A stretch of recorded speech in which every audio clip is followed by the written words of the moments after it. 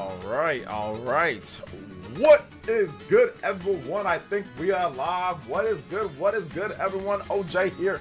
Welcome back to the stream. Man, today we got a great show for you guys. We've got, you know what? I wouldn't say that I never thought about this, that it would happen, but the fact that, like, you've got, like, core PlayStation fans and websites and creators intentionally spreading fake outrage about Mario Kart World to make themselves feel more secure about faking to themselves to get the full experience of Ghost of Tsushima being $70 and not $80. I've never seen anything like this. These people definitely still sleep with night lights on and absolutely have insecurity problems. You know what I'm saying? Like, complete insecurity from a system that isn't even out yet. So, as a PlayStation 5 owner myself, someone who plays the system a lot and who is starting to understand more of the business and kind of how PlayStation operates, there's no reason for you guys to be upset. Trust me, Sony has already raised the price for you guys multiple times. So if they're not getting you on games, they're getting you on digital deluxe editions. They're getting you on PSN price increases. They're getting you on various other accessory increases, accessory prices. So it's very interesting to see how many PlayStation fans, hardcore fans, can't count, or actually can, but are doing it to make themselves feel better, you know, and take advantage of outrage that's not there, at least in the way that they're trying to spin it. So we're going to talk about that, because that was actually a pretty funny story from the weekend. Shout outs to Nate E with the $5. Says, have the easiest, most relaxed pre-ordering. Switch to at my local GameStop. Also, hey OJ, what's up, Nate E? Welcome to the stream. Shout outs, man. Thank you for coming out to the stream. Glad to see that you were able to pre-order pretty easily. I know in Canada, things can get a little dicey and it's pretty expensive there. So, you know, shout outs to you being able to pre-order it over there and having no problem whatsoever. I mean, I would have had that same experience if I would have just waited till tomorrow and went to my own personal GameStop. Like, nobody was there. Everyone went to, like, the inner city ones. So shout out to my man Nate E. Thank you for the $5 dono. You're down the Hokage and Stream Ninja. Shout outs, man. Appreciate it. Let's get those combo breaks going. Appreciate that.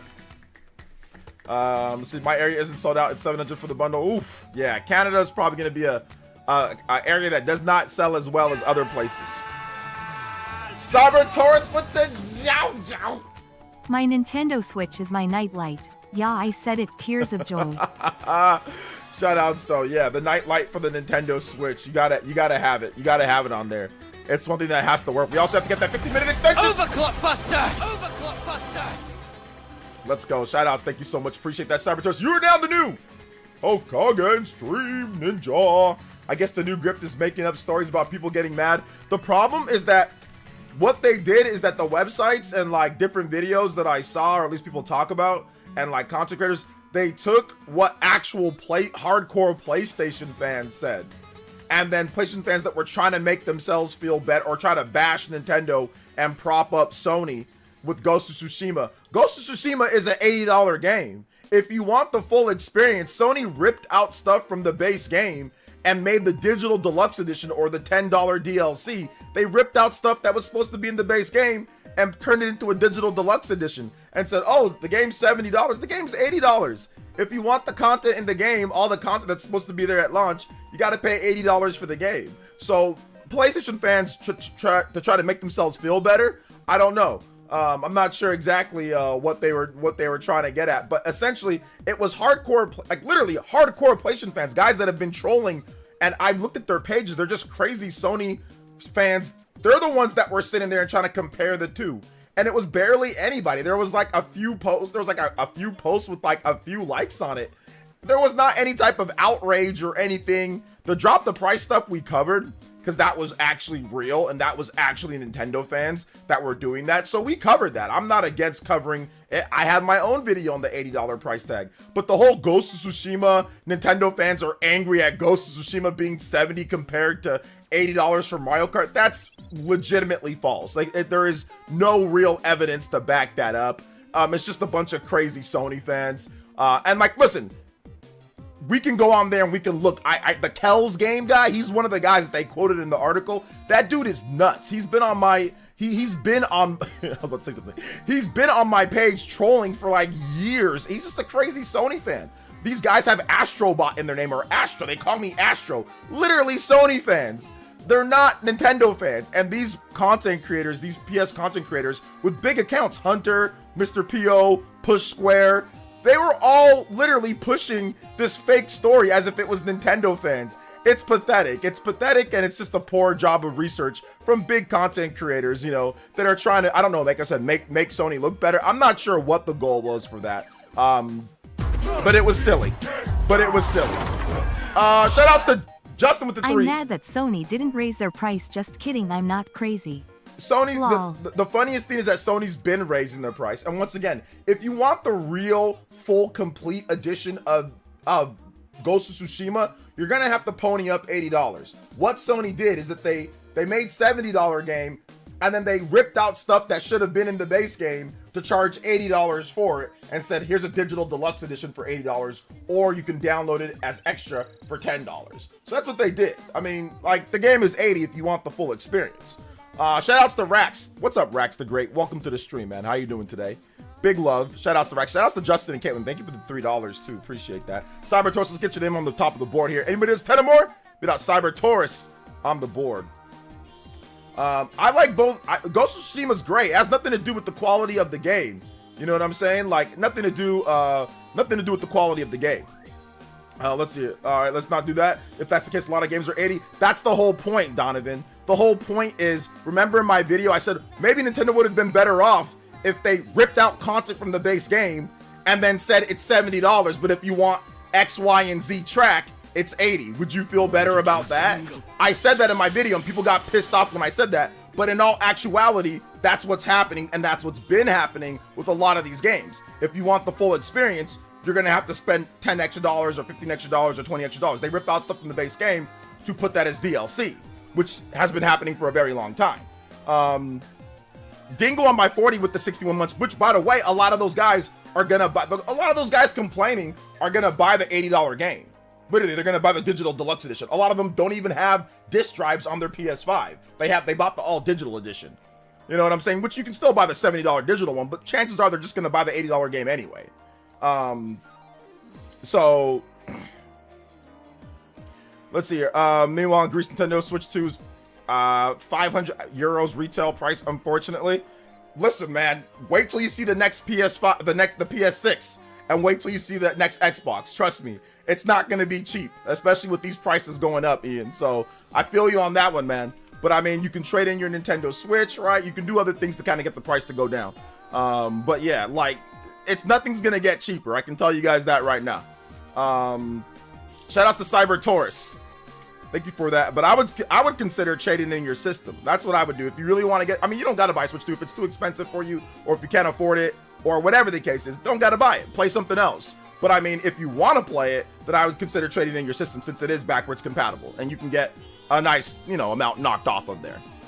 No matter where you are in the world, you can sell your system or trade it in. Let's see here. Listen, man, not every people got jobs. Sometimes, you know, sometimes bills come up and sometimes other things come up and they can't afford it. But I mean, so you get a job. Isn't that what Sony fanboys do best? Whine about Nintendo stuff that they don't have. I don't know if that's the case, but a lot of them are lying. I wish people would stop pocket watching. It's so weird. It is a bit weird, but this is even kind of transcends kind of pocket watching. This one was just, like I said, being incredibly disingenuous in line. It was just really weird to see it. And then it was weird to see all PlayStation sites run with it. No other sites ran with it. Only PlayStation sites ran with it, and PlayStation content creators ran with it. So you can already tell what was going on there. You know, you already know what was going on there. Let's see here. Wait, the future, when everything will be more expensive? Yeah, wait till the PS6 gets revealed. The PS5 Pro is $700. How much do you think the PS6 is gonna be? So, I mean, like, I get it. It's expensive for it. You know what I'm saying? But I'm telling you, it's gonna only get higher from here. So, hey, what's up, party man? Welcome. Let me go over shout outs too. What's up to everybody here in the chat? Shout outs, guys. Welcome to the stream. How are you guys doing today? Let me go over my more shout outs. Dingo on my 40. Thank you for the 61 months. Dior is here. David Dampier. Chrono Rig. What's up, man? The weird thing is that it was actually Sony's site. No, the weird thing is that this was actual Sony site. What does that mean, Chrono Rig? Joe T, all this price talking mostly are going to simply still buy it? Probably. Sky Guys Quest, I tell you one thing, I'd rather pay 80 to have a full game on Kart rather than 40 for a key card. That once again, that's subjective. But key cards are more than 40 too. Some of them are actually more than that. Paul Gale, what's up, Paul Gale? Hit that like button. NIT, shout outs. Nate E, what's up, man? Welcome. Let's see. I'll say I'm more upset about. Yeah, I think a lot of people are upset about game key cards. I think the unfortunate side of things is that there's really no solution. Like, I've looked at every single possible thing, and the only solution is to buy 64 gigabyte cartridges. And I can already tell you right now, people are what happened on the Nintendo Switch 1. Third-party developers aren't gonna buy 64 gigabyte cartridges. They didn't even want to buy 32 gigabyte cartridges. We have a handful of games. I can count them on one hand that developers even took advantage of 32 gigabytes on the Switch 1. If they weren't going to buy 32 gigabytes, why the hell are they going to buy double that? Probably a lot more in the cost, and the cartridges are probably a lot more expensive. So that's the very unfortunate side that I was wondering before the Switch 2 launch. I was like, I wonder how they're going to actually solve that, because they never solved it on Switch 1, despite, you know, what people will say. They never actually did. A lot of the bigger games, whenever a bigger game did come over, it wasn't complete on cart. Outside of Nintendo games, right? We're talking third-party games. A lot of them were you need to download the rest of the game or something like that. Or they nuked the textures. They basically reduced the quality of the game all the way down to the point to where it's a completely different, almost a different version from the other versions of the game, right? But there's very, very, very few games that actually have like big AAA third-party games on the Switch 1 that actually have all the games in the cart or everything on the cart. A lot of them are download, where you got to download stuff. So they never really figured that out because the prices are just too high. Like I said, I don't like it either, but I didn't know what they were going to do, and they never actually, third-party developers aren't going to pay. They're just not going to pay for it. I mean, they're just not. So one thing that we can do is actually buy the games that do come on the full cartridge, if that matters to you, you know. Let's see, your PS5 Pro is $900 in Canada. Man, imagine the price of the PS6 here. Yeah, it's probably going to be around that or higher. People think companies like limited run games, other companies like that won't exist for Switch 2. Well, they're still doing game key cards though, like at least at launch. I think maybe down the line they might do some actual physical releases, but yeah, right now, no. What's up, Gibby? Welcome. What's up, Gibby Manor? What's up, OJ? People keep forgetting that companies are your friends. They are here to make as much money as possible. Yeah, but like I said, but the problem is that the cartridges, they're just too expensive. That's the problem. A lot of these games would have to fit on a 64 gigabyte cartridge. There is no in between 32 and 64. They just double each time. So there is no like 45 gigabyte cartridge or 50 something gigabyte cartridge. It just goes by doubles, multiplies, right? So that's the problem. Like Yakuza 0, for example, that's a 50 gigabyte game on Switch 2. You know, that game's like 20 gigabytes on PS4, you know? So it's like the 4K textures and all that good stuff. So that's the problem right now, is the quality of the system is significantly higher, which is increasing to the file size. Do you think Nintendo will ever use a game key card for a game in the future? No, I don't think Nintendo will use game key cards at all. I don't think Nintendo will. I mean, if they did, the game would have to be abnormally large, which Nintendo never does. But I don't see Nintendo using game key cards. I mean, and they would also get, you know, obviously they get a hometown discount for any of the cartridges. It's their own technology. So they probably wouldn't use any, but third parties, absolutely. Let's see here. The title's funny. Yeah, PlayStation creators definitely faked Mario Kart Outrage. I looked at the profiles, Nick, if you just joined us. I looked at the profiles from the articles that went up, that Mr. P.O. and that that Hunter and that Dreamcast guy and that Push Square all put up, and it was literally just hardcore PlayStation fans. Some of these guys, one guy in particular, is a crazy PlayStation guy that has trolled me for years. I had to finally just block this dude. This dude admitted to not even playing Nintendo games, doesn't even care, just calls them mobile games, doesn't even care. And he was one of the ones talking about Mario Kart pricing. He doesn't care. He was one of the ones quoted in the article. The Kells game guy, the Kells whatever. That guy is a crazy European PlayStation nut. So the fact that they used him, and he's not a Nintendo fan at all, so it was fake. It's fake. It's fake news. It's not real. A lot of these guys are actually, like, one guy had Astro in his name, Astrobot in his name, and he doesn't even, they don't even like Nintendo. But yeah, a lot of these, and there was barely any, like, some of them, they quote tweet them or they would put their article or their tweet of what they said about complaining about it compared to Ghost of Tsushima. They had like 8 likes. There was like nobody even having outrage. It was just a fabricated fake story for, I don't know why. They just did. They just decided to do it.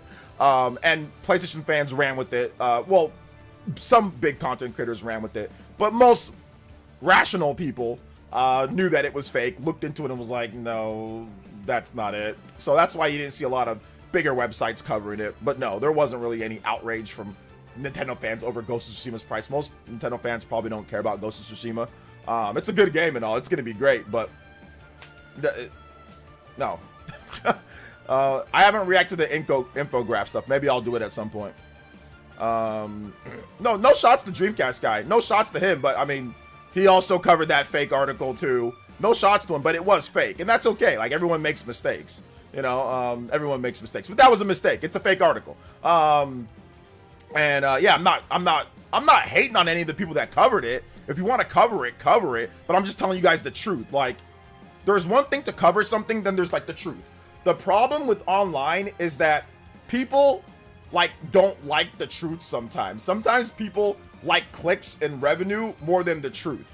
I kind of like veering towards the truth. So whatever, people will call me names and call me shill and bootlicker and this and that. But at the end of the day, I'm right 95 to 99% of the time. And if I'm wrong, I'll take the L, and I'll take my L. These people that are sitting here calling names, they don't like being wrong. It's the same situation that we had with Banana Guy. He didn't like being wrong with key cards. He didn't like being wrong with lots of stuff. He didn't like being wrong with his videos about Switch OLED being irrelevant. He didn't like being wrong about nobody's gonna buy the Switch 2.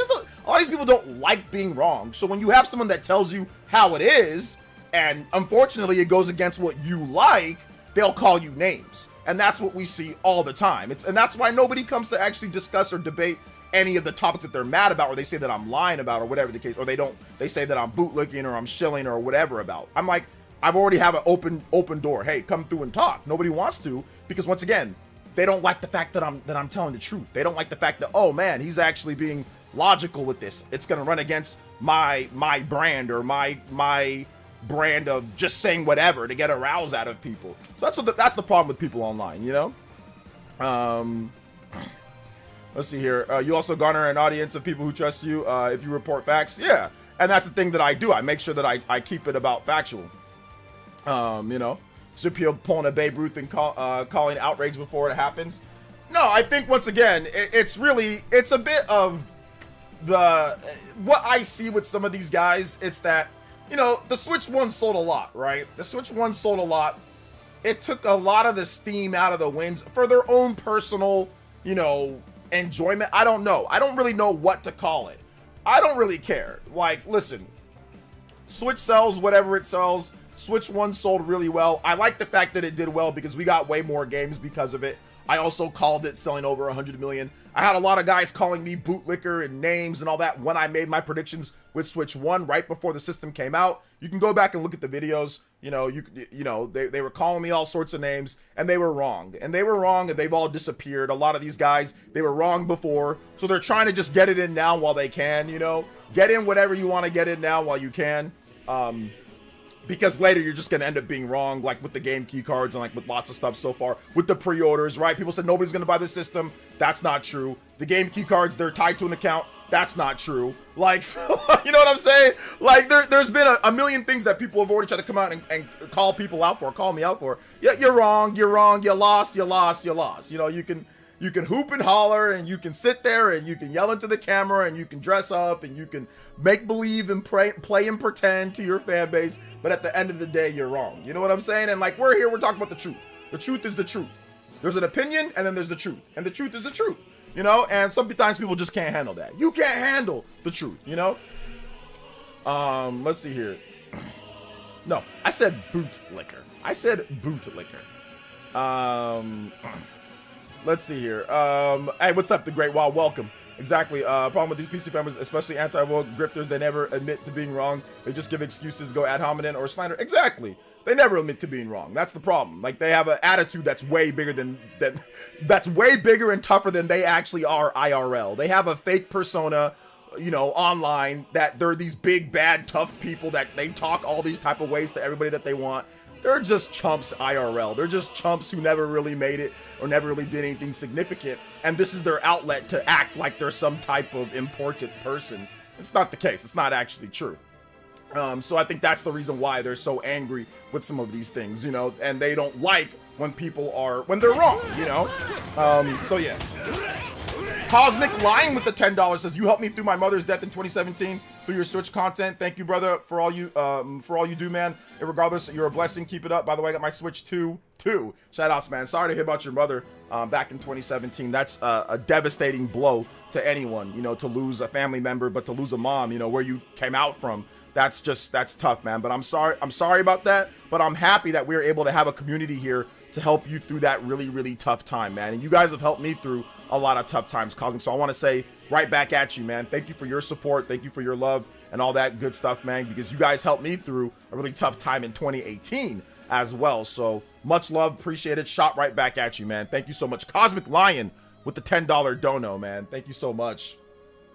Appreciate that. Thank you for the support, brother. 34 on the board. You guys know what time it is. It is time for that combo breaker. It is time for that overclock once again, baby. 30 minutes. Overclock Buster. Yes, sir. Yes, sir. Shout outs. Let's go. Who's the PS creator? Just multiple PS creators on Twitter and on YouTube. Twitter, YouTube, and on websites. Let's see here. So yeah, Brawl theme is nostalgic. Let's see. I look forward to Sony content creators reporting Switch 2 Smash's biggest console launch in the history, but they'll ignore it, no doubt. Well, a lot of them have ignoring some of like the price raising stuff with PlayStation, but it's all good. It's no big deal. It was bound to happen. Both sides have been talking to each other. PS fanboys saw their opportunity. I mean, it was a pretty bad opportunity though. Like, to lie. It's one thing to be toxic towards each other, but it's another thing to actually lie. Like, I don't mind. Well, I mean, no, I do mind, but being toxic or being like a weirdo fanboy, that's like one thing, whatever. That's fine. You can do that. But to lie about actual stuff, like to misrepresent and to be disingenuous, that's like probably shouldn't be done. Like, oh, if you're going to start literally making up stuff that actually didn't exist.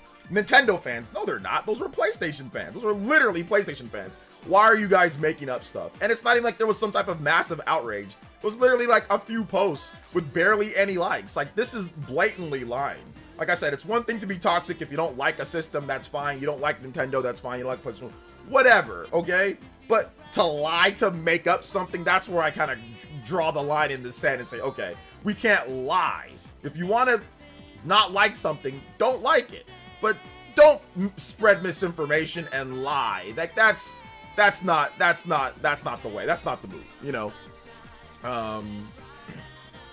So yeah. Seriously, and they just lie just to get their views up. And so, I mean, I'm not sure if that was the case. I think really it's just poor research.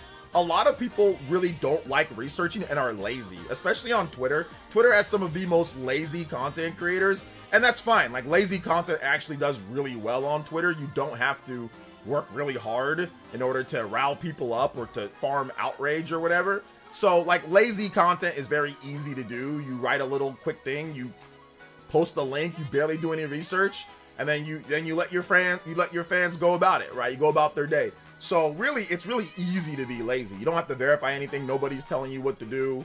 You know, it's not like you have like an editor and like like an overhead and all that type of stuff. So that's why bigger websites like IGN and GameSpot and big websites, wherever else, none of them covered the story because the story was fake.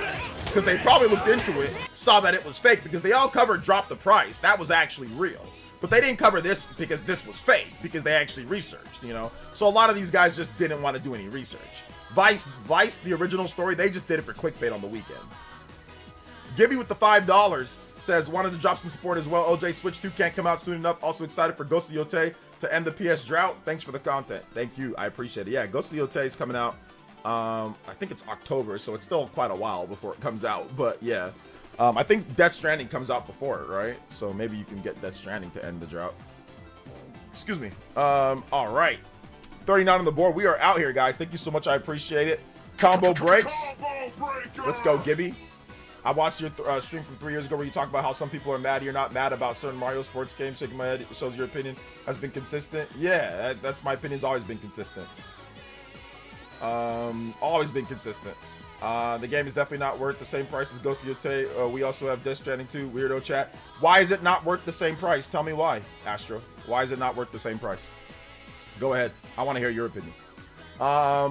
Let's see here. I miss the days of Sony releasing a diverse and creative variety of software. All the games for like third-person action adventure games. Some of that. Cyber Taurus with the Ouroboros Blast. Whoa, shout out to the Ninja Village. Yo. 20 likes on my comment about the Claire Obscure video today. New personal best cold sweat smile. Shoutouts, let's go. Cyber Taurus with another $20 dono. Bumping it up to 30 on the board. Hey, yo, thank you so much. And also 20 on the Stream Ninja and Stream Hokage. Shoutouts, man. Appreciate that. And with his 30 or more, you can beat out Cyber T, or 20 or more, beat him out on there. Get a notification. We're almost close, guys. We got that combo breaker, and on top of that, we got the overclock as well. 45 minutes. Overclock Buster! Yes, sir. Let's go. Let's go. Yo, OJ, why people can't just swallow their pride and admit they were wrong? Because people don't like to swallow their pride and admit that they're wrong. Because people don't like it. Because people don't like that. PlayStation players feel threatened. I think some do. It's like just the fanboy stuff or whatever, you know, whatever you want to call it, console wars. Some of them feel a little bit threatened. I don't know. You know, especially after those pre-orders did really well and the Switch 1 did really well.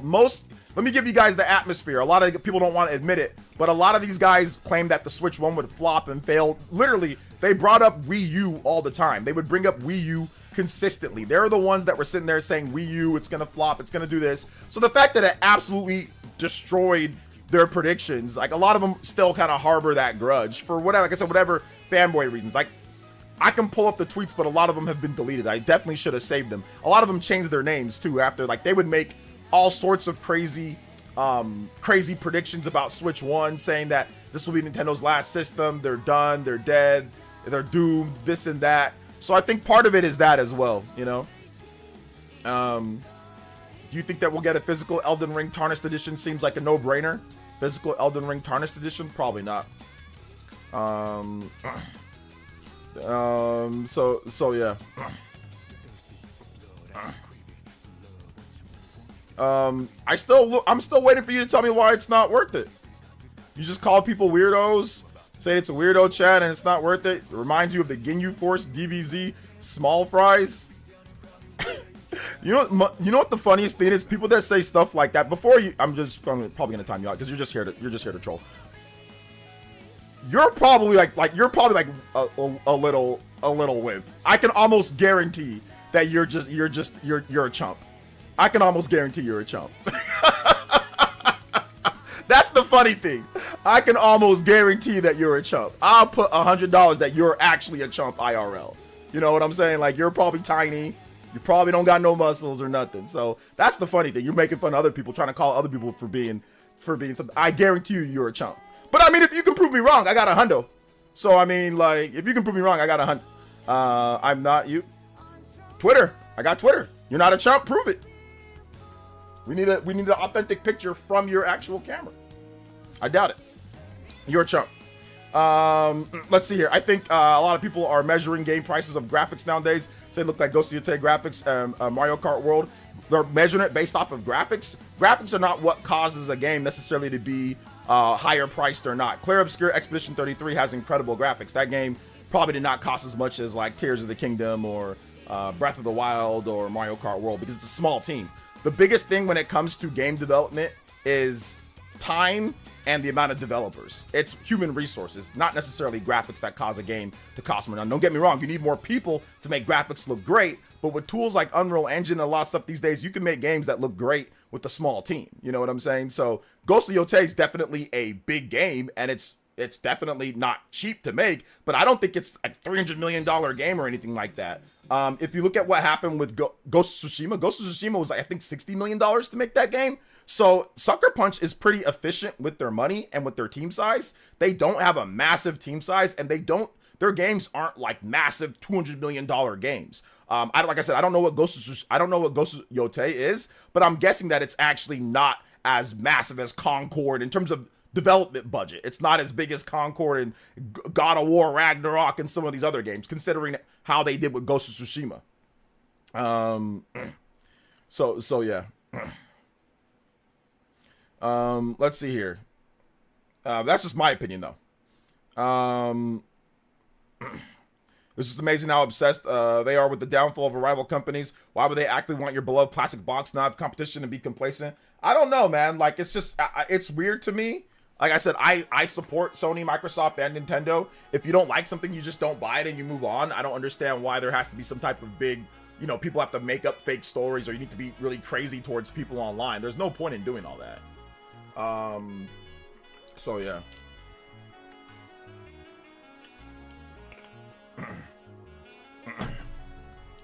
So yeah. And you're here on the sock account, so we're just gonna go ahead and hide you on the channel, brother.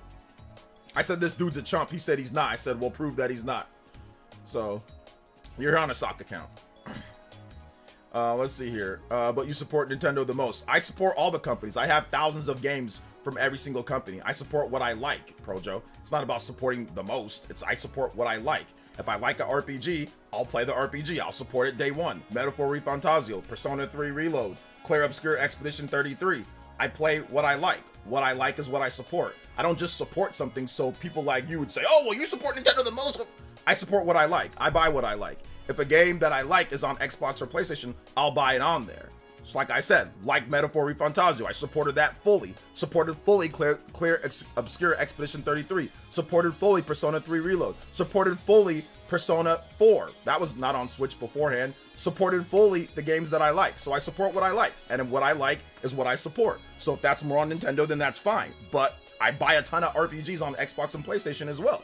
So I put a ton of money into my PlayStation 5. I've got literally thousands of dollars spent. What does it matter how much I support compared to the other? Like, that's irrelevant in the grand scheme of things. I still support PlayStation a lot. That's still money being spent. You're being weird. Let's see here. I like Nintendo's games. Yes, Nintendo's games I think are some of the best. Yeah, absolutely. I like Nintendo's franchises the most. And I like RPGs. I like Atlas and I like Nintendo. Those are like my two favorites, is Atlas and Nintendo, and Square Enix. Atlas, Nintendo, and Square Enix are my favorites. I buy all of those day one. What does it matter? What are you trying to get at here? That's what I want to know. Like, what's your point? No, I didn't see Sinners yet. No. Let's see. I need an RPG tier list. I've already done top RPGs and like best RPGs of all time. So check out that video. If you haven't seen it, check out that video. It's really good. I saw the views the other day. That video has 180,000 or 170,000 views. So go check out that video. Top 25 best, is it all RPGs all time? Wait, hold up. RPGs all time. Next Xenoblade game? I'm not sure what the next Xenoblade game. I'm not sure when the next. I think it's gonna be maybe Xenoblade. I think they're probably gonna reveal it maybe later this year or early next year. Then it's gonna come out next year or the year after. That's when I think it's gonna be. I just wanted to say hi to. Hey, what's up, Rob Navarro? Welcome to the stream. I'm gonna be streaming for probably about 3 hours today because we're already at 59 on the board. One more combo and we get to hour extension, so 3 hours. So yeah. People hate Nintendo games so much, but then emulate them on other consoles. I don't really think people hate Nintendo games so much. I think that there's people online that have their own issues. Most people, or a good amount of people, actually like Nintendo's games. So that's why you see the sales as high as they are, you know? Thanks for what you do. If it wasn't for you, Spawn, and RGT, I would have updated information on what's going on. No problem, Joshua. Thank you for coming out to the stream. So yeah, I bought Stellar Blade day one as well. I bought Stellar Blade day one. I support what I support. I'm not just gonna buy PlayStation games just to buy PlayStation games. I'm gonna buy what I like. I'm buying what I like, guys. So I recommend everybody buy what they like. Don't just buy stuff just because. Try to act like, oh, I'm neutral, or I like all of them the same amount of support. It doesn't matter. If you support a company, you support a company. Like, to sit there and try to make it seem as if there's some type, oh, well, you support them more than that. Like, what the hell? It does not matter. I have a freaking $700 PS5 Pro. It's $800 with the damn disk drive and tax. I have an $800 PS5 Pro. I have literally thousands of dollars worth of games from PlayStation. I ain't gotta sit here and justify a damn thing. Like, I wouldn't buy. I'm not dumb. I'm not like some people out there that will just buy things just to buy things. I only buy things that I support. I only buy things that I support. I don't buy things that I don't support. If I don't support something, I don't support something. You know, like, let's see here. OJ, do you like Claire Obscure? Yes, watch my videos. Anthony, I've already made 2 videos on it. It's very good. Let's see. I think it's just copium. LOL. Many were coping that you were wrong on Switch 1. That they were wrong on Switch 1 gonna fail, so they're using Switch 2 pricing debacle. Yeah, there's some, like, that's what that article was. It was just a bunch of crazy people. Like, it was crazy, like, hardcore Sony fans that nobody actually checked to see, you know? So yeah. So we got another sock account as well. We're just gonna ban you too. Thanks for coming out to the stream though. Every time that you come here with the sock account, I get a new unique view, and it helps me out with my advertising and like my sponsors that I get. So I appreciate you coming through with the sock accounts as well. I appreciate that, because once again, every time you come with a different sock account, it actually treats. I mean, I know it's you because I know it's you, but but it actually treats it as a unique viewer, so it actually helps my numbers when I negotiate my my sponsorship. So I appreciate you. Keep on doing it. Nick93 with the 12 months. Yo, shout outs to Nick93. Thank you for the 12 months, man. I appreciate that. Appreciate it. He's just helping me out. Let's see here. Took my shot with the girl. Always better to try than always wonder. What did she say? How do people bother to make so many sock accounts? Hey, nothing better to do. Losers. Nothing else to do. Hero Zone X200. Because I'm telling you, bro, everyone just make excuses is a way of coping, not justify and not getting to not justify and not getting a Switch 2. If they don't like it, don't buy it. Yeah, I mean, there was one thing that came out during the Spawncast. Somebody was like, you guys need to all start complaining about this to Nintendo, make videos. It's like, dude, just don't buy something. Like, if you don't like it, just don't buy it. And trust me, we'll let the market decide. Anytime that you try to sit there and try to go on like a pedestal, it doesn't ever work. Whenever you tell somebody to not do something, they end up probably doing it. I can guarantee you, when you tell people don't do something, they'll probably end up doing. A lot of people will probably end up doing it. If you make a video and 500,000 people watch your video, do not buy something, I guarantee you 20%, bro, maybe less. Maybe there's a good section of people that looked at that and be like, you're full of it. You're not the boss of me. I'm going to do what I want. That might have pushed them to buy it. It's free advertising. And I'm telling you, this is something, man. I'm telling you, it's a thing, Hero Zone. I'm telling you, it is. As soon as you tell someone to not do something, they'll probably end up doing it. A lot of, well, not everybody, but a lot of people will probably end up doing it, man. So that's why if you just don't like something the way that it is, you can make your grievances be heard on social media. You can complain to the company, and then you can not buy it. And then hopefully enough people see it the way that you see it, you know? So yeah. Let's see here. So yeah. I think the biggest thing, I think sometimes a boycott can work if the series is small enough and you get enough people with bad faith. Like, for example, Bayonetta 3, I mean, that could have crushed the game's sales completely if that wasn't resolved beforehand, because you had a lot of content creators and a lot of people that were trying to take down Kamiya and trying to take down Platinum Games because they had personal issues with them. It wasn't about Helena and her money that she was asking for. It was about them not liking Nintendo or not liking Hideki Kamiya. That's what that was about. So I think in that case, that could have definitely been detrimental to the sales because the game is already small or smaller. Something like the Switch, like a system itself, or something like, you know, Pokemon or, you know, Mario, like those are harder to do because you're gonna have a bunch of people that don't care. But a lot of people that are kind of like tuned into Bayonetta, they're like online. So I think that would have been tougher, especially if it turned out that, like, you know, some of the stuff was true.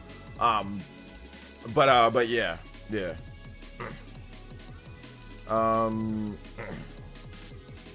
They basically said the same thing in my rant. I don't give a crap. I'll buy what I want. Exactly. You get whatever you want.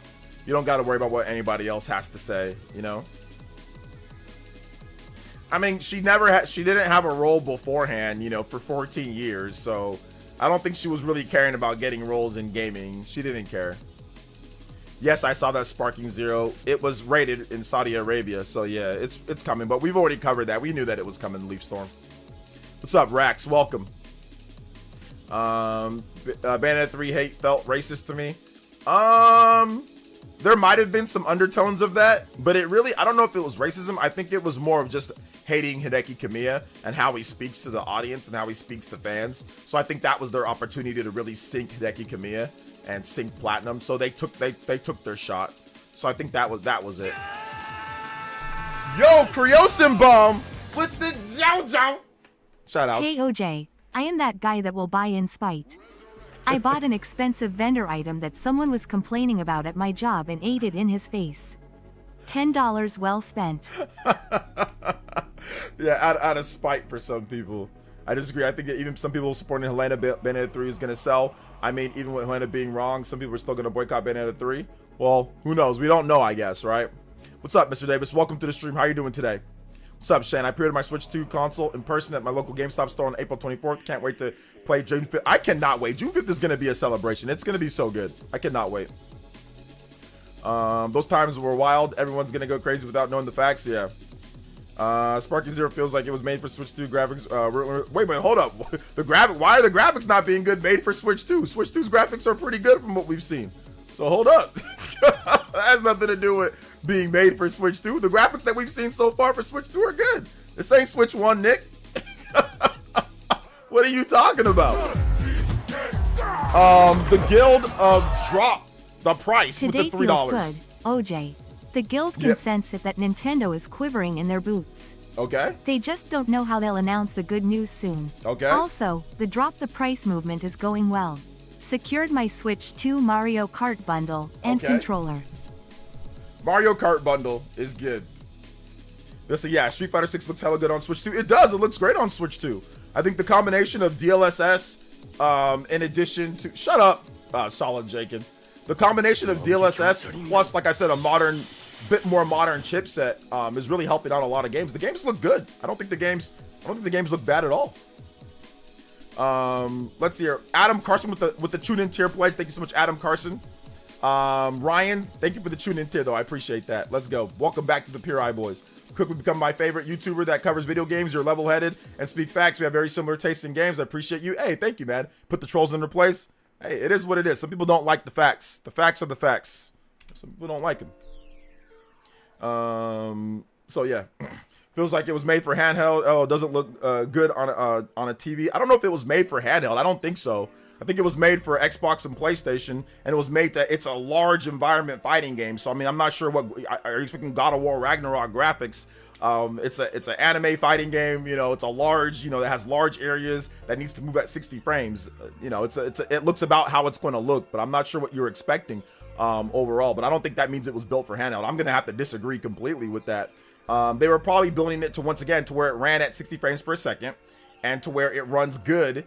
And it doesn't have frame rate drops. So I don't know how strong you think PS5 is, but PS5 is not a system that can sit here and push, you know, a game like Dragon Ball Sparking Zero at like 60 frames per second and have graphics as good as the best looking games on PlayStation 5. That's not going to happen with any fighting game, large area fighting game with destruction. You're not going to get graphics that are at the top of the top. So I think you need to realize like exactly how strong PS5 is and understand that a lot of games are going to be built. Graphics don't look as good if they have to make sure that they keep a consistent 60, if it's going to be larger areas, if there's destruction, if there's a lot of things happening on screen at the same time. I mean, like, there's a lot of stuff with that game. So I don't think the graphics are like made for something weaker. I think they made it to where it's stable, to where it can run on Xbox Series S, X, and PlayStation 5, you know. So yeah.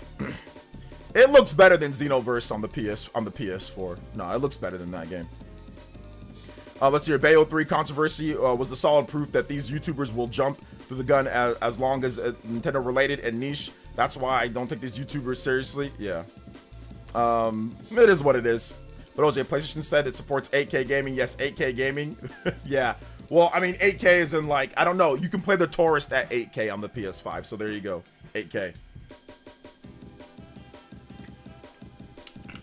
So 8K on there. Yeah, I mean, I think that some people just don't understand how game development works, right? Like a game like Dragon Ball Sparking Zero, that is a massive game where you need to have everything run at 60 frames per second, and you need to have it's fast. A lot of games, like with the best graphics on PlayStation 5, are going to be more consolidated,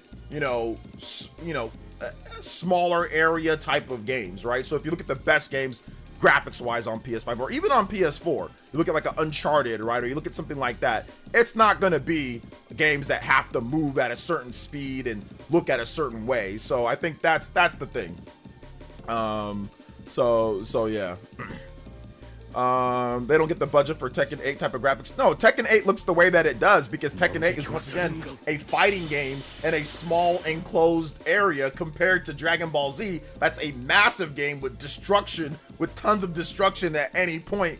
That's definitely bigger in terms of where the people can go and all of that. Plus, it's a different art style too, so you also have to factor that in. Projo with the 20 months is, are you planning on visiting Nintendo San Fran anytime soon? I'm not sure. We're gonna have to wait and see. So, let's see. Rebirth has pretty good graphics. Most people like those graphics. Rebirth does have good graphics, but what did people complain about Rebirth? That the open world does not look that great and it looks fuzzy. So, I mean, even then, there had to be cutbacks and there had to be sacrifices to get that game, running and looking the way that it does on PS5, on base PS5. So there you go. Hey, what's up, JCat? Welcome. Did you miss the fake outrage? Yeah, we went over it, but I'll just summarize it real quick. You had certain PlayStation creators and channels that made up fake outrage about Mario Kart in terms of being upset over Ghost of Tsushima being $70 compared to Mario Kart being $80. But it was basically it was hardcore PlayStation fans, some of them that I've even had to ban, trolls and stuff like that. So, and there was barely any outrage. There was barely anybody hitting the like button on their posts or whatever. So certain content creators ran with it and tried to run it as a fake story. Bigger websites didn't cover it because it's fake, but really only like Push Square and PlayStation content creators were covering it as if it was like a real thing when it really wasn't. Drop the Price, that was actually real, and I covered that thoroughly. Because that was actually real and from Nintendo fans. So we'll cover if it's actually real, but this one was fake. Rob Navarre with the $4.99 and says, I bet we actually see Sparking Zero on Switch. Two people say this will shut up, but we see it running well and power maybe on current. I think that it'll probably run like Xbox Series S, whatever that is. That's a good target for a lot of things with DLSS as well. So we'll probably see something like that. Yeah, shout outs though. Let's go even further beyond. Hold up, give me 1 second. Okay, here we go. My phone. All right, my alarm. I was up this time. Shout outs though, I appreciate that though. So yeah, it is what it is. Yeah, they were definitely going for more stable performance. They're definitely going for more, because you need to have that run at 60, and it's a massive open-ended game, So most massive open-ended games are gonna try to opt for performance, or fighting games in particular are going to opt for performance over graphics. So, I mean, unless you want the game to run at 30 frames per second, but I mean, who wants a fighting game to run at 30 frames per second? Nobody, So, but I think you're also a bit overestimating exactly how strong PS5 is, because to get an open-ended, destructible environments and a fighting game at 60 frames per second, I don't think there's going to be any game that pushes the PS5 to its limits in terms of graphical capability. There's no games that I can think of, unless somebody can think of something right now, So yeah. All right, Astro. He says, you're still don't be scared of me, little bro. All right, Astro. We're just gonna go ahead and time you out. We're just gonna go ahead and ban you, man. Thanks for coming out to the stream. I am offended that you would even mess around and say that I am afraid of you. There is no chance in hell. I'll put 5K right now. There is no chance in hell that I would ever be afraid of you in anything. If you got it, we put 5K, we put 10K together. We do a boxing match. We do it in LA. Bro, I'll knock the hell out of you. Bro, get out of here. 5K, let me know on Twitter. I need 5K. We need to get it official. Ain't nobody afraid of you. You got my email if you want it. I am offended that you would think that I'm actually afraid of you. That is crazy. Ain't nobody afraid of you. You're a little kid in a room. I might get arrested for child abuse if I do that. So I'm gonna take that offer back. Let's see here. Kevin with the $1 dono says, "What up, OJ? How you doing? And tried pre-ordering Switch 2, couldn't get one there. Still chance might be more for launch. Yes, there is. And Kevin, check Walmart and check GameStop over the next number of days. So check that. Check that. Check it just to make sure that you can. Shout outs. Thank you for the $1 dono though. I appreciate it. Oh, he was talking to somebody else. Anyway, I got tired of dealing with him. He's just a little kid in a room. He's just weird. He just came here. He didn't even say what up to me. So he just came here upset. He didn't even say, yo, what up, OJ? Like, he just came here upset. So yeah. Hey, what's up, Prime? Welcome to the stream, brother. He's probably balding 5'2" in the basement dwelling, man. Nothing better to do. I mean, people are weird. I don't understand why people do this type of stuff, man. It's crazy. But anyway, you'll box me for 5K? All right, Projo. You got 5K to put up? We'll do it. Hit me up. DM me. We'll set it together.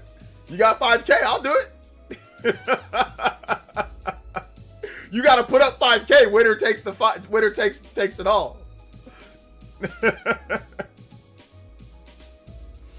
If you got 5K, winner, we'll do some rounds. I'll do it.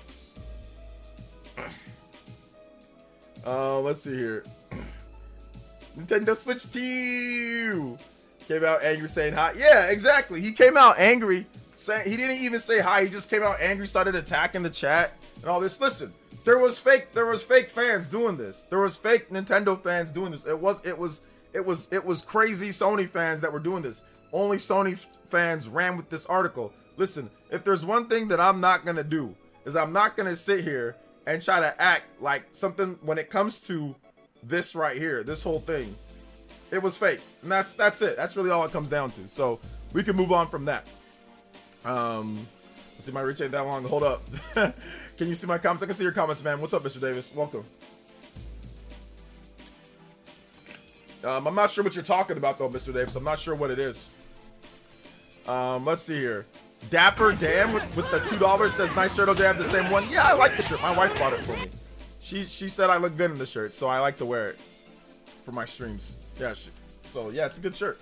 I can't find another one though. I was trying to find like a different color and all that. I bought it at, I think we got it at Walmart. And I cannot find another color or where it's at. So maybe I'll buy it one of these days. Let's see here. Angry Joe lied in his recent video and said that Nintendo is not selling many Switch 2s and that people are not excited for it. I don't know if Angry Joe said that, but because that sounds like an extreme cope. I'm not sure if Angry Joe said it that way because that sounds like a cope, right? Because he was so angry about the prices of Mario Kart and the prices in the system itself, and he wasn't excited, and he thought maybe nobody was gonna buy it. So then when all the pre-orders went crazy, that sounds like a crazy cope to me, and it sounds like something like a big content creator wouldn't do on camera, because I think it's pretty much noted that Nintendo has massive stock for the Switch 2. Like GameStop's got like, some locations got 100 something, some of them got like 50 to 60 to 80, which was significantly higher than Xbox Series and PlayStation 5s. Like a lot of PS5s, there were only 20 or like 30, you know, some of them. Very few stores even got upward of 50 to 60 PS5s when that came out with the chip shortage and the pandemic. So the Switch 2 actually got like 100 something in some locations, 80, 70, 60. There was actually fairly good stock. Walmart had a lot of stock. Best Buy apparently had a lot of stock for some people. People were able to get multiple systems. So, I mean, I don't know about that. I think it was pretty well known and very easy to see that Nintendo's stock for the Switch 2 pre-orders was large. There was a ton of pre-orders, which once again, we have actual visual evidence of that, of the GameStop's putting up how many they have. Like, hey, we have this many Mario Kart bundles, this many total, this is what we have, you know? So to sit there and say that, like, oh, there wasn't enough, like they didn't do a lot of pre-orders, or they intentionally, you know, weren't doing as many, that's insane. That's just not true. So I think that's definitely, maybe you misunderstood what he was saying. But if he said, that sounds like a cope to me. So yeah. My local had over 100. Yeah, I checked with my local one here. They had 60. and like barely anybody came in and got them. I think they might still be available because nobody comes out to where I live on the outskirts of town. But in the city, I called them. They're all sold out. One of them had 140. One of them in the mall location had 140, and then another one had 110, and they had a ton of them. Just like, but it was in the inner city parts. Like the one that was really east. I didn't call that one, but I mean, I don't know what they had or not. What's up, Adrox? You got your pre-order? Hey, yo, there you go. Artificial scarcity, yeah. Let's see here. But RGT was struggling. Yeah, he was struggling. Video game plus are going to be released. A lot of third-party complete on Kart. Video game plus says Monolith stuff. I got to look into that then if that's the case. What's up, Sky Guys Quest? What's up, Kevin the Speedster? Shout out to Adrox though. I think it's high supply and high demand. Yeah, there's a lot of supply. There's a lot of demand. Because like I polled you guys, and on my poll, I did 1,300 people on my poll, and on my poll, 75% of you guys on the poll that we had for that night said that you guys got it. Out of 1,300 people that voted, so clearly, yeah, like people were getting it. It wasn't just bots. It wasn't just low. So a lot of people were getting that. If I did a poll for PS5, how many of you guys did that back then if you were able to get it or anywhere? I guarantee you it wouldn't have been 75%. It probably would have been more like 50 to lower percentage. Like a lot of people weren't able to get one. Now, once again, there's a valid excuse for that though. Chip shortage and COVID. So I'm not saying that, you know, Sony was artificial scarcity. There was a chip shortage and there was COVID. So yeah. My hot take is that I don't think $80 Mario Kart is that insane. Video games that keep up inflation eventually. The game Kart situation upsets me more. I've heard a lot of people say that recently, DJ Knight. Yeah, like it is what it is though. Like I don't like either one of them. Yeah, originally said that no one was gonna buy it, but when pre-orders sold out, he moved the goalpost and said they sold out. They sold out 15 Switches. Congrats. Yeah, he definitely seems a little salty over the whole situation that he was wrong. That's the type of people, once again, man, they can't admit that you can't take a L. You can't take a L. You're upset. RGT will get a console. Got connects around here. Oh yeah, shout out to Rax. Listen, he can't take the L. He was upset. He ranted and raved and hooped and hollered and thought everybody was gonna listen to him. And then I think also too, guys, is that a lot of these big content creators that have a big audience and all that, I like Angry Joe. I don't dislike him. I think he has his heart's in the right place. But a lot of these big content creators, they think that they have some type of pull or that they have some type of will across the audience. They think that if they say something because they have 1 million subscribers and they get a lot of views and all their comment section is agreeing with them, they think that that translates over to everybody. And then when it's utterly wrong, you realize how futile and how small and insignificant what you said was in the grand scheme of things. It makes you salty. Like we've all been there before. Have we ever all hated something? You say, you shake your fist in the cloud and then you end up getting completely obliterated by people just saying, I don't care about what you think. Yeah, it's happened to all of us. But the bigger the content creator you are and the bigger the ego that you have, the harder it is to swallow your pride and say, all right, you know, I was wrong on that, you know? So I think that's what we're dealing with some of these guys. Like they're just realizing, oh, what we said is irrelevant. It doesn't really matter. People are going to buy it when they want to. Once again, this is how crazy Switch, and this is just facts, guys. This is not me just whatever, shilling or nothing. Switch 1 sold 150 million units so far, right? It could become the best-selling system of all time. Even if 50 million people said, screw you, I'm not buying it, 100 million people would still buy the Switch 2. Like, you could even have 50 million people say, I'm good, and there would still be 100 million in sales. Even if 50 million people said, I'm angry now, I'm not gonna buy it, you would still have 100 million people that would be willing to buy the system. That's how that's how insignificant it really is. And that's, like I said, that's the worst case scenario. It's like, okay, 60 million people. Even if 60 million people, you'd still sell 90 million consoles. You see what I'm saying? Like, it's sitting there, and don't get me wrong, Nintendo definitely doesn't want to, you know, sell, you know, under that, but they want to sell as much as possible. But at the same time, like, it's, people are going to buy what they want to buy, you know, at the end of the day. So, like, trying to make excuses why, oh, it was just 15 pre-orders, or, oh, they manipulated it, or, oh, like, I saw that too on other places. Like, that one crazy Twitter page, Pirate Nation, he was like, Nintendo Switch 2 pre-orders are sold out how? And the whole thread is freaking people coping over the fact. It's like, dude, not everyone's gonna like what you like. Not everyone is gonna disagree with what you agree with. Like, listen, there's a lot of things that people buy that I personally don't think is worth it, or that I feel, you know, that's not a good buy for me. But that doesn't mean I'm gonna sit here and be like, oh, how, why? It's like, clearly we know, clearly there's a reason why. Clearly, Nintendo sells exclusive games. Nintendo has a hybrid. Nintendo sells exclusive games. Nintendo has a how? What do you mean how? What do you mean why? What do you mean nobody's gonna buy it? Why would nobody buy it? Why would nobody buy it? There are millions of people that are playing the Switch 1 right now. There's 100 million active user base. Why would nobody buy the Switch 2? Why would nobody be excited for it? It's not gonna sell. I don't think it's gonna sell as much as Switch 1. It doesn't have to. But why would you sit here and make videos and sit there and say this? Like I said, this is not shun. This is just asking, like, legitimately. Even if you hate it, like, why would you make that video or make that tweet? Like, did you really think nobody was gonna buy it after selling 150 million systems?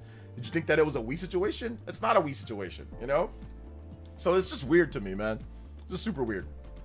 What you don't buy is sold out because Nintendo made it scarce. That was very the comment on the Pirate Nation post. But we saw the stock though, Prime. We saw the stock allocation for the GameStops. We saw that, like, if they had like 12, remember with the Wii, my GameStop location, the same GameStop location, okay, in the mall, in my city, where they had 100 plus Nintendo Switch 2s, they had 12 or 14, 12, they had 12 to 14 Wiis back in 2006. When I bought the Wii from that mall location, they had 12 of them, 12 to 14, and it was sold out, right? So, okay, I get that. But the location literally had 10 times plus the amount with the Switch 2. 10 times plus the amount that they had with the Wii back in 2006. Clearly, it's not just, you know, artificial scarcity. Clearly, there were locations that had 30, 40, 50, 60, 70, 80, up to 100 units of these things. So, in Germany, the Mario Kart World Bundle took 5 days to be brought out, and only console version 11 days. OJ, I didn't talk about this game. I think meant Expedition 33. Appetition 33. Talk about a game, combat, best combat 33. Yeah, it's a really good combat. I like the game a lot. So let's see here. Do you hear yourself, bro? You wonder why people call you shill? This is another sock account. Pre-order sales mean nothing. We know, and we know this. I doubt Switch 2 will sell crazy. These current prices. Stop shilling. How am I shilling? First of all, we know the stock numbers in terms of what they did. That's not, people call me shill because they were wrong. Those were the same people that were wrong about even the system doing as well as it is. So anybody that calls me shill, you guys are gonna be wrong because you guys were wrong about this. So yes, I know why people call me shill, because they're dumbasses and they don't want to actually, and they're really stupid and they don't actually research anything. Once again, the people that call me that have all declined to actually come talk to me, and I've embarrassed them multiple times, whether it's on Twitter or whether it's on here on my stream. If you want, Tommy Murr, or whatever your name is, your sock account, but if you want, you can come on here too. What I'm saying is factual. What I'm saying is factual, and the fact that you don't like it. So since you don't like what I'm saying and you're angry or you don't like it, you call me names. You go ad hominem because you don't like what I'm saying. But what I'm saying is factual. What I'm saying is factual. The stock allocations were high. The pre-orders were high. The anticipation for the system is high. The My Nintendo thing in store, there was 2.2 million that registered to pre-order it. This is all facts. You can sit here and you can call me names all you want to, but the problem is that you're coping and you're seething that you're wrong. So call me shill, good. If being a shill means factual, then I'll take that. If the system wasn't doing well with pre-orders, if the system didn't get high allocation, I would say it. I would say the facts. I would say the truth. But the people call me that because they get upset that they're wrong and they have some type of hate boner or hate thing to pick with Nintendo or with me. Listen, nobody likes being wrong. And a lot of you guys are really stupid. A lot of you guys that call names, you guys are really dumb. You guys are really dumb. like, you guys are like barely past high school dumb. Like flunked out, pick nose, eat it dumb. You guys are crayon dumb. So when someone that's far more intelligent than a lot of you guys that like to just call names talk to you, and when the logistics overload your brain because you're not very smart, it's just easy to call somebody a name. Same thing with the banana dude and all that. He doesn't understand how things work.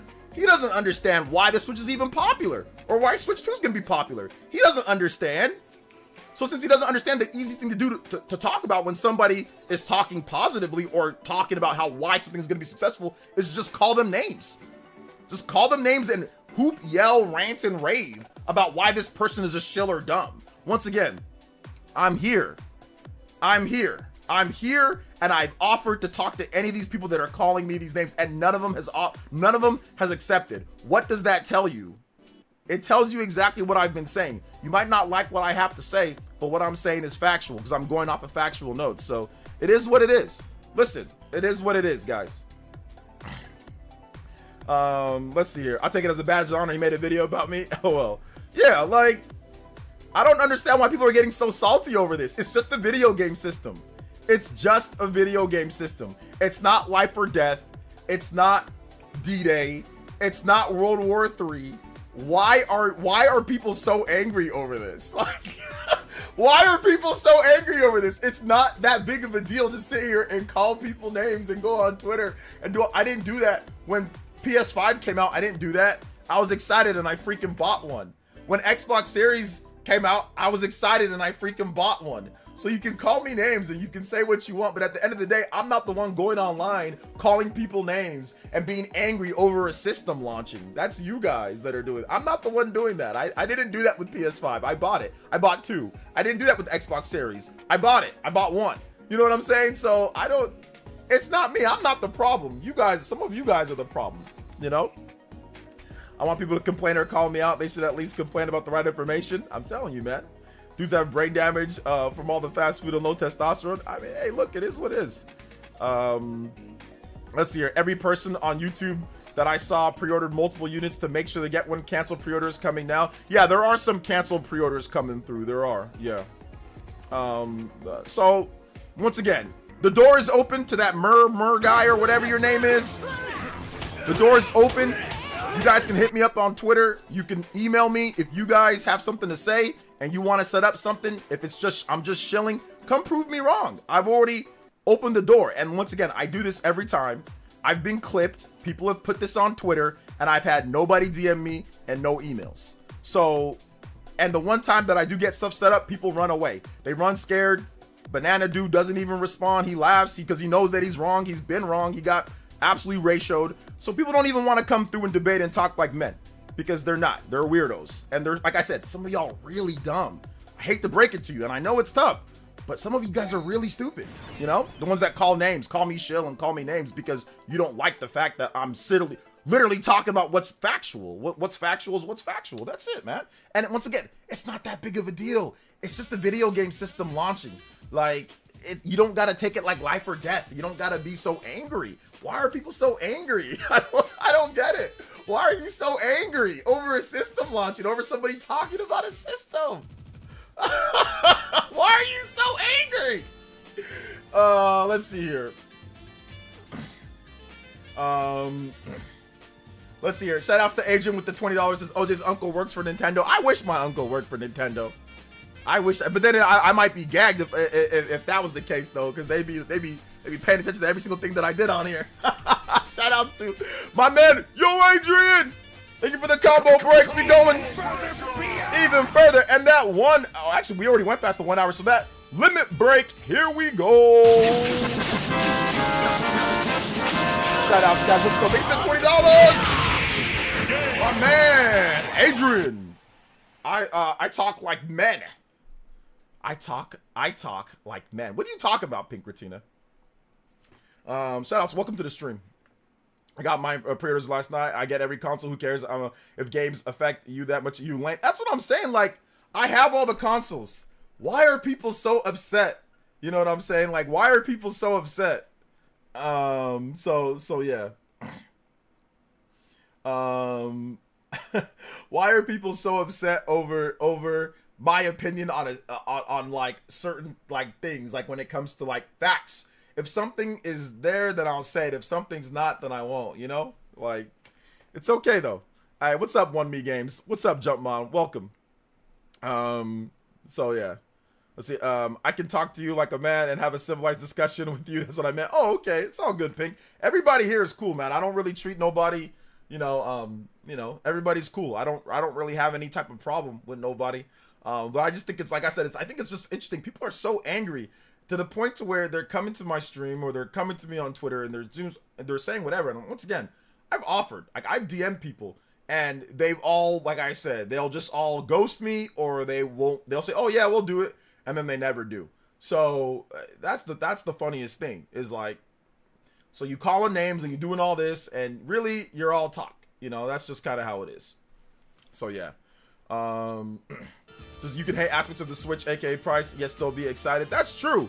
But I mean, if you're looking at, once again, if you're looking at it, if you want the quality that Switch is gonna offer, this price is gonna be the price. Like, if you just compare it to the Steam Deck, right? Steam Deck doesn't come with the dock, doesn't come with 2 controllers, is all modular. That's $400. That was a 2021 system. Switch 2 is stronger, right? It's stronger than a Steam Deck. Clearly, it's not a portable PC, but it's stronger than a Steam Deck. Comes with the dock, you know what I'm saying? Comes with 2 controllers, and with that system, they're asking for $450 for that system, at least here in the US. Now, you don't have to love that price, but I think that if you look at it power-wise and what you're getting, it's fair for that price, which Digital Foundry also said that. Most people have said it's fair for the price. Now, you don't have to love the price or even like the games. $80, that's too much. I agree overall for like Mario Kart in particular. But the system, what you're getting in terms of the quality is definitely worth the price. So yeah. And like I said, that's not just me saying it. Digital Foundry said it. Countless other tech people have said it. I'm not the only one. Many people that look at tech and know tech, they've also said that it's worth what you're getting from what they've seen or from what they've played is worth the price. So yeah. Let's see here. $450 is fine, but the games are the issue. It's really not the games. It's really just Mario Kart. It's really just Mario Kart, to be honest, right? Like, I don't really think it's anything outside of just Mario Kart. Like, everything else is fine. Like, Street Fighter is $40 if you want the base edition without all the stuff. It's $60 if you want everything with the DLC. Bravely Default is like $40. You know, Cyberpunk is $70, but it is complete on cart. You know, 100% complete. And the Phantom Liberty's on there. So, I mean, if you look at the Steam price, it's comparable to that, right? Guardians of Azuma is kind of pricey at the 70 plus, but I guess people say that's the standard pricing. I mean, I'm not going to pay 70 for it. But yeah, really, it's only just Mario Kart. The other games are fine. Game of the year for 2025. Right now, it's Clear Obscure Expedition 33. Yeah, I'll be playing right out.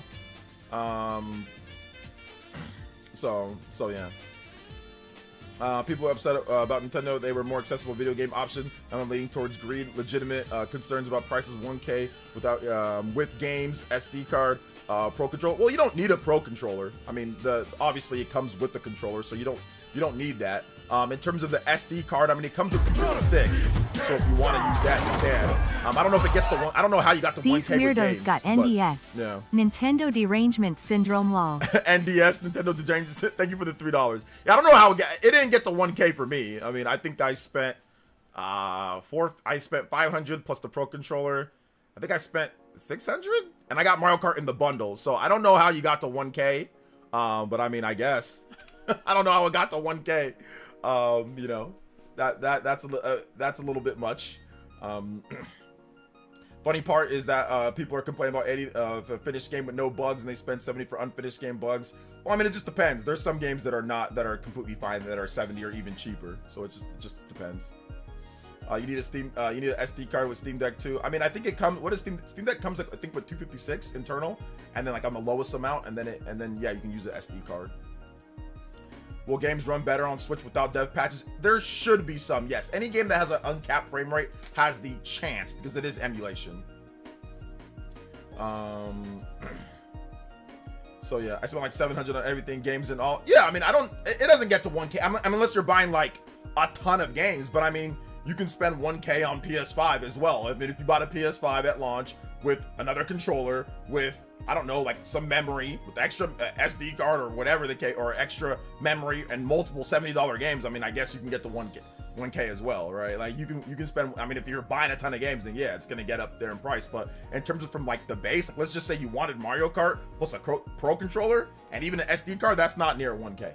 That's not $1,000. Let's see here. And people don't realize that Nintendo is selling Switch 2 at a loss. Well, we don't know if Nintendo's selling a Switch 2 at a loss. We don't know that for sure. Let's see, all these consoles are pricey, man. And I get to understand, like, when people say, like, oh, like, Nintendo used to be, like, the cost-effective option. Yes, I agree. Nintendo used to be the cost-effective option. But the problem is that, like, you gotta advance your tech. Like, what do you want them to take, like, a small step after Switch? So if the Switch 2 comes out and it's barely better graphics-wise than the Switch, then what? You know, like, is that something? I don't think anybody here wants that, right? So I don't think anybody here wanted Switch to be barely better than, like, did you guys want Switch 2 to be barely better than Switch? Because, like, the Wii U and Switch, like, the Switch is better than the Wii U graphics-wise, but it's not significantly, like, drastically better. It's better. It's a good bit better, but it's not like, oh my gosh, it's head over heels above it, right? So, and the example that I put is Breath of the Wild running on the Wii U, Breath of the Wild running on the Switch, right? Like, it runs a bit better. It runs a bit better on Switch, but not significant. Not like, oh my god, earth-shatteringly better. But Breath of the Wild on the Switch 2 runs significantly better. It's in 1440p and it runs at 60 frames per second. So that is clearly a massive jump from Wii U to Switch compared to Switch to Switch 2. The jump from Switch to Switch 2 is significantly bigger than from Wii U to Switch. So, like, I think all of us wanted a good jump this time around, right? We didn't want like a little jump. We wanted a pretty big jump. It's been 8 years, you know? Rob with the $4.99 and says, I secured my pre-orders at Best Buy and Walmart. I wanted to ask, do you think we'll see more cancellations close to launch? I think it's definitely possible for like bot accounts and stuff, but we'll see. We will see overall. Thank you so much, Rob. I appreciate your support, brother. You've been supporting a lot, so I appreciate you, man. Switch 2 comes a lot closer to current Sony and Microsoft consoles power than Switch 1 came to Sony and Microsoft. Yeah. I mean, like, that'll obviously change once the next Xbox and PlayStation come out, but like, people are still going to support, you know, they're still going to support like Xbox Series S, for example. That system, they're still going to support the Switch 2. They're still going to put stuff out on there because right now it's a little bit murky in terms of like what's going to happen with the next generation. Like, it's really murky right now. So yeah. Switch 2 region unlocked. I think you meant region free. Is that what you mean? Yes, it's region free. At least the one that you bought is. No problem, dude. Happy to support. Thank you. I appreciate you, Rob. Mine totaled 820 with the Mario Kart bundle, Pro controller, 1 TB micro SD, but definitely gonna get close to 1K because I'm gonna get Street Fighter and Street Fighter 7. Well, but once again, that's any system. That's any system. If you buy a bunch of stuff, extra stuff with it, then yeah, it can get up there in price. If you buy a bunch of extra stuff with it, you don't have to though. Like, you don't have to buy all that, but you wanted it. My PS5, it totaled $500. You know, well, plus tax. You know why? Because I didn't buy any games with it. So I didn't buy another controller. I didn't buy games. I didn't buy extra memory or anything like that. I just bought the system and that was it, you know? So yeah. Joystick, what's up, Joystick? Welcome. It's funny because most people want Nintendo to make a stronger console to get better frame rate and resolution. That is what people wanted. That is exactly what people wanted. You know? So when I hear people say, oh, nobody wanted, or like, why did they do this? I'm like, dude, that's what people wanted. I'm almost positive that's what people wanted. And remember, if you said, oh, well, it's okay for now, they're going to do something next, what did people say? They called you names. They called you shill. They called, literally, when I said, people would come to my stream, and even like that one guy, that Joey Ferris dude on Twitter, oh, well, Nintendo doesn't release a system now. They're not going to get any third-party support. They're not really getting a lot right now anyway. They're waiting for the next system. How much is Nintendo paying you to say that? I'm like, why would Nintendo pay me to say that they're not getting third-party support? How much is Andre paying you to be dumb? You know what I'm saying? Like, some people are just stupid. So when people don't, like I said, when people don't like what you have to say or when they make you look bad, that's when they just, you know, oh, let me say that let me go ad hominem. Let me just say that, you know, let me just say that you're a shill or something like that. Because like, oh snap, you made me look dumb. You made me look stupid. You made me look bad. All right, let me just try to make it seem as if you're biased real quick. Because I don't have any actual rebuttal to what you said. Let me just make you look. Let me just make you look biased. You know. Let's see. You didn't get Miles Morales? No, I didn't get Miles. Did I get Miles Morales? No, I didn't get Miles Morales. I didn't get anything on. What did I get on the PS5? I don't remember what I got. Did I get... Wait, or did I get Miles Morales? No, Did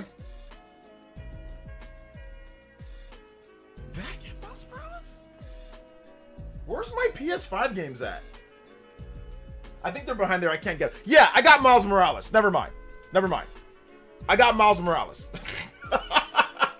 Okay, I think I bought Miles Morales. I don't know if it was at launch, though. I don't remember if it was at launch or not. Returnal wasn't a launch game, no. I know Returnal came out in 2021. I bought that day one. I bought Ratchet and Clank and I bought Returnal day one in 2021. So those were the two bigger games in 2021 that Sony had. So yeah. So I just wish games weren't 70 or 80. You don't gotta buy games day one. You can wait, and you can wait till they go down in price, BC. So you can wait, or you can get stuff like Bravely Default, or even like Street Fighter that's not 70 or 80. So you can wait. You don't have to buy them day one. Let's see. A PS5 is 90% been paperweight. I mean, listen, man. A lot of people play it. I think it's a good system. I've been playing it like crazy. Claire Obscure Expedition 33 is great on PS5 Pro. Although there is some pop-up and there are some like not bad loading times heading into battle, but I thought it'd be faster on the PS5 Pro. I thought it would be like instant, but it does take like a few seconds to load into a battle, which I don't, you know, which I get that, but still. I didn't buy Demon Souls, no. I just forgot about Miles Morales. I actually did forget about the game, but yes, I did buy Miles Morales. I don't know if it was at launch though, but I think it was maybe near launch. It might have been at launch or near launch, but yes, I did buy Miles Morales. I did play the game. So yeah. Do you have a wish list of Sony Microsoft exclusives you hope to see come to Switch 2? Exclusives? No. This is Claire Obscure on Epic settings on high-end PC has been incredible. Nice. Yeah, I needed the haptics, man. I had to go. I could have got it on my PC and it would have ran really good. But I mean, I have a PS5 Pro, so I just opted to go with PS5 Pro. And I wanted the control. I wanted the haptic feedback, man. The haptics are so good for a lot of the different attacks in the game. So it feels great. Pro controller is necessary and should be included at 85. Pro controller is not necessary because the Joy-Cons come with a clip thing that makes it like a regular controller. So I don't think it's necessary. No, a lot of people. Hell, Sean RGT didn't have a Pro controller for years, and that dude played all sorts of Switch 1 games. And that was the Switch 1. The Switch 2 Joy-Cons are a lot better. They're bigger, the buttons are better and all that. So yeah, I don't think it's necessary. It's optional. If you want it, you get it. If you don't, you don't. PS5 has been Street Fighter 6 and Monster Hunter Machine for a while now. Yeah. I didn't know you got a PS5 Pro. What was that more out of obligation of your job? Yes, because my PS5, while I was recording footage for Assassin's Creed, Atelier, and all these games that I was playing so I can talk about them, my PS5 HDMI stopped getting the feed in the middle of me recording. Like, it just stopped working. It wouldn't work no matter what. So I needed a PS5 to capture the footage. I already committed to capturing and playing the games and said that I would. So I needed a PS5 and I wasn't going to buy a normal PS5. I wasn't going to do that. So I just got a PS5 Pro to replace it. But yeah, if it wasn't for me working, I would have never got it. Because my PS5 is great. I like my PS5. It was fine, you know? You see Nintendo today took a look at the Pro Controller? I did see that, yeah. It's the Pro Controller. If GTA 6 is 100, what are your thoughts about it? It's fine. People that want it for 100 will buy it for 100. Is there a Nintendo franchise that has a chance to blow up like Zelda or Animal Crossing and sell 30+ million on Switch 2?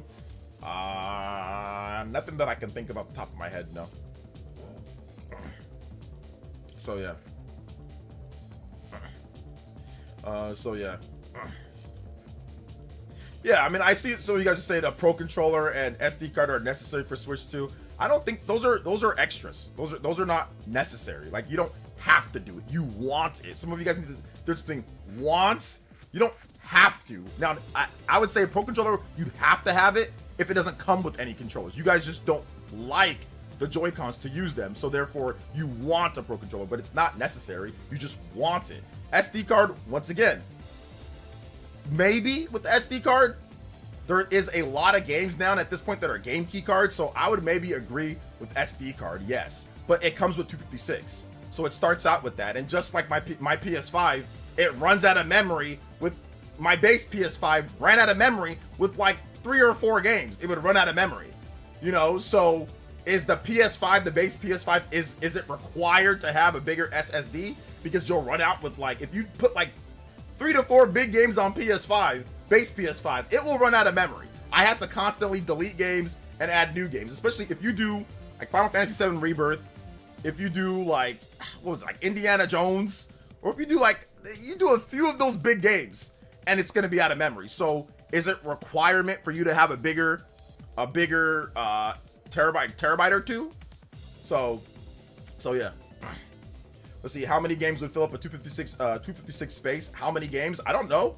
Average out the games that are coming out and put how many games that would be. There are some games though, so like let's say for example, if you buy like the cartridges, right? So like let's say you buy Legend of Zelda, Breath of the Wild, Tears of the Kingdom, you buy Cyberpunk, you buy Guardians of Azuma, and you buy Mario Kart World physical, right? Let's just say it.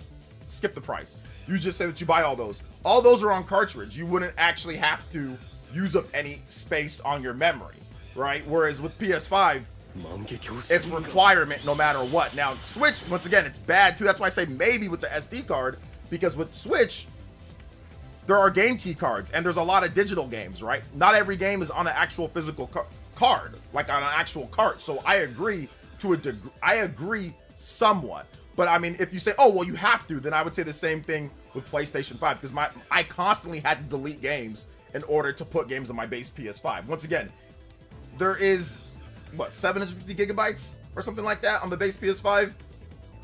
And really you get more like, I think like 500 or something. And games are huge on there. Like games are up to 100 gigabytes in file size on PS5. Like there are 100 gigabyte games or 90 gigabyte games. Like Black Myth Wukong, how many gigabytes is that, right? So there are massive games that will eat up 25% or like 20% of your SD card, or sorry, of your SSD on PS5. So yeah. 660. Okay, you get 660 on a base PS5. So if you have Black Myth Wukong and you have Assassin's Creed Shadows, both of those games will run you about 200 something gigabytes just right there in those 2 games. You see what I'm saying? So for me, I've had to constantly delete games and all that. Yes, PS5 M2 is also, no, it's not. No, it's not. No, it's not. See, no, okay, now I got you now. No, having buying an extra memory for PS5 is not a requirement. It's if you want to, but it's not a requirement. No, you can delete your damn game that you're not playing, and you can download the new game. Now, is it inconvenient? Sure, absolutely. But it is not a requirement that you go out there, when you buy a PS5, go out there and buy a new a new SSD and freaking attach the damn heat sink to it. That is not a requirement. Absolutely not. That is not a requirement. And nobody said it was a requirement when you bought a PS5. It is, you have to go buy more. Nobody said that. Nobody said that. No, I'm not going to sit here and tell people that you have to. Listen, you play the game that you're playing, you play through it. When you're done with it, what you can do is you can delete the game if you want. It doesn't delete your save data. Listen, if you want to go back to it, then you gotta reinstall it. But that's just the inconvenience, man. I mean, that's just how it is. That's how it is on PC too. Like if you got a PC, you want it, your memory is all filled up, you gotta delete something for it to work. You know. I did that for forever. I never bought an SSD. I never bought a new SSD for my PS5.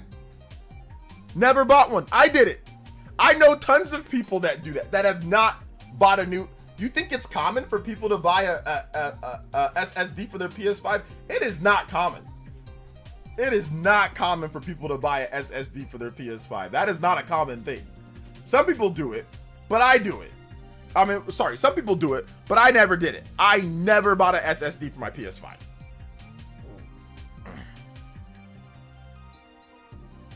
I got called an incel for getting Switch pre-order. What is wrong with people? People are just weird, man. I have like 7 games downloaded on my PS5. That's enough. It depends on what games you play too. Like if you're playing like, for example, like Persona 5 is like if you're playing smaller games, then you can have a lot more games, you know. Never bought an SSD for my PS5 either. Probably need one, but I'm good. Yeah, I probably needed one too, but it's not a required thing. Like it's not required. It's not a requirement, you know. No, I didn't do it because it's not hard, because it's hard to install. I didn't do it because I didn't feel like it. Like. I didn't do it because I didn't feel like it. That was really what it was. It was just, I mean, listen, there were games that I wasn't playing. I don't care if I have them on the hard drive or not. There's games that I know that I'm never gonna go back to, that I'm never gonna play anymore. So therefore I just delete them. So I just delete it because I know that I'm never gonna go back to those games. I've already played, beat them, whatever. So, and your save data stays. So it's not like they erase your save data. So yeah. So that's a AAA job. Thank you for the 22 months, man. So yeah. My PS5 is filled with Sparking Zero, FF16, Monster Hunter Wilds, LOL. That fills it up already. That's what I'm saying. Like 3 games, right? 3 games and the whole thing is filled. I don't know how big is Sparking Zero. I know FF16 is like 100 something gigabytes. I got 45 games installed and a lot of them are big, but you got a 2 terabyte. So yeah, that's why you have a lot more games, because you got a 2 terabyte. But yes, don't get me wrong. Like, an SD card is definitely something that you're probably gonna want for the Switch 2. You're probably gonna want it. Is it required? No. You're probably gonna want it? Yes.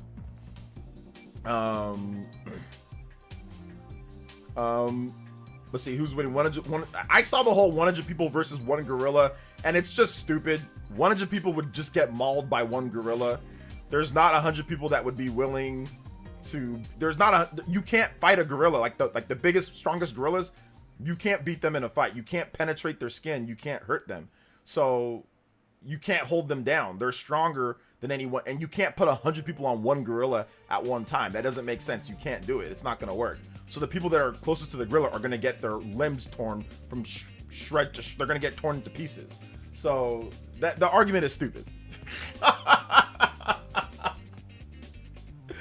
The argument is dumb. And I think a lot of people are just trolling or just being silly, but it's a stupid argument. We all know it's a stupid argument.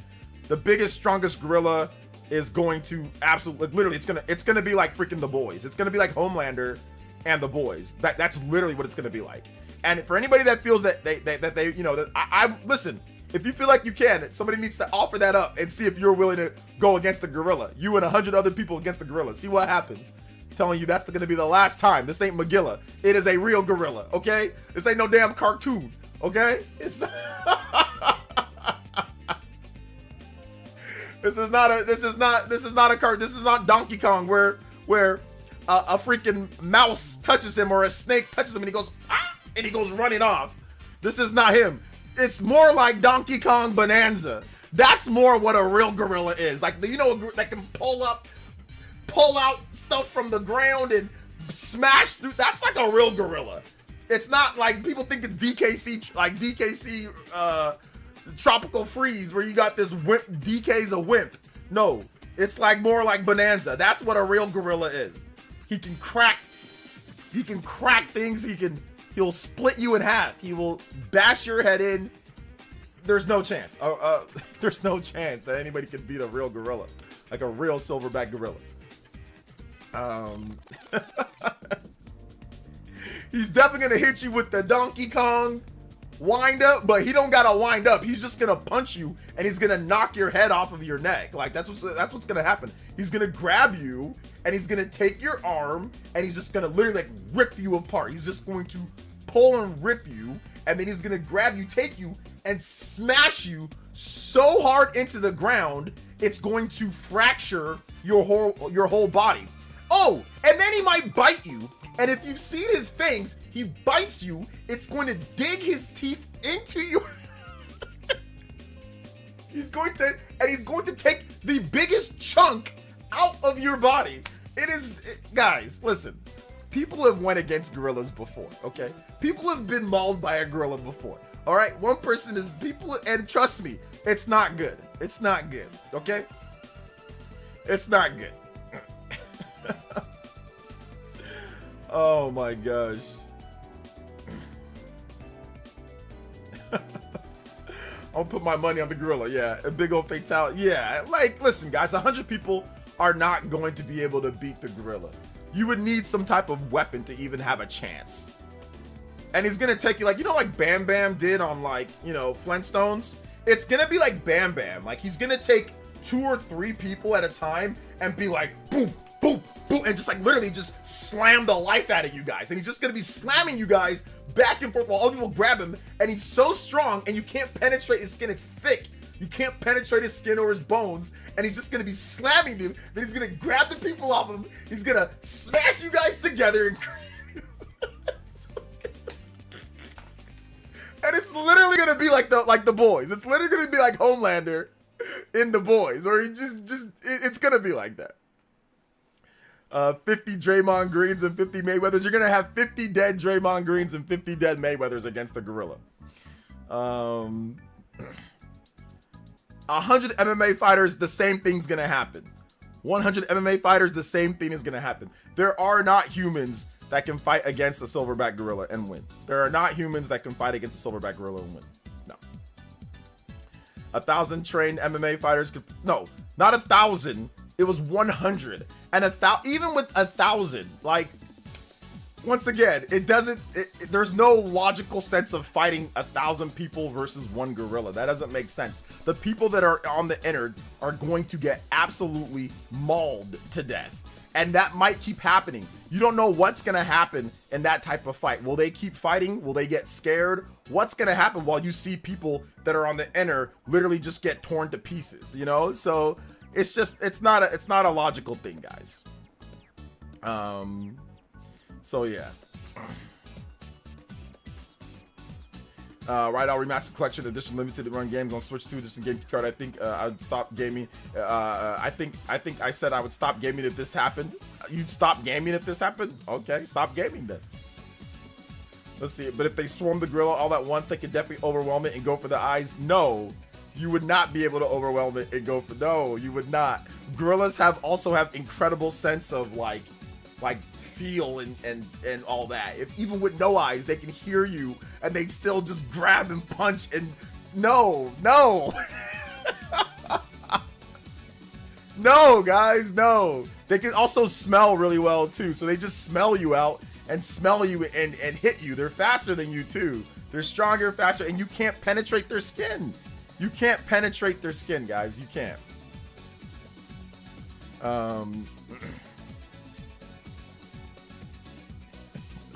There is no people listen, guys. The gorilla's gonna win. Okay.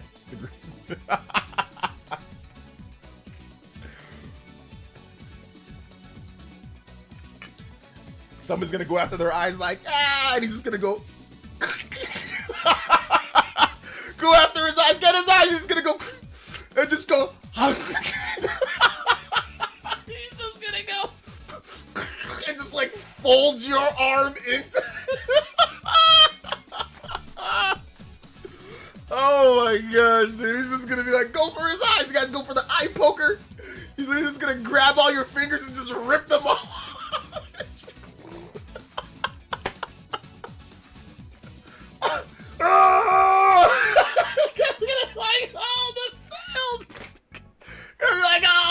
No, the eye pokers failed.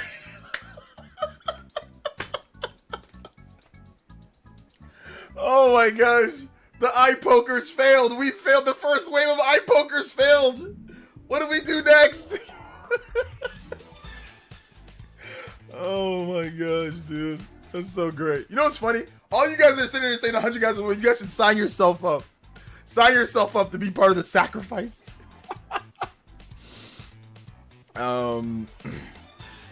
Let's see. He says, nah, OJ, gorillas aren't coordinated. They get killed by leopards. Bro, what the hell are you talking about, sweet tea? What the hell are you talking about? You think a gorilla's uncoordinated? Go hang out with go antagonize a gorilla then. See what happens. See if you survive. This man said a gorilla's not coordinated. A silverback gorilla's not coordinated. Okay. Go fight one. You think it's uncoordinated enough to where it's not gonna know it doesn't have balance and not coordination? All right then. Go fight one. See what happens to you.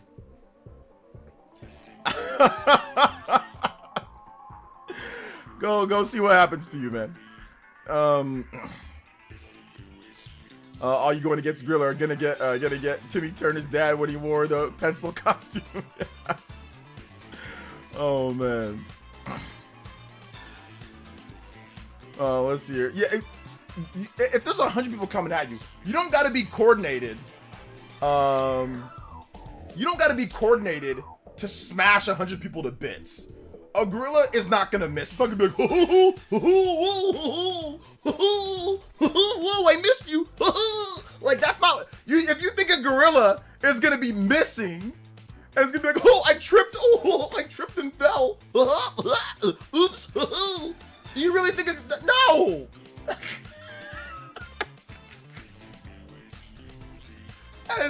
You think a gorilla's some type of stupid, clumsy thing, bruh? Oh, Baron, I have not got the GameCube list together. My bad, bruh. I'll get the GameCube list together, though. I haven't got, because, like, the Switch pre-order madness thing happened, so I haven't got the list together yet. My bad, bro. I'll get it together, though. I'll get it together. My bad.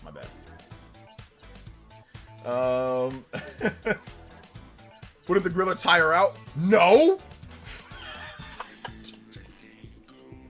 No! I sold my PS5 because money's about to be real tight, so I can't judge anybody, nor would I. Hey, it's all good, Kyle. No, a gorilla would not tire out. No. Gorillas have incredible endurance and energy. You know? Incredible endurance and energy. They can definitely go longer and faster than humans, easily. These guys are too used to DK. Yeah, people just beat up DK on Smash Brothers and thought that, oh, a gorilla ain't not, or they're too used to DK on freaking Donkey Kong Country and Donkey Kong Country 2 or Donkey Kong Returns or Tropical Freeze, where he gets hit a couple times and he runs away like a wimp. Or in the original Donkey Kong, dude gets hit one time and runs away.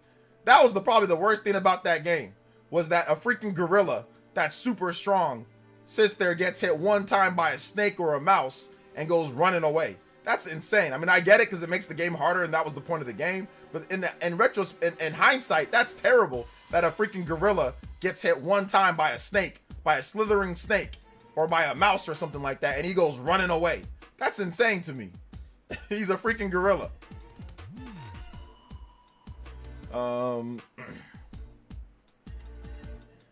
Let's see here. How do gorillas even do it? All they do is poop and eat bananas or something. Just natural strength, man. Natural strength. Even the smallest monkeys. Yeah, I mean, small monkeys. I mean, now 100 dudes versus a small monkey. Now, obviously, that's a fight the people can win. But against a silverback gorilla, absolutely not.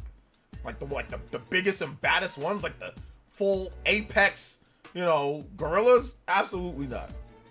We're talking like the ones that are like the 6 foot something ones, 400 something pounds, built like freaking Trent Williams, built like Juggernaut.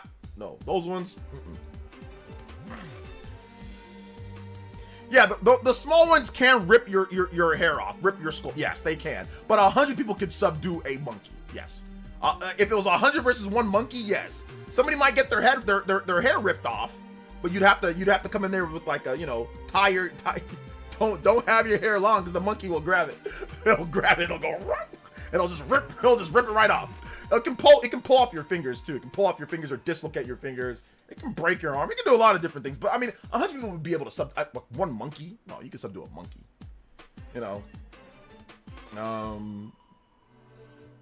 So yeah. Cam Newton can take on 5 dudes at once getting jumped. So like 50 Cam Newtons versus, man, he was barely able to do that. But no, gorilla gets killed by leopards all the time. And there was a guy who killed a leopard. It was bare hands, so gorilla greater than leopard, greater than people. I don't even know what leopard he's talking about, to be honest. But here's what I do know. All I know is that a gorilla ain't winning. Okay? There's an interesting video that I want to watch though from the infograph show that shows off something about the Xbox failing. Anybody, you guys remember the infograph show? They do not cover a lot of stuff when it comes to like regular, like they don't cover video games, okay? And they actually covered video games. Brock Lesnar? Y'all shit on gorillas until you see Donkey Kong punch the moon back to orbit in tropical freeze open mouth smile. Oh my also, gosh. can you play Iono theme from Pokemon SV, please? Yeah, absolutely. Shout outs. Thank you so much for the $3, Mr. Mac Miggin Mac Daddy.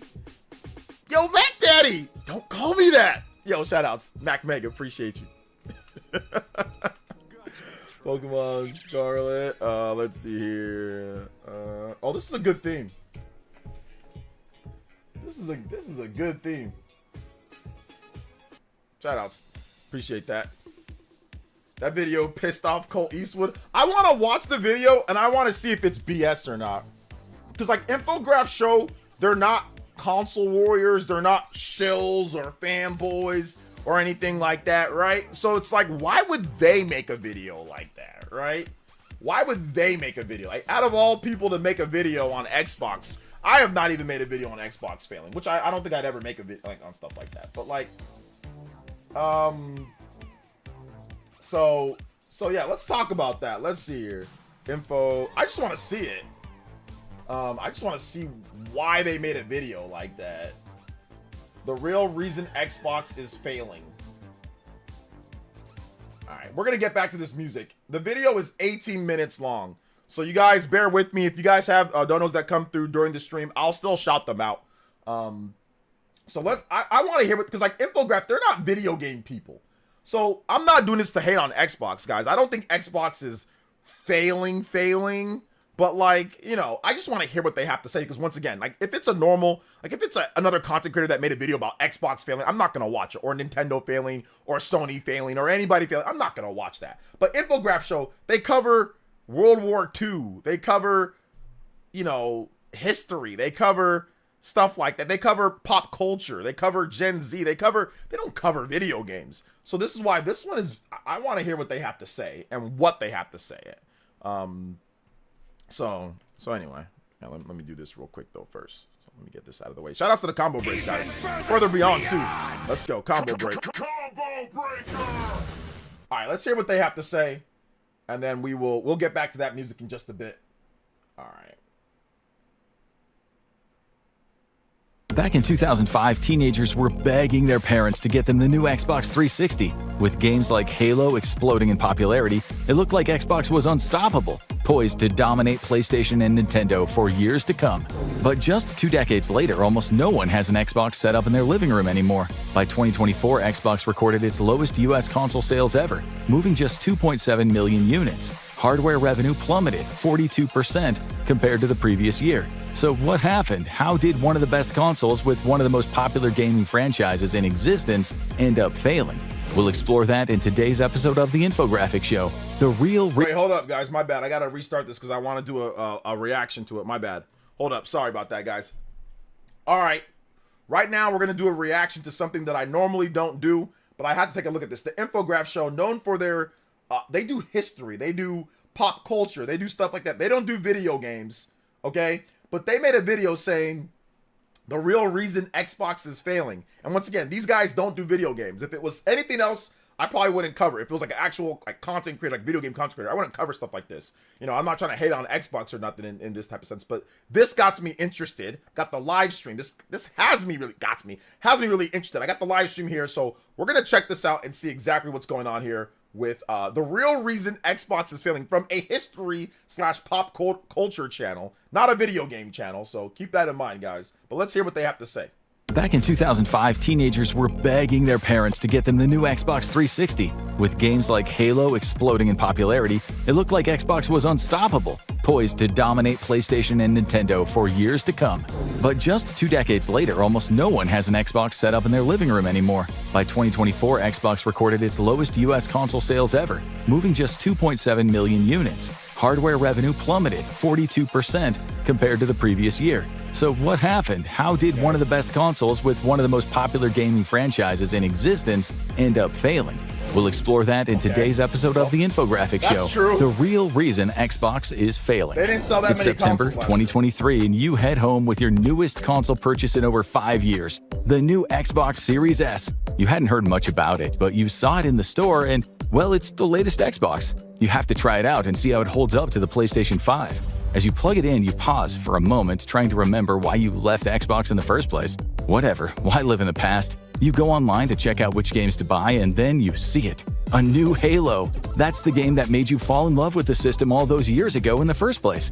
A wave of nostalgia washes over you as you eagerly buy the game, hoping to relive the magic. You boot up Halo Infinite and start playing, but something feels off. The gameplay is dull, the environments are uninspired, and the quality of the online service sucks. Disappointed, you decide to check out another tentpole Xbox series like, wait. Hold up, time out. Why did the game suck? Halo Infinite's actually... Oh, was it Halo Infinite when it first launched? Well, you said September 2023. They said September 20... But Halo Infinite was fixed by September 2023. It was a lot better. So, what was that first segment about? Wait, hold up. I'm already seeing some problems with this video right now. Wait, hold up. September 2023. Now, if they would have said, okay, 2021 when the game launched, but by 2023, I think the issues with... So, it wasn't dull. It wasn't bad by 2023. Okay. Where are all the big games for Xbox? What about that huge RPG that everyone's talking about? You could have sworn the developer announced it was coming to Xbox. You check and it's available on PlayStation. What? Why isn't it on Xbox? In fact, why isn't anything popular available on Xbox? And that's the first big reason why Xbox is failing. Game developers just don't want to release their titles for the console anymore. Why? Well, the Xbox Series S is part of the problem. It provides inconsistent support for third-party developers. Many game developers have experienced technical problems getting their games to work on the system. Xbox released the Series S and the more powerful Series X together in November of 2020. An interesting decision, instead of just releasing one new console to center the hype around. The compatibility between the two systems has actually created a whole host of other problems for the company, and we'll get to that soon as well. What RPGs is he talking about?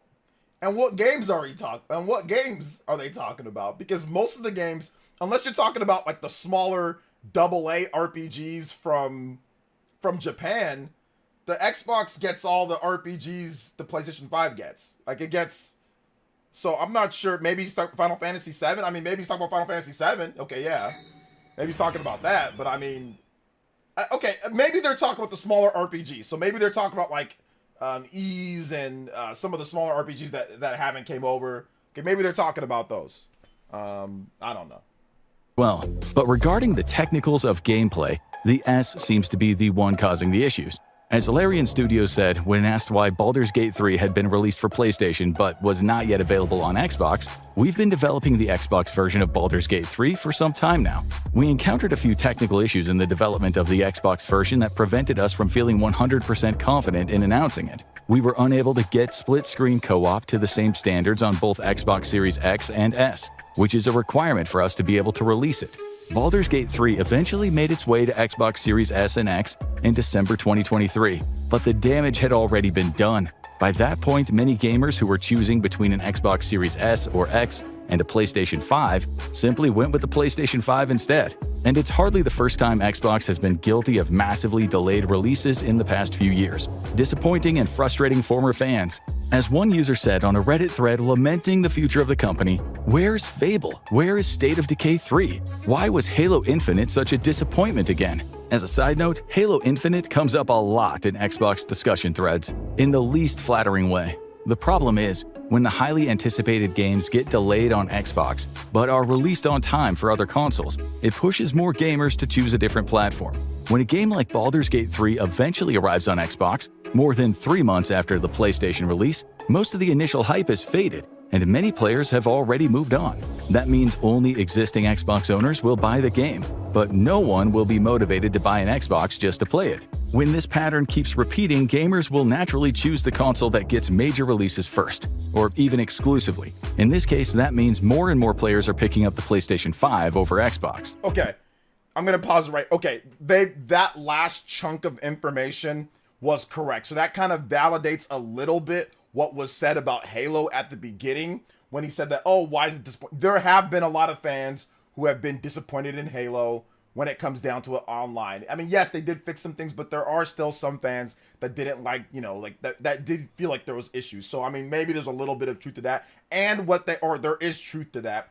And what they said about people just getting tired of Xbox if they delay the games, or like, where's Fable? Where's the games? That is also true. I think it was 2022 or 22. I think it was 2022. Microsoft had no first-party games. They were all delayed out of there. Okay, so this is starting to make a little bit more sense. And I do think that, yes, it is correct. Some people just decided to choose PlayStation or even choose Nintendo and have that separately. PlayStation, Nintendo, or just choose away from Xbox because of the delays, because of what people were saying about Halo Infinite at the beginning. Maybe it was fixed by then, but what people were saying were definitely, not flattering about the game. So that is correct. Okay. Which brings us to the other way in which Xbox is messing up. You're scrolling through the list of games, increasingly regretting the $300 you just spent on the Xbox Series S. Not only does the console not have a lot of games that you wanted, the games it does have all seem to be available on PlayStation as well. Xbox is talking about how it's going to release Indiana Jones and the Great Circle in December of 2024, but then you learn the game will also be released to PlayStation in spring of 2025. Doom: The Dark Ages is scheduled to be released on PlayStation and Xbox on the same day, May 15, 2025. What is Xbox doing? Well, it seems even Xbox doesn't really know. The company has almost no exclusive titles anymore, further driving down their console sales. The Xbox 360, one of the company's most popular consoles by far, sold 14.9 million units worldwide in its best-selling year, way back in 2011. In comparison, the Xbox Series S and X have sold 8.65 million units in their best-selling year of 2022. That's 8.65 million units combined. Considering the fact that the gaming market has exploded in the 11 years in between, there's no excuse for the company to be doing that badly, except for the fact that not many people like them anymore. In 2011, the video game market made $74 billion in revenue internationally. In 2022, it made $183 billion. It's a mystery why Xbox isn't securing more exclusive rights to major games, especially since Microsoft has owned ZeniMax Media, the parent company of Bethesda, makers of Fallout, Elder Scrolls, and Doom, since 2021. Considering they spent $8.1 billion on ZeniMax, you might think Microsoft would get them to make games exclusive for the Xbox. But Xbox can't get exclusive rights to other major franchises that would drive gamers back to their console either. PlayStation, for example, has huge games like God of War, The Last of Us, and Spider-Man 2 that it keeps exclusive to their consoles, besides PCs. Anyone who wants to play some of the best games of the last 10 years has to get a PlayStation. Unfortunately, Microsoft doesn't seem serious about devoting time or resources to build out studios that would create a first-party lineup, a series of titles owned by the company, built by the company's own in-house studio. And the problem is, the more Xbox loses customers, the less inclined other game developers are to develop their games for the console. So maybe we should examine why Xbox is pursuing such a bad strategy to begin with. You finish scrolling through the games frustrated and wondering what happened to the company you used to love as a kid. Who even runs Xbox anymore? You know Microsoft owns the company, but you can't quite remember who's in charge of Xbox specifically. A quick Google search reveals that since 2014 it's been Phil Spencer, and it seems like people online are not happy with him.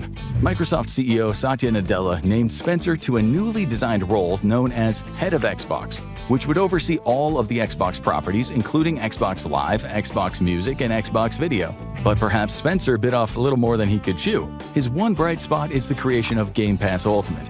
This allows customers to pay a monthly subscription fee to access hundreds of games on their console, their PC, or the cloud. Besides that, Xbox under Spencer seems to be going from bad to worse. In 2023, amid layoffs at Microsoft, he cut 800 jobs from Xbox. Then in 2024, he cut 650 more. Each time he fired people, he would send out an email explaining that the cuts were meant to create a sustainable cost structure that will support the whole of our growing business. Needless to say, that didn't go over well to the people who were wondering how next month's mortgage would be paid.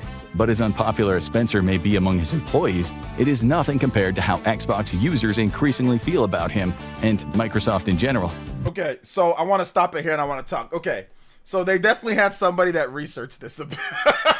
I was doubting the infograph show, and I never really should have doubted them because I mean they're not perfect, but they did a bit of research. Okay, so the exclusive stuff, I didn't expect them to touch on the exclusive stuff, and not only that, but they added in a little tip that PlayStation has sold $8 billion, which I didn't even know.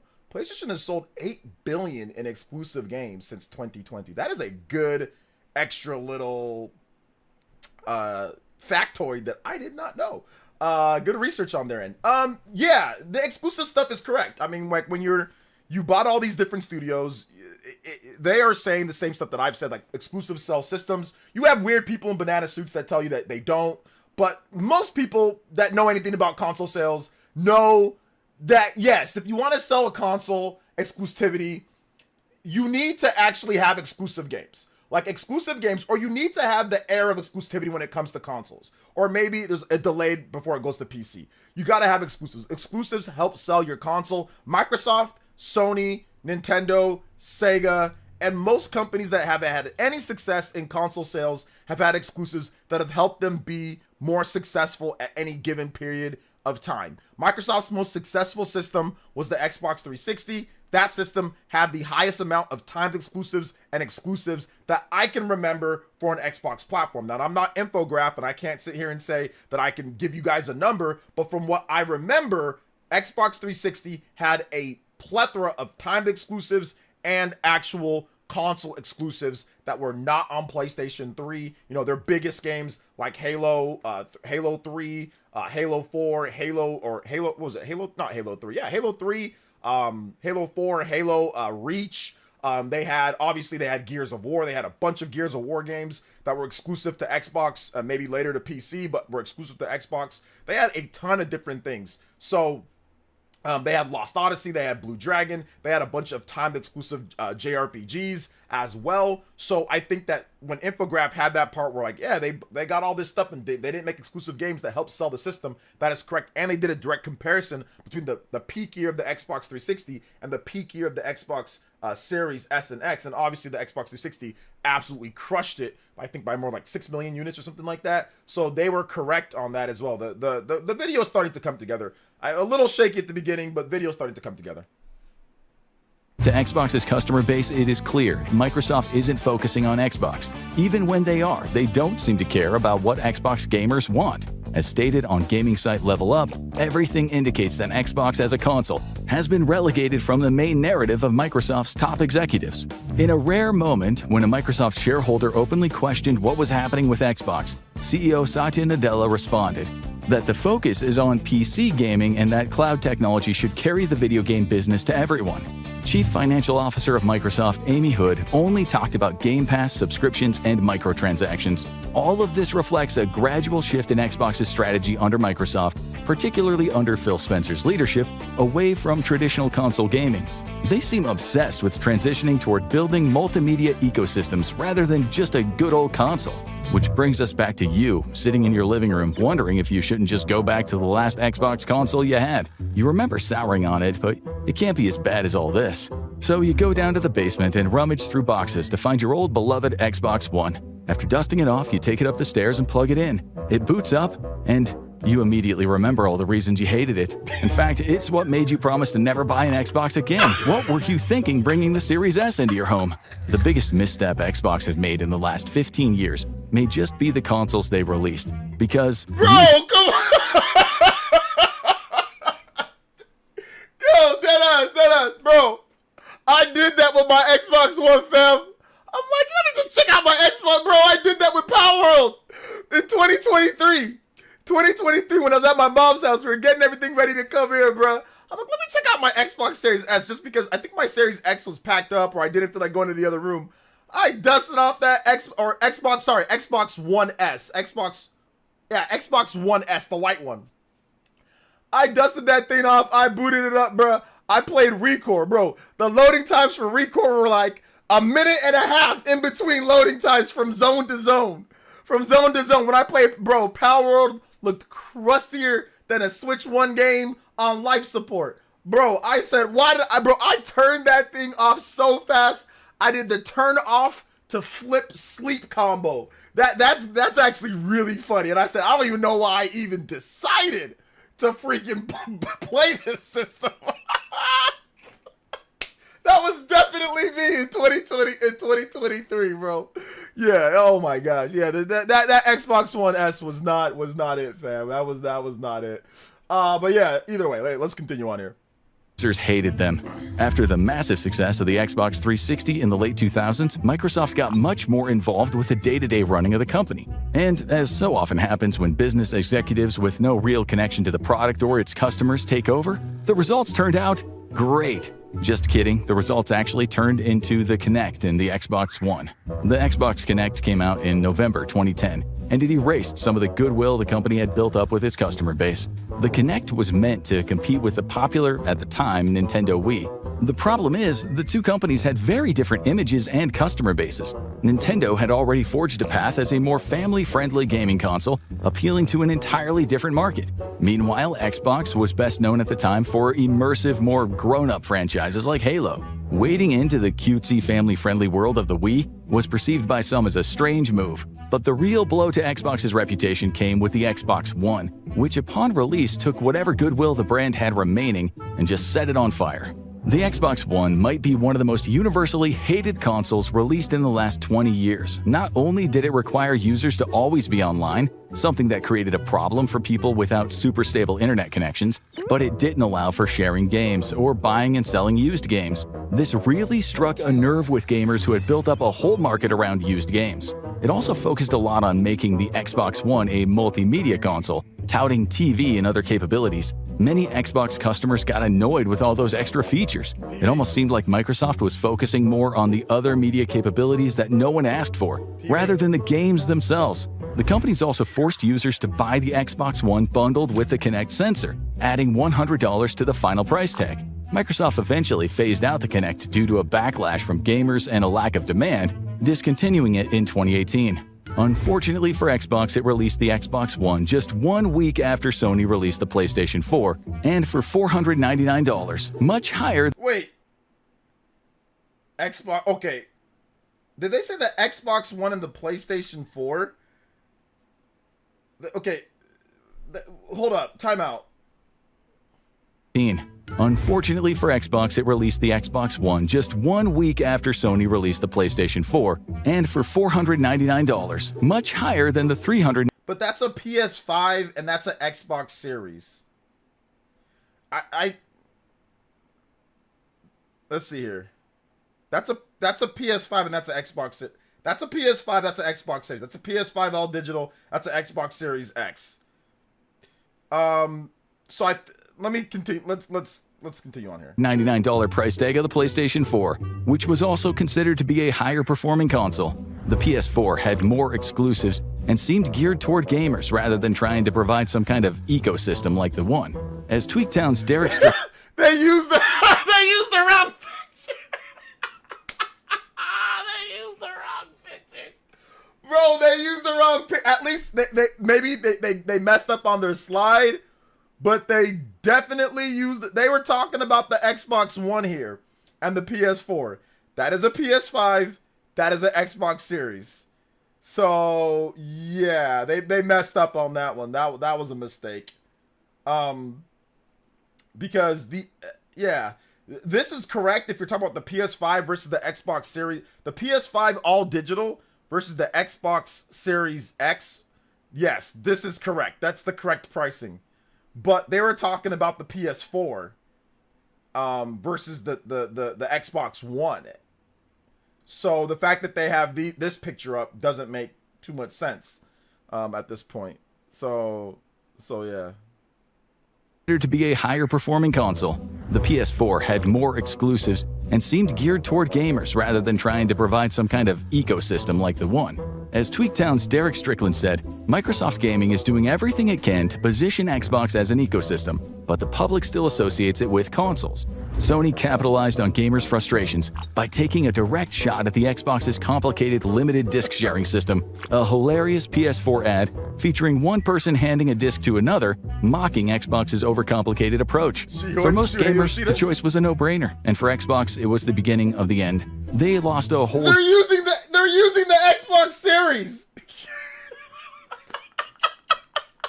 Oh man, I knew I'd catch some stuff with this video, bro. Bro, they're using the Xbox Series as the Xbox One, and I don't know why someone would. That is the Xbox Series. That is not the Xbox One. That is the Xbox Series. That is not the Xbox One. That is hilarious that they're mixing up the Xbox Series and the Xbox One. That's actually incredible. Yeah, this is how you know that they actually, the fact that this made it past, like, for as big of a channel, like if it was a smaller channel, I get it, but the fact that they're as big as they are, this is like a multi, how many million subscribers they have? Like a bazillion subscribers, right? They have multiple millions. Like the fact that this made it past all of their checks shows that they don't have people that play games there, because it's a pretty easy thing to see that that's an Xbox Series, that's not an Xbox One. So generation of gamers to Sony.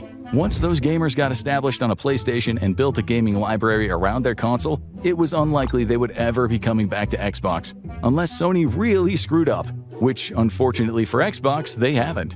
And Xbox hasn't made it any easier on themselves since then. But more on that soon.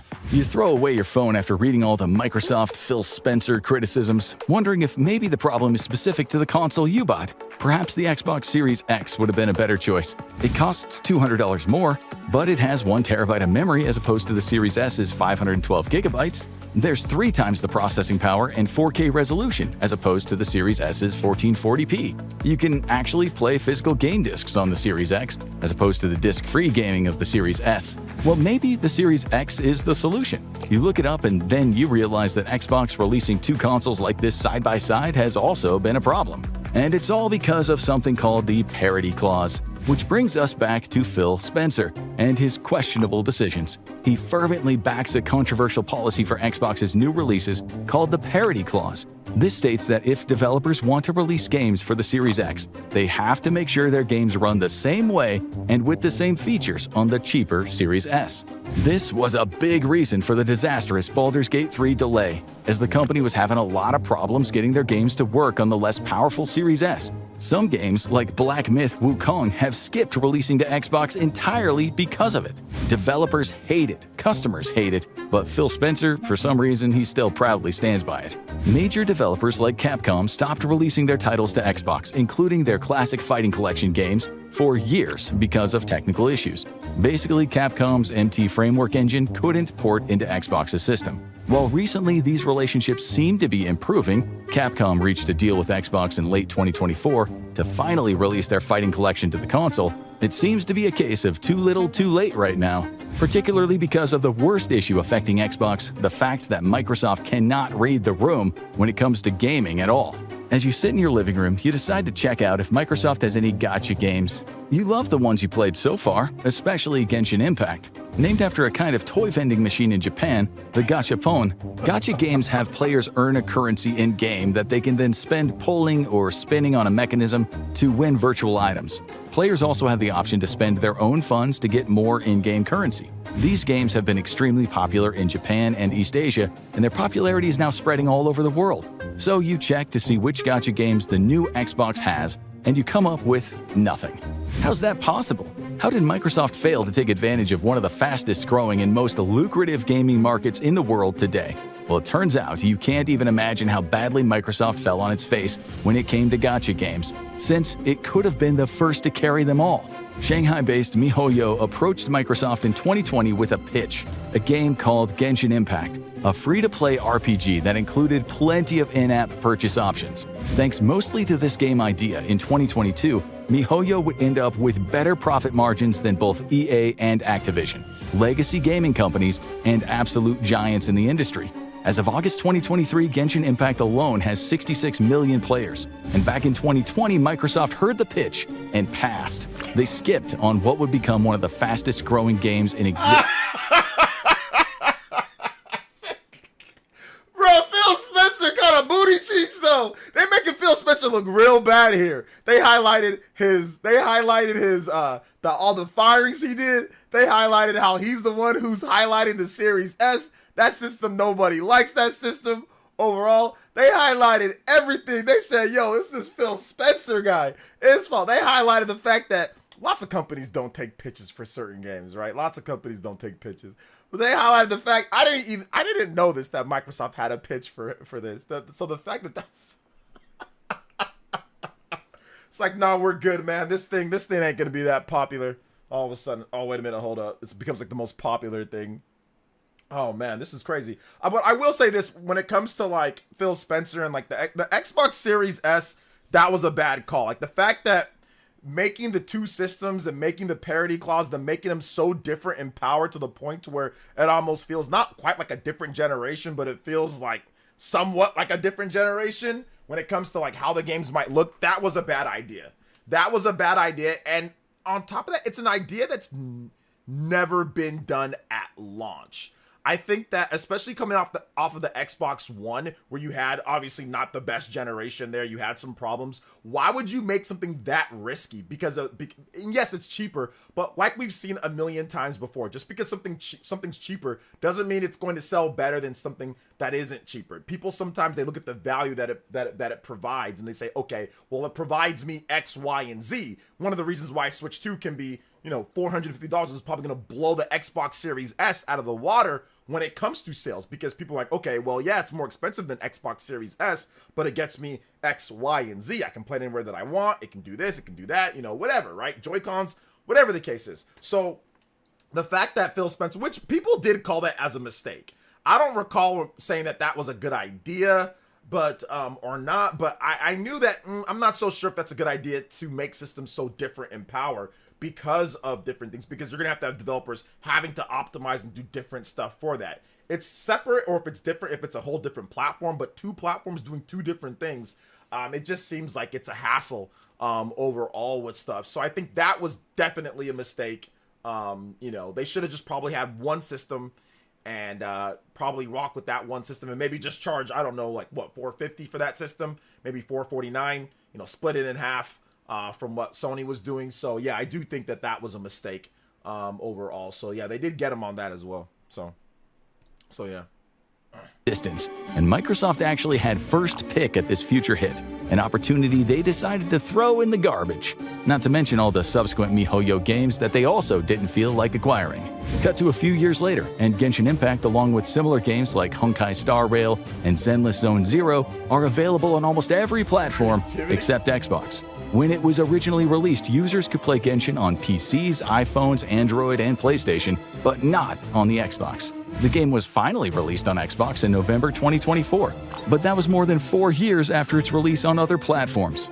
By that time, Xbox could hardly be considered ahead of the curve, and anyone who really loved gacha games had probably already downloaded them all on another system already. So, is there any bright news in Xbox future? Well, one silver lining is the Game Pass feature, which has done incredibly well. As of February 2024, the service had 34 million subscribers, proving that it is really popular among Xbox customers. For $10 to $20 per month, Xbox Game Pass subscribers gain access to hundreds of games. Most users opt for the $15 or $20 tier, as the cheapest plan offering only 25 games is far less appealing. With Game Pass, players can enjoy titles that would normally cost $70 each, making it an incredibly cost-effective way to play. While the Game Pass has proven to be a successful model for customers, it's been more of a mixed bag for developers. Some think that putting their games on the Game Pass model devalues their work, as they end up offering the final product for such a low price. Not to mention, it decreases the actual sales of their games, which Microsoft admitted. As the UK Competition and Markets Authority says, Microsoft also submitted that its internal analysis shows a redacted % decline in base game sales 12 months following their addition on Game Pass. Okay, so whenever I said, I've been called every name in the book when I say that Game Pass cannibalizes sales. I've had people tell me I'm wrong, you're stupid. Microsoft admitted it. So it shows that that is the truth, that Game Pass does, and that makes sense. Like, I'm not trying to sit here and think like I'm Einstein because I said that, but clearly, yes, if Game Pass takes away sales, but I have people that tell me that no, it doesn't. Yes, it does. So like I said, that doesn't mean Game Pass isn't profitable or it's not a good thing or it can't help people, but like it does. So there you go. There you go on that one. So anyway. It's always a reassuring sign when a company says their sales are down by a redacted amount. While smaller studios might see Game Pass as a way to reach more players, the situation is different for bigger developers. These companies already rely on name recognition to drive strong sales, so the news of lower game sales makes Game Pass far less appealing to them. As a result, many of the biggest games are kept off of Game Pass, which in turn lowers the service's overall value, making it less enticing for gamers who expect access to top-tier titles. In the meantime, sales of the Xbox Series S and X continue to disappoint, as the console sells less than even the critically panned Xbox One in the US. Plus, Microsoft keeps on insisting on a version for Xbox that wants users to play without a console, something that continues to turn lifelong gamers and Xbox fans off. So it seems that at the end of the day, the future for Xbox is not all that bright, especially as its parent company barely seems to care about it or even understand the market it's selling to. Is Xbox making the right moves by focusing on Game Pass and cloud gaming, or is it losing its place in the console market? Should Microsoft push for more exclusives, or is it too late to catch up to PlayStation and Nintendo? Drop your thoughts in the comments below. Now go check out the real reason McDonald's is failing, or Okay, so I think that this is a well-researched video. So let me give my impressions on the video from, obviously, these people that researched this. They're gamers. There's definitely somebody that knew what they were thinking about, and they did good research. There was facts, there was information. They tried to back up what they said. There's a few sketchy things, and there was a part where they mixed up the Xbox Series with the Xbox One and the PS4 and the PS5. But outside of that, there was some good parts. There was some weird parts. They tried to loop back around to justify what they were saying about certain things. But I think overall, at the end of the day, it actually wasn't a terrible video. And I learned a few things that I did not know. Did not know the amount of money that Sony's made on exclusive games since 2020. Did not know that Microsoft did get a deal for Genshin Impact. I think maybe I should have known about that, but I did not know about that. So there was some valuable information in this video. I will say that there were some things that's a little sketchy, but overall, I mean, it kind of hit on the right points. I mean, they went over the positives and the negatives of Game Pass. They weren't all negative on that, but what they said about every single problem or point like that was against the Xbox is there is some air of truth to it, like when it comes to what developers think with Game Pass and all that. Some developers, like obviously Claire Obscure Expedition 33, it's a small team, it's a turn-based RPG. Yeah, it makes sense for them to take a big Game Pass bag, but yeah, it doesn't make sense for, I don't know, how about, you know, GTA or something like that, right? GTA, or maybe like the next big Mass Effect game. That's probably not going to be on there. Or I mean, if they can get it on there, great, but I doubt it, right? Most of the big games, like third-party titles, aren't going to be on there, but you're going to get all of Microsoft's first-party games, which I wish they would have actually mentioned that. They did not mention that, yeah, all of Microsoft's big first-party games are on that service. So, well, yeah, you're not going to get a lot of the big third-party games. You still are going to get all of Microsoft's big first-party games, which are now, you know, the Bethesda, the Dooms, all that. So they should have mentioned that. They should have mentioned it. They did not. But, you know, it's not like a huge, massive mistake, but I would have mentioned that, or at least I would have, you know, hindsight. But overall, the video was okay. It was okay. A few things here and there, but it was actually a solid video. I don't think it was bad overall. There was some stuff that they said about PlayStation in terms of some of the game stuff, but generally speaking, I can't sit here and say that they were wrong about stuff. It was well researched, and yeah, I heard some people saying that in the chat, like some Xbox guys were mad about the video, but I mean, they're really, I mean, listen, maybe I don't know Xbox as much as some of these other people, but if you guys have anything in the comments right now, you guys can let me know. I'm gonna open it up to comments for those that are watching, you know, live. So you guys let me know, what did they get wrong on Xbox? I want to hear it. But yeah, thanks for everybody who watched. If you're watching on in demand or whatever, thanks for everybody that watched. Hit the like button, comment, subscribe, all that good stuff. We'll see you guys for the next one. All right, so let's get into it. Let's get into what you guys think about this. I might upload that to the channel. I might not. I'm not sure. But I thought that was a very interesting video because, once again, infograph show, They do not talk about video games, man. They have 15 million subscribers. They have 15 million subscribers. So yeah, that's a lot of subscribers. Let's see here. Can we get a link to that video? Yeah. I'll link you guys the video. Here's the video link right here. At least I think. There's the video link right there. Yeah, there's the video link. Let's see here. Oh, was Cole Eastwood mad? What did Cole Eastwood say about the video? What did Cole Eastwood say about the video? I didn't know McDonald's is failing. Well, they said the real reason McDonald's is failing. There are some stores that are kind of going through it. Honestly, if Genshin was Xbox console exclusive, it possibly instead of Xbox becoming successful, gacha games would have failed to blow up in popularity. I mean, that's definitely possible. But I think that a lot of people would have been like, oh, snap. Now there's, you know, this is a really good game on Xbox. I'm going to try it out. So, I mean, it could have. Well, that was a good video. Okay, yeah, it was a good video. I don't think it was a bad video. Xbox was ahead of the time. They knew the future as far as third-party games, so they just became that. That doesn't make them ahead of the time. That means that they're doing this because they have no other choice, right? Because that's not the path that they wanted to go down.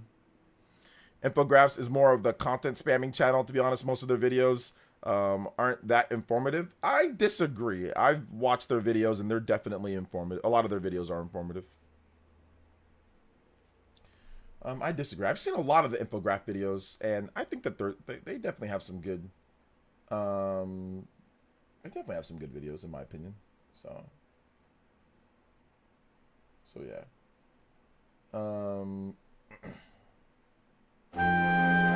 Let me get this music going here. Let's see here. Infographic. Let's see here. Groceries are too high for you to not upload it. Groceries are too high. I might I mean, I don't have to upload it. You guys hit that like button. I don't have to. I actually have another video that I'm gonna set to be upload tomorrow, and my videos have been doing actually a lot better recently. So, I haven't had to. I mean, if a video doesn't do as well in the morning, I'll probably do another video.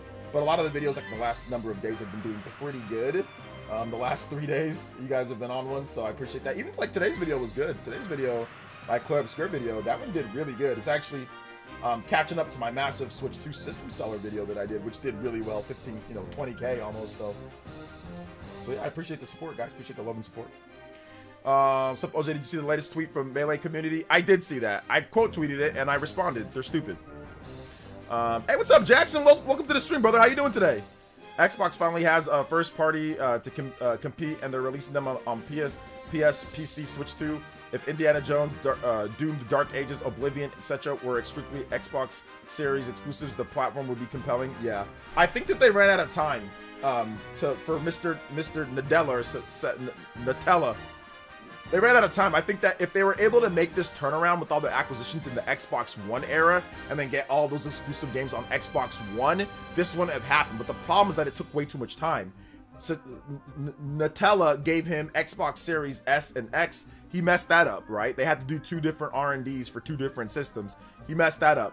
They had games, right? Delayed. A lot of delays overall. He messed that up. I think Nutella got impatient and said, no way. We can't be doing this. Like, you've got to. I think he's the one that really just said, no, we've got to have games on all platforms. You guys are not making enough money. You guys are making a lot of money, but you're spending a lot of money, which is why they reduced their workforce by what, 1,400 people, you know, the last couple of years. So they ran out of time.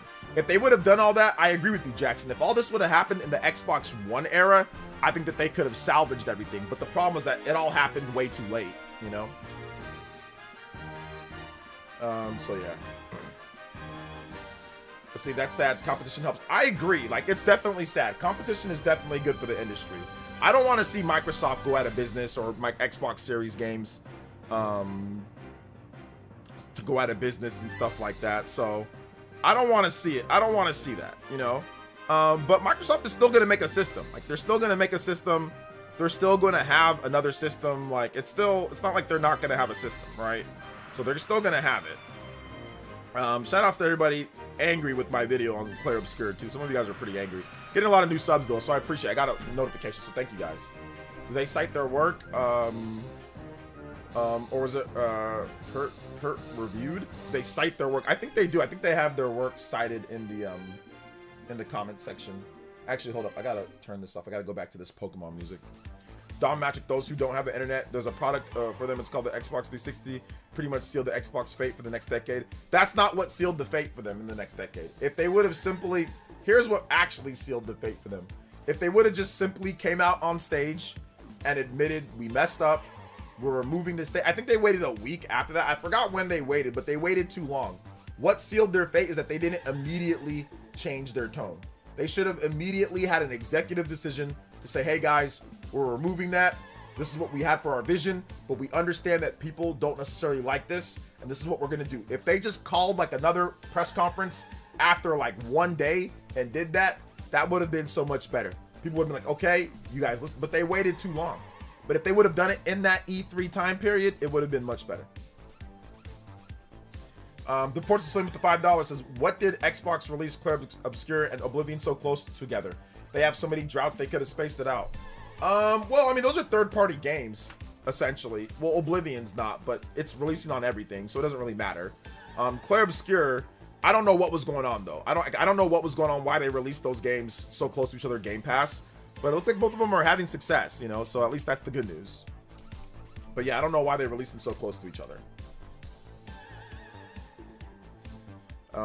Let's see. I was enjoying PC and Nintendo exclusives at the time. No game is worth buying console. I mean, in my opinion, there's definitely exclusives worth buying. There was, at least, you know, for me, you know, I bought PlayStation, not necessarily for the exclusives, but because I knew that that's probably where I was going to play my third-party games. I did buy it because I know that I could get exclusives on there. Don't get me wrong. Like, don't get it twisted. I know Sony's going to bring the exclusives. But for me, really, it was more like, okay, if something doesn't come to Switch, or if it's crusty as hell on Switch, then, or if there's something wrong with it, I can buy it on the PlayStation 5. So that was really my reasoning, you know, for spending the money right away, because there wasn't anything first-party wise that I even wanted on PS5 at the launch. I got a launch system, but there wasn't really anything there. And even still now, like, even with Switch 2 coming, like, there's some stuff that's like, you know, I don't want to buy a game key card. I'll probably just buy it on PS5 unless I really want to play it portable, right? So like a game like Street Fighter 6, that's a game that I'll probably buy on Switch, because I'll probably play that like portable when I'm out and about. Like, I like Street Fighter, but I just never really felt compelled to sit down and play, like, outside of Smash Brothers, I've never really felt sit down to compelled and play a fighting game over and over at home. But if I'm on the go and I just want to get a couple quick rounds in or something like that, fighting games come in clutch for me. But really, nobody's been able to do that. But Nintendo hasn't been able to get the newest fighting games that maybe I'll try outside of Smash Brothers, outside of Pokken. So I haven't really played anything, you know? So for me, Street Fighter 6 is probably going to be a game that I pick up at some point, you know, on there. But like a lot of other games I might not, depending on like the quality or what they do with like Switch 2, you know. Xbox has to get their games out worthy of Game Pass. Holiday season looks to belong to Nintendo and GTA 6. Yeah, we'll see. The only product from Xbox that I bought was an Xbox Series controller. Oh, well, use the controller to play PC and mobile games. Yeah, that's what I thought. Xbox 360 games on Series X plays like a dream. They do play really good. I actually have a bunch of Xbox 360 games that I want to test out on my Series X and maybe have some live streams where I do that. Because I got a bunch of games that are essentially pretty much new that are just in my closet or in my garage, and I haven't even really played them much. They're still like smell brand new. And some games that my brother, like a lot of games that my brother gave me, just like Ghost Recon and Gears 1 and just like a ton of games. Because like all my games got stolen. Or not all. Most of my Xbox 360 games got stolen when I was in college. So I just had a drought of Xbox 360 games for a long time, but my brother gave me a ton of them. And he's gonna give me some more too. I think he's gonna give me, because like I'm gonna give him something else, and then he's gonna give me those ones. So, but anyway, yeah, I kind of want to test those out, like all those ones. OJ, will you make a video about the fact that physical fans lost and digital enjoyers won? No, I'm not gonna make that video yet. So no.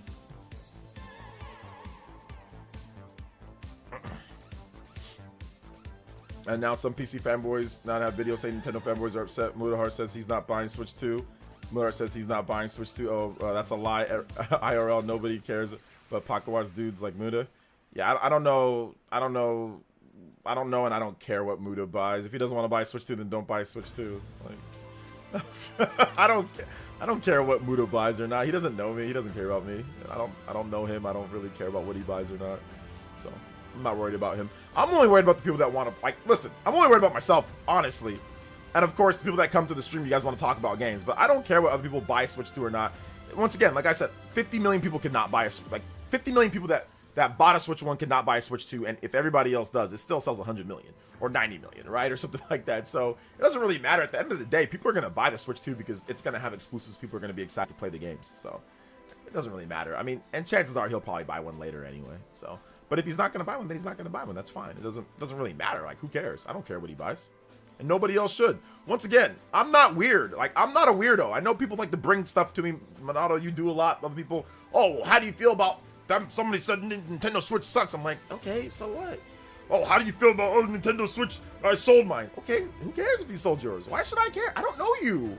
I don't know you. I don't know your money situation.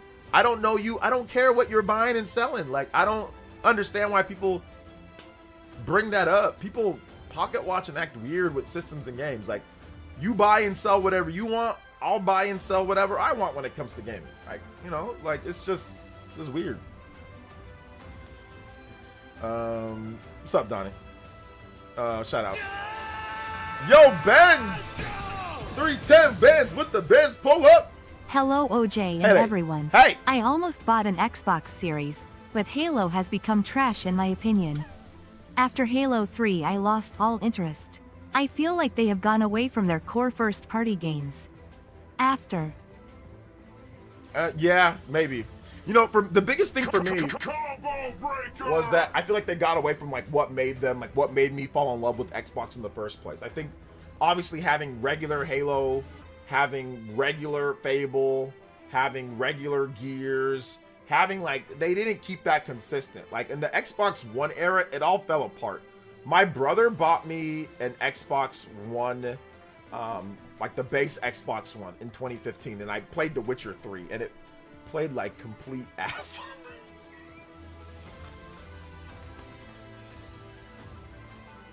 Excuse my French. Oh my god, bro! That game was, I'm like, people, how is this game rated so high?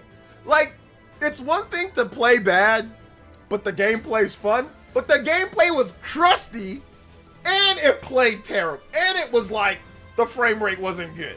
The gameplay sucked, and the frame rate wasn't good. Now, I know people like The Witcher. I know people like it. I'm not going to sit here and say that it's a bad game. But I bought The Witcher 3, and I'm like, all right, Xbox One Witcher. Dude, the frame rate and the gameplay it's already crusty Western gameplay. On top of that, the frame rate was terrible on Xbox One. Oh my, it was like, was it as bad as Scarlet and Violet? At least Scarlet and Violet had turn-based battles. So with Scarlet, at least I'm like, okay, it's a turn-based battle. I can play this, it's turn-based. I don't gotta worry about like parrying and like action combat. Bro, it was terrible. And I think ever since that point, that's when I was like, I don't know about Xbox One, man. Like, I don't know. Like, I had way more fun playing like the Wii U. I know Wii U didn't do as well, and people, it sucks. Like, I have my own complaint, but like Wii U, like the games on there, for me at least, was a lot more fun.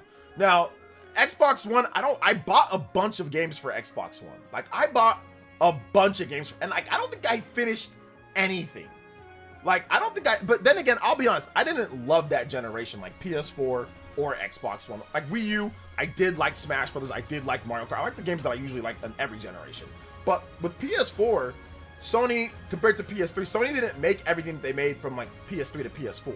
So there was a little bit of a lapse for me there. Microsoft didn't make everything as good as they did like with Xbox 360 to Xbox One. A lot of the franchises were not as good. We didn't get any Fable.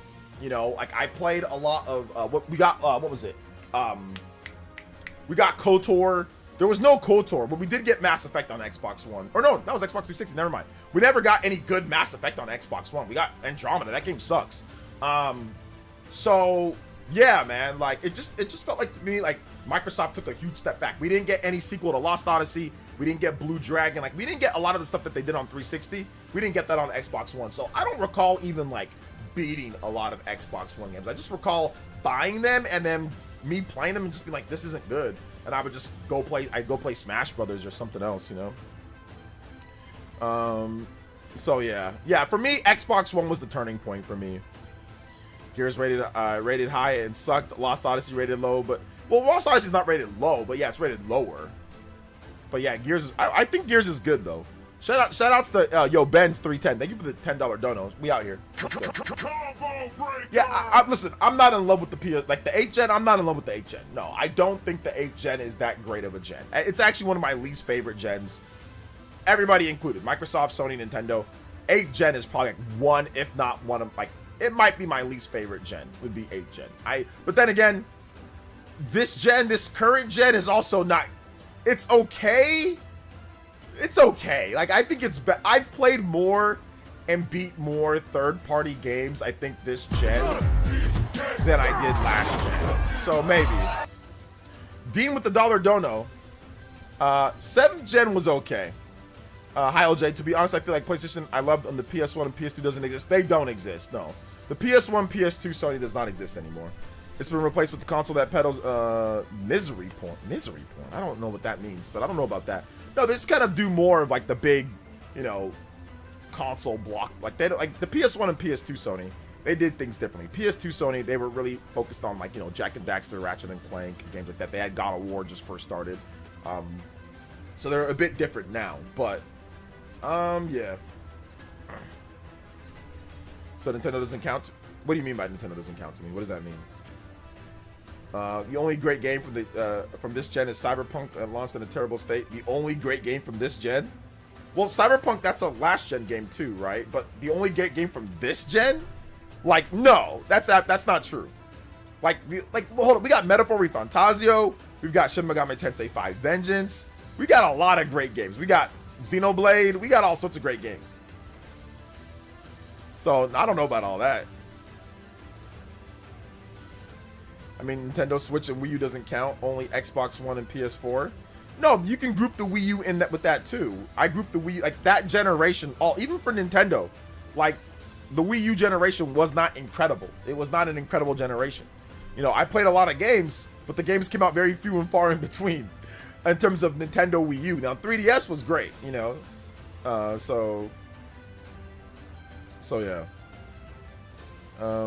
This gen, there's good games, but I think the problem for me this gen is that the first party has not been hitting like it used to hit. And like Microsoft went like, you know, they have the third party games essentially became first party games, so it's not really like real first party games. But Sony's first party games are just not hitting for me. They're not hitting like they used to hit like in the PS2 era, or even in the PS3 era to a degree. They're not hitting quite like that. And they don't, I mean, they messed up with the whole live service thing, which we've talked about a million times, so we don't got to rehash that. But yeah, they don't release as much because they messed up. So yeah. I don't count the Switch 1 as 8th gen. I don't count it as 8th gen. I count it as the next generation, so that would be the newer gen. And then when Switch 2 comes out, that's the next newer gen with the next Xbox and all of that. Because the next Xbox and the next PlayStation are coming out within the next year or two, so it's going to be somewhat close to the Switch 2 in terms of the release of that. So I consider it with that. I consider Switch 1 with PS5, Xbox Series at this point. It all kind of lines up. It's a little bit off, but it lines up better that way.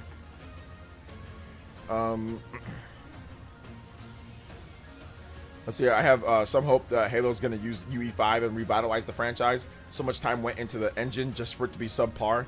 Yeah, we'll see though. We'll see. I think that there's a chance, but I don't know. We have to wait and see total for everything.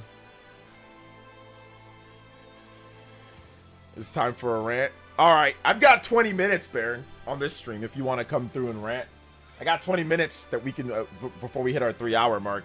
I gotta edit tonight, so I can't stay on past the 3. But I'm down to have you on for sure.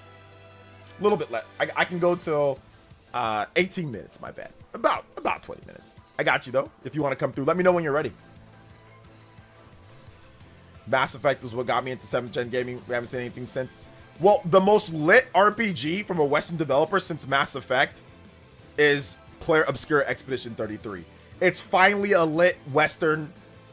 Well, it's an RPG from a Western studio that emulates Japanese style of gameplay and game structure.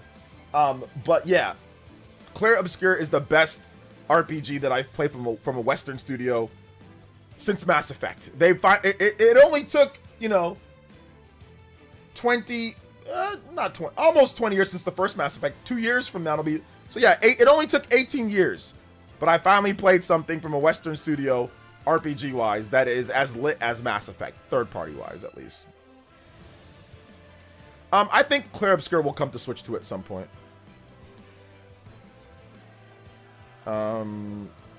Send it. Okay, yeah, I got you. All right, you ready? Give me a second. Let me go. We're gonna have Baron on here for a rant. I think it's gonna be. Are you gonna talk about the PlayStation people? That PlayStation stuff that people are talking about, or what? So yeah. Alright.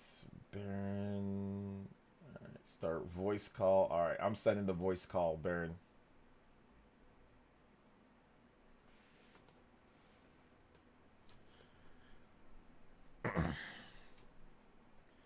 Just arrived. What's this PlayStation fans about Mario? Some of them are just spreading fake information about it's actual Sony fans saying that Ghost of Tsushima is 70, Mario Kart World is 80, Nintendo's screwing us over. It was just PlayStation fans. And then some articles and websites and content creators picked that story up and ran with it as if it was actual Nintendo fans, like dropped the price, and it wasn't.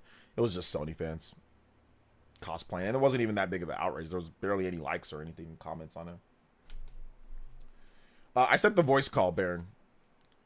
Yeah, the usual BS, you know. Even though Vice is a trusted source. Sure it is.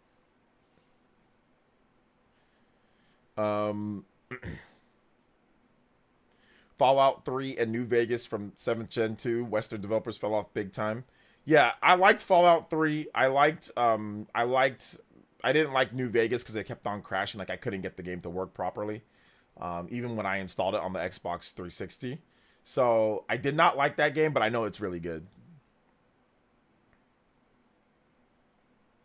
I feel like the price is almost everything out of how many Mario Kart Switch bundles there are going out. I feel like the price is almost evening out how many Mario Kart Switch bundles they're going out. Well, Nintendo made way more Mario Kart bundles than they did the regular ones. Most stores, I think, got more Mario Kart bundles than regular bundles. Or than regular games. Or regular systems, sorry. The price drop was real. We're just sucking it up because no self-control. We can't wait. No, you don't understand what was going on, Daimi. You don't understand. Drop the price was real. Yes, I know about that. But other Sony fans, after the Ghost of Tsushima reveal, them saying, "Oh my gosh, look at this! Ghost of Tsushima is only 70. Mario Kart World is 80. We're angry." Sony content creators and sites tried to spin that as Nintendo fan, like a drop the price V2, and it was not that. It was just Sony fans trolling. You know, most of these guys, like I saw certain guys literally that I've had to ban because they are just crazy Sony dudes that are coming in my mentions all the time, acting wild and just console warring 24/7 on Twitter. So, no.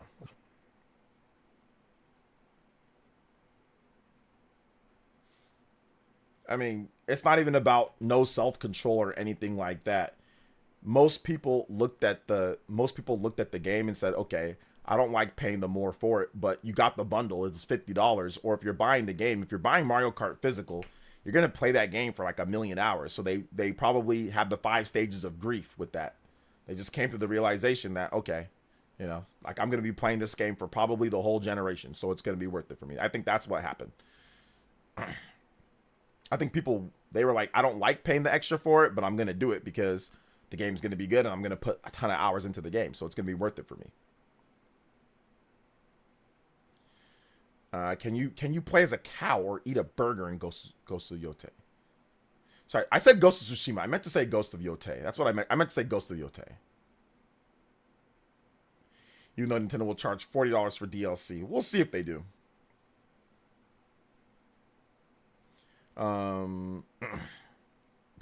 Nintendo fan, Xbox fan, third-party thing, Nintendo fan. Well, I mean, things are changing a bit though with the Nintendo Switch 2 because they got a lot of game key cards and stuff like that. Baron his mic is muted for some reason. Baron, why is your mic muted? If you're ready to go, I am ready to go. Unmute your mic, sir. Sparking Zero got ready for Switch 2. Yeah, I already know. I covered that in my what's it called? On Twitter, and I have a video that I'm going to be talking about it. So let's see here. Oh yeah, I'm buying $80 physical. Is it smart? Probably not, but I still want it. I'm going to make it. Listen, what's smarter? It doesn't matter if it's smart or not. It's about what you want. If you want the game, then you want the game. if you're going to play the game a lot, then it's worth it for you. Now, once again, I don't like the price increase either. But if you think it's worth it for you, if you're going to play the game a lot, then it's worth it for you, then it's worth it for you. Like, dude, we bought Astrobot at $60, and that game lasted me 12 to 15 hours. And I bought that for $60. And everyone says that it's worth it, right? Right. So if you bought that at 60 and it was 12 hours long or 15 hours long, your brain can justify any type of purchase then, especially Mario Kart, because you're going to get maybe 100, 200, 300, 400 hours out of that for only $20 more. So that's really all it comes down to. Your brain will justify the purchase if it makes sense. So if it makes sense, then it'll justify it. Now, you don't have to use Astrobot. You don't have to use other stuff, but I'm just saying how it is for a lot of people. Why are people buying Mario Kart at 80? Why? And I'm telling you why. They're doing it because they know that they're gonna get a ton of value out of the game. I'm telling you why. I'm not saying that I like it. I'm telling you why. So people are wondering, well, why is it selling still even with the physical copy? Because people can justify it to themselves because they're gonna play the game for forever. You know what I'm saying? They're gonna play the game probably all generation, and it looks fun. So Nintendo's giving Mario Kart physical bundle and Switch 2 in Saudi Arabia. Hope we get that stock here. Any place that gets a bundle physical is because you guys don't have an eShop. So if you don't have an eShop, then you're going to get the game physical. But from what I understand, y'all don't got it. Some of y'all don't got an eShop. So that's the reason why you get a physical game.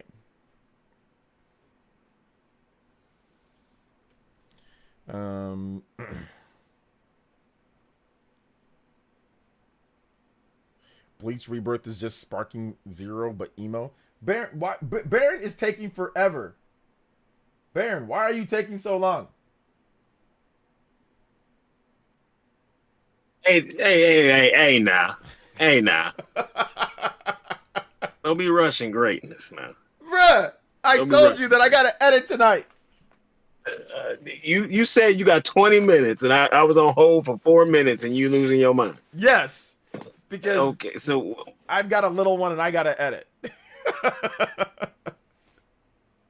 No, I'm joking. My God. Shout outs, man. How you doing today, Baron? I'm all right for the most part. Baron, what's going on, man? Tell me what's happening. What's happening in these streets? Like, what are you upset? What's happening in these streets? Well, no, not what's happening in the streets. I meant to say, what are you ranting on? Not the real streets. Yeah, not the real streets. But these stupid. But the gaming streets. You know what I mean? Yes. What's grinding my gears? Yes. What's grinding Baron's gears? Grinding my gears is pretty simple. All right. Pretty easy. These Sony phony ass peasants, man. They're grinding my gears, and you hit it on earlier a little bit, and we're at the point to where these PlayStation concubines are now fabricating fake news just to try to talk shit about Nintendo Switch 2. Like, these PlayStation Stepford wives are so ass hurt that the Switch 2 is going to be so successful, they had to manufacture fake news and plaster it all over the internet. Now, you got to agree with me, OJ. We ain't never seen no shit like this before. Ever. In the history of fanboyism. No, there's been fake news before, but to the point to where, like, the way that it was done in this context was incredibly disingenuous, because nobody that linked the people that were saying that even checked their profiles to see if they were even fans. Those guys, I checked the Kells guy that was on one of them. He is a crazy Sony fan. So to sit there and label them as Nintendo fans was just the laziest research. They did not research anything. It was specifically done for clickbait, console war nonsense. It was atrocious. It was. First of all, they haven't researched shit in the last fucking 5 to 10 years. So that's nothing new to me. But to sit up here and just because Nintendo and the Switch 2 is dominating the headlines and is dominating every online discussion, and you upset because Ghost of Yotai got a release date announcement and it was talked about all of 3 hours and everybody moved the hell on. So you used Switch to try to prop up Ghost of Yotai to try to make people talk about it. That's exactly why that was done. Because people talked about it for a half a day after they announced the release date, and people went back to talking about Switch 2, like they've been doing for the last 3.5 damn weeks. So it's like we're at the point to where the Sony peasant race is so desperate that they're willing to create fake news. I don't know what's going to happen to these guys. I don't know what's going to happen to these guys when Switch launches.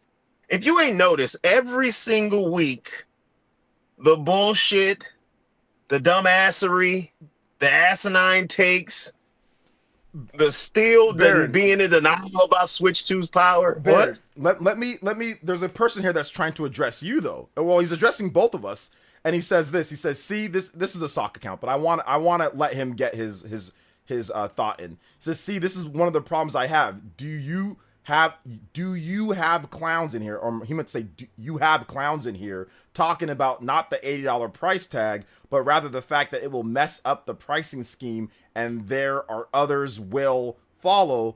But why aren't you on Sony and these guys' neck when they went from $59.99 to $69.99? You weren't worried about prices, Kings being messed up." Exactly. Anyway, I have the problem with how much GTA and anything else costs, but not Nintendo. So let me address that, Baron, and I'm sorry. Now let me address that. Listen. Yeah. We talked about the $80 price tag and how we don't like that. We actually did discuss that. That's already been discussed ad nauseum, over and over. We actually did do that, and I made a whole video on that as well. I got the Mario Kart bundle, so I got it for $50. But for other people, okay. I don't believe that it's going to mess up the pricing scheme for other developers because other developers didn't sell 70 million copies of Mario Kart 8. Nintendo sold 70 million copies of Mario Kart 8, so they're able to do that with Mario Kart. It's that big of a brand. And once again, they have a bundle in there as well for the beginning people starting out. So I don't think that everyone's just going to follow that type of thing. That's just assumption. That's just conjecture. In terms of Sony and them increasing the price to 70, why didn't I get on them is because I didn't care. And the reason why I didn't care is because I don't have to buy anything at $70. And I rarely bought any Sony games at $70. If you wait, you can get the games for cheaper. If you have to be a day oneer and have to play everything day one, then be ready to pony up the money. They were going to go up in price regardless because I understand how inflation works. So no matter what, somebody, I think Activision actually raised the prices first, if I'm not correct, with like NBA 2K and all that. So regardless if Sony did it or somebody else did it, somebody was going to raise the prices anyway because the inflation is not level with the game, like the price of games. It was $60 back in 2005.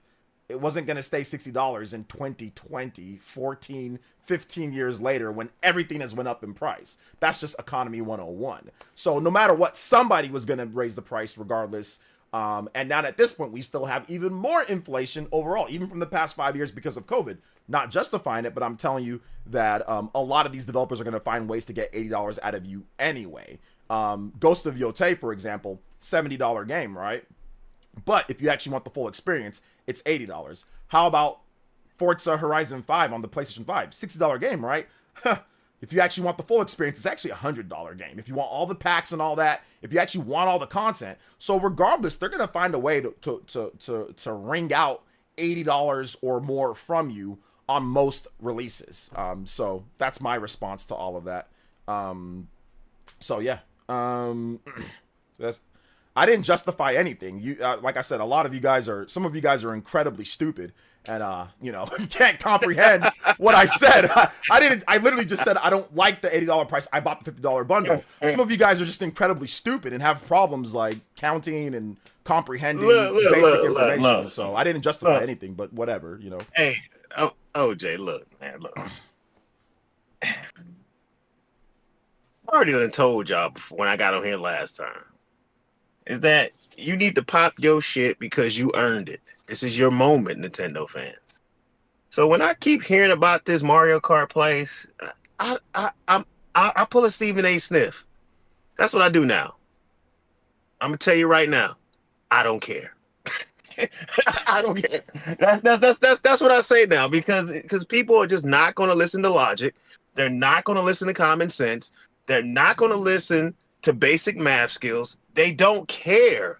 All people care about that are still talking about Mario Kart price or Switch 2 price, all they care about is hearing people talk negative about Nintendo. That's all it's about. Well, that's all my it's bad. about. I'm sorry. This taco guy, he said I'm justifying $80 on Tears of the Kingdom. I never even spoke about Tears of the Kingdom today.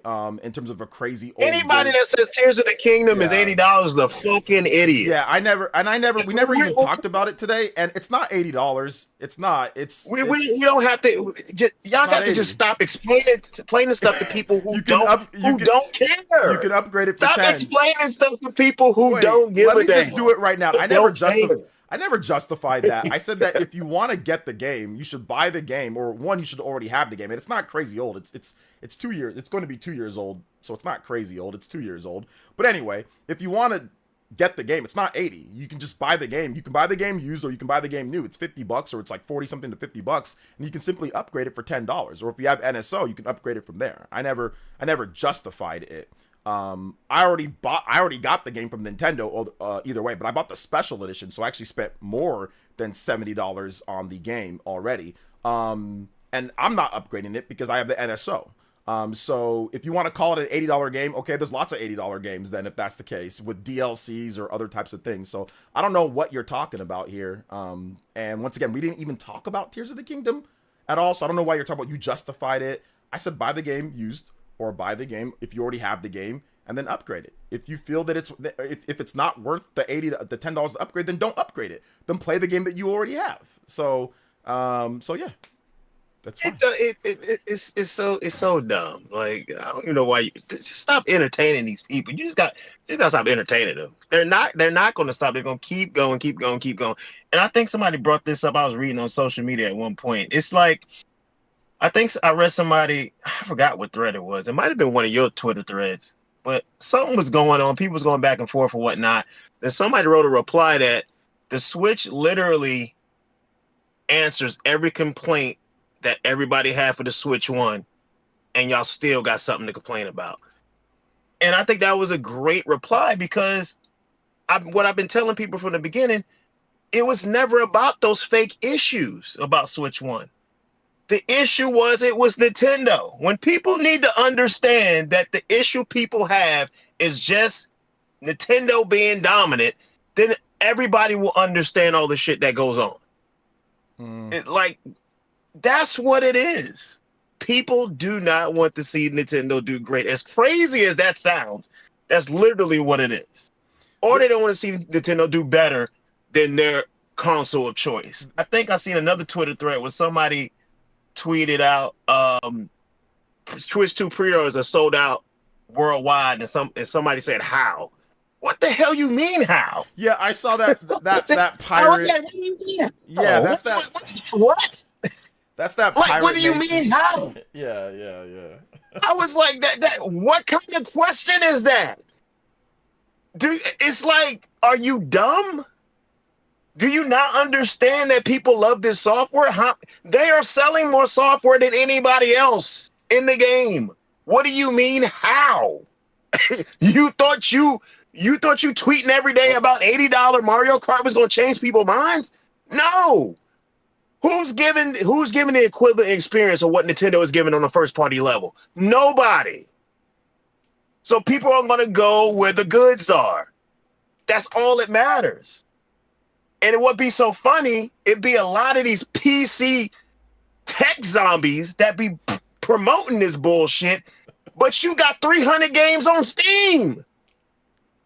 So why are you sitting up here complaining? Like, what, bruh? That's what I don't understand. I don't understand. Baron, can somebody help me understand why these PC people are so upset? Like I said, this whole situation with the Switch 2, I talked about this before. Why are people so mad? Why are people so... I have people that literally... There's been content creators that literally don't even play the Switch 1. They don't even play... What are you so angry about? Like, you don't play it. You don't like it. Even when prices were $60, you didn't like that. You didn't play Metroid Prime at $40. You didn't play Pikmin. You didn't play these games. What are you so angry about? When the PS5 was launched, was I angry? No, I went out and bought one. When the Xbox Series launched, was I angry? No, I went out and bought one. I'll get called shill a million times, but did you see me doing any crazy tweets and all that? These people get praised for being or for the game. No, they're just a bunch of dumbasses. Like, it's ridiculous. They're just a bunch of weirdos that are sitting here tweeting all day, angry and upset and salty about everything. It's the same thing as these weirdo grifters, man. Like, it's just every day they salty and upset about something, angry. And now it's got to the cope and seethe phase. It's to the cope and seethe phase because now, the pre-orders did really well. How? You know, it's like, bro, did you really think that, yeah, like you said, did you really think that sitting there online and complaining and crying about Mario Kart was going to make a bazillion people that love the Switch 1 not play it when there's a bundle that you can get it for cheaper? Like, why? Or even if you want to, like, trade in a game, you can sell a game or you can do something. That's what we did back in the day when games were hell of expensive. People, I'm not talking about myself in terms of accepting it or not. I'm saying other people, other gamers and other people, they're not worried about your console wars and your online nonsense. They don't care about us. Trust me. They go there, they get what they want to get, and they go home. They go do their damn job. They work their job. They go back home, they play their games, they tend to their families and their kids or whatever, and then that's that. Like, I don't understand why people think that they have some type of power to control how a system does by tweeting about Mario Kart. It just makes no sense to me. So weird. It's more than weird, man. It's like you said, like you've been telling people how you don't like the price. I've been telling people I don't give a damn. You know what I mean? And you come up with every see, I keep telling you, you're too nice. You come up with every nice, counter argument and everything, and they still attack you. That's why you need to understand it ain't about what they're complaining about. It's Nintendo. They don't want Nintendo to be great. As crazy as that sounds, that's exactly what it is. And I don't get it. And the PC guys is probably the most head-scratching thing about the whole thing is like the whole game key card situation. I'm tired of hearing about that bullshit. It's like, how are you a PC guy talking about you advocating for physical games, but all your shit is bought on Steam? You ain't buying no physical shit. So what is going on here? That I did see that. And this is why I'm saying these people are really stupid.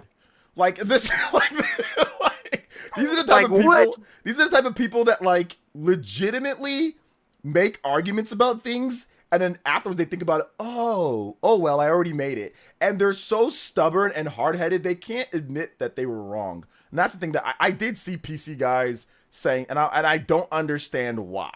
And it makes no sense to me. I saw somebody, like I said, bash me and said, "Oh, physical games are not real physical," and this person promotes Steam and promotes PC and Steam Deck, and I'm just thinking to myself, like, what does it matter, physical, dude? Like, what is physical you buying on any of that? You're not buying physical at all. So like, what are you talking about, dude? Like I said, some of these people legitimately are just stupid. Like, and I'm like, listen, that's just me. That's me being real. It's not even being mean. Like, some of these people are legitimately dumb. Like, there are stupid people, and I think people need to realize that. Like, gamers think we try to think the best of each other. No, there's a lot of really dumb people that create content that literally aren't intelligent. So like, and that's why they can't do counter arguments. So what do you do when you can't do counter arguments? What do you do? Just call them shill. Just call them names. They invite you onto their show. I invite them on. Hey, you want to talk? You want to debate this? No, I'm good. You know why you're good. You know exactly why you're good. You're good because you're a freaking idiot. And you know that you get embarrassed on the stream. You're a freaking idiot. You know, it works with your audience. It works with their audience though, because they attract other really stupid people. So it works when they talk to their audience. Yeah, when you're a dumb person talking to more dumb people, it's fine. You guys can all be in an echo chamber. You know, so yeah, that's why it doesn't really faze me when people just say stuff, because I'm like, okay, these people, I've invited the door. I've said, hey, any of you guys want to come through, talk to me, and none of them have wanted to. So I'm not really too worried about it. It's not gonna happen, but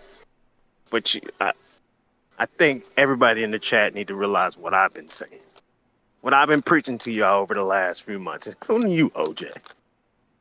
It's these fanboys feel threatened by their platform of choice. That's all it is. They feel threatened.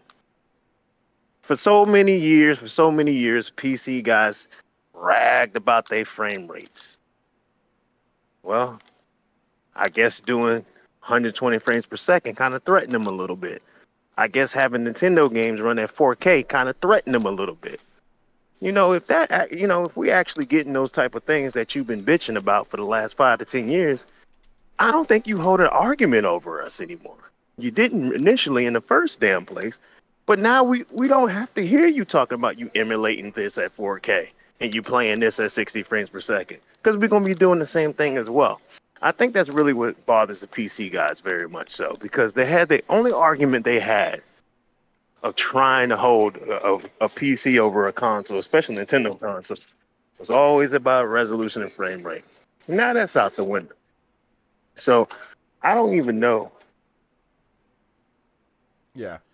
When it comes to some people talk about inflation and like Mario Kart and stuff like that and bringing up Call of Duty is a microtransaction yearly where they reuse the same thing over and over and over, and half of the budget is dumped into marketing. I think Taco doesn't understand that. So he's arguing with somebody about, why isn't Call of Duty is literally half of the budget is them marketing, is them paying LeBron or paying celebrities. It's them paying people to market the game. It's a yearly dump with multiple different, with microtransactions slammed on top of you, on top of the game actually being paid for the game as well. That is a bad comparison. You might want to find something else to compare it to if you're gonna do that. But yeah, I mean, like Mario Kart has no normal microtransactions. Like I said, I don't like the price, but using Call of Duty is ridiculous. Once again, that game is the development of that game. Like I said, half of the budget is spent on NBA finals and spent on marketing and paying like Kyler Murray and all these different athletes to promote their game. And like I said, it's filled to the brim with microtransactions, So yeah. Let's see here. When you spend 80 on a single Mario Kart game, the entire gym will many people complain to spend 70. Yeah, I know exactly. That's the funny thing, is that these people will sit there and say, "Oh, well, Call of Duty, bro, you're spending. It's every year. The game comes out every year and has microtransactions, and you're talking about Call of Duty. It's just a bad example. It's a terrible example. But once again, you don't have to buy Mario Kart. You don't have to buy Call of Duty. You don't have to buy anything. A lot of you guys are acting incredibly weird. You don't have to buy any of these. Like, if it's 80's too much for you, then don't buy it, or play Mario Kart 8 if you want to play that game. Don't buy it or play something else. I don't buy Call of Duty every year because it's not worth it to me. So I don't buy it. I don't buy Call of Duty. It's not worth it to me. So all of this stream pocket watching and all of this type of stuff, it's really dumb. Just don't buy it if it's not worth it for you. If it's not worth it for you, then don't buy it. All these comparisons and all this stuff is so dumb. It's so stupid. Don't buy the game. If $10 is what is your breaking point from buying Mario Kart or not, don't buy it and go play something else. Put that $10 towards something else and enjoy. I don't understand. At this point, it's been exhausted about this whole Mario Kart thing. Like, I don't understand why it's still even, like, listen, you either get the bundle. If you don't want the bundle, if it's too much, then it's too much. Then that's that. Like, and that's it. Like, why are we still going back and forth? It's the same thing that I said with $70 games. If you don't like it, don't buy it. Go look up my tweets. Go look up my videos. If you don't like it, don't buy it or wait for a sale. I said the same thing when the price went up to 70. I said the same thing when the price went up to 60. I'll say the same thing if the price goes up to GTA. I said the same thing with GTA. It goes up to 100. If you don't like it, don't buy it. Keep it moving. Put the money towards something else and enjoy your day. Constantly going on streams and arguing with streamers and arguing with, what does that do? They're not going to drop the price. They're not going to sell it cheaper. They're not going to do that. So what are you wasting your time for? What is the, and some of you guys have been here multiple times doing this. What is the freaking point? Okay? I said the same thing 5 years ago with PS5, with $70 games. I said that if you don't like it, don't buy it. I wasn't a shill then. Nobody called me a shill then. Nobody had anything negative or mean to say to me then. I wonder why. I said that then. I say that now. Well, if you don't like it, don't buy it or just move on. Oh, you shill, you fanboy, you this, you're promoting it. Oh, I wonder why. Now it's all of a sudden y'all, some of y'all switched up. But damn, nobody called me anything when I said it with Sony. I wonder why. Roll over and accept it. Bro, we don't got to roll over. You worry about your own wallet, Moxie. You worry about your wallet. Everybody else worry about their wallet. I ain't really going to say it again. Unless you're going to come on here on Discord and talk, bro, I better not hear nothing no more. You've been bitching about it for like how long? And I get you. I agree with you. I've already agreed with you. So I don't want to hear it no more, man. Like, for real. I've already agreed with you. What are you complaining for? You either buy it or you don't. A lot of you guys coming here and arguing. You get on the mic. You can come here. We can debate it and discuss it and we can end it. But I'm not going to be going back and forth with you guys 24/7 on this. I already agree with you. I don't think it should be that. I already made a video on it. Go watch the video. Go send the video to Nintendo. I don't care what you do. But constantly coming to the stream and whining about the same damn thing over and over and then trying to guilt trip people because they don't want to spend what you spend is the dumbest thing. And that's what I'm going to say. I'm going to draw the line right there. Stop worrying about other people's pockets. You worry about your own money. Everybody else worry about their own money. And I'm not really, honestly, guys, I'm not going to say that shit anymore. Like, that'll be the last time. Worry about yourself. I'm getting tired of people coming here, pocket watching everyone, trying to guilt trip people into saying one thing or another. If you don't, like, seriously, I'm so sick and tired of you guys doing this. Worry about yourself. Unless you're ready to drop some money right now, you know what I'm saying? Start worrying about yourself. I'm so sick and tired of it, man. And I ain't going to say it no more because it's the same people that are coming here. We heard you. We all don't like it at 80. We've all agreed with that. Now move on, okay? Stop pocket watching. Stop worrying about other people's money. Worry about yourself, okay? Cool. Are we good? Moxie, chat, tacos, we good? I heard you guys loud and clear. I got you, okay? All right, Baron, if you have anything else to add, go ahead. I'm done after. I'm bro, it's the same people. It's the same freaking people, dude. I heard y'all. I agree with you guys. Okay. Stop worrying about other people's money. Worry about yourself, okay? Here's my upgrade pack. Lol. It's the Look, easy OJ, people. man, You can listen. afford it, buy it. If not, buy something else. You gotta stop trying to reason with the slow people. I'm done. I swear I'm done. That was my last one, bro. Reasonable. I be laughing. Listen. I'm aggravated as much as y'all, but sometimes I be laughing. How y'all be going? Y'all literally be stressing yourself out trying to explain stuff to people I'm done. who literally don't have the mental capacity to take it in. What's the other guy named? Nintendo Prime? He made so many long ass tweets over the last week trying to explain something. I can't do what he does, though. Explaining. Yeah, I can't do what he does. Stop explaining to these people because they don't care. All they want to do is complain about Nintendo and see Nintendo crash and burn. That's their whole objective. Listen, It's not going to change no matter how detailed you build a long ass tweet. It's not going to change their mindset. shout outs It's to Cyber not. Taurus with the Hokage pledge and Ben's 310 with the $10. I appreciate you guys. Shout outs. It's not going to change their mind. They have their mindset. You got to understand. You got to understand what's happening here. They've had their brunt of the joke on Nintendo for the last few years. And now that a system is coming out and all the narratives are finna be erased that they've been jumping on for the last 5 to 10 years, these fanboys, these remedial ass clowns on the internet, they're losing their fucking minds. They don't know which way to go. It's sad as hell that we're about to be 4 weeks from the Switch 2 reveal, or the Switch 2 presentation, and we're still talking about Mario Kart at 80. We didn't even get a chance to talk about all the great shit we saw. And we didn't even get the shit to talk about all the great shit that the system does. And because people are still trying to keep this argument going, and we're about to go on 4 fucking weeks. It's just a few people. And once again, because we want them to not be greedy, then don't buy the game. Then don't buy the game. Vote with your wallet. What is your benefit from coming here? What is the benefit from coming here and complaining? I'm not Nintendo. Baron's not Nintendo. We can't do anything. We've already agreed with you. So what now? I'm going to wait and stop. What now? We agree with you. Now what? What do you want us to do? Taco, go ahead. The floor is yours. I'm going to give you this opportunity. Well, let this man... we both agree with you. We all agree with you now, okay? I've agreed with you, and I made a video on it. So what now? Now what do we do? Didn't we do drop the price? How did that work out for us?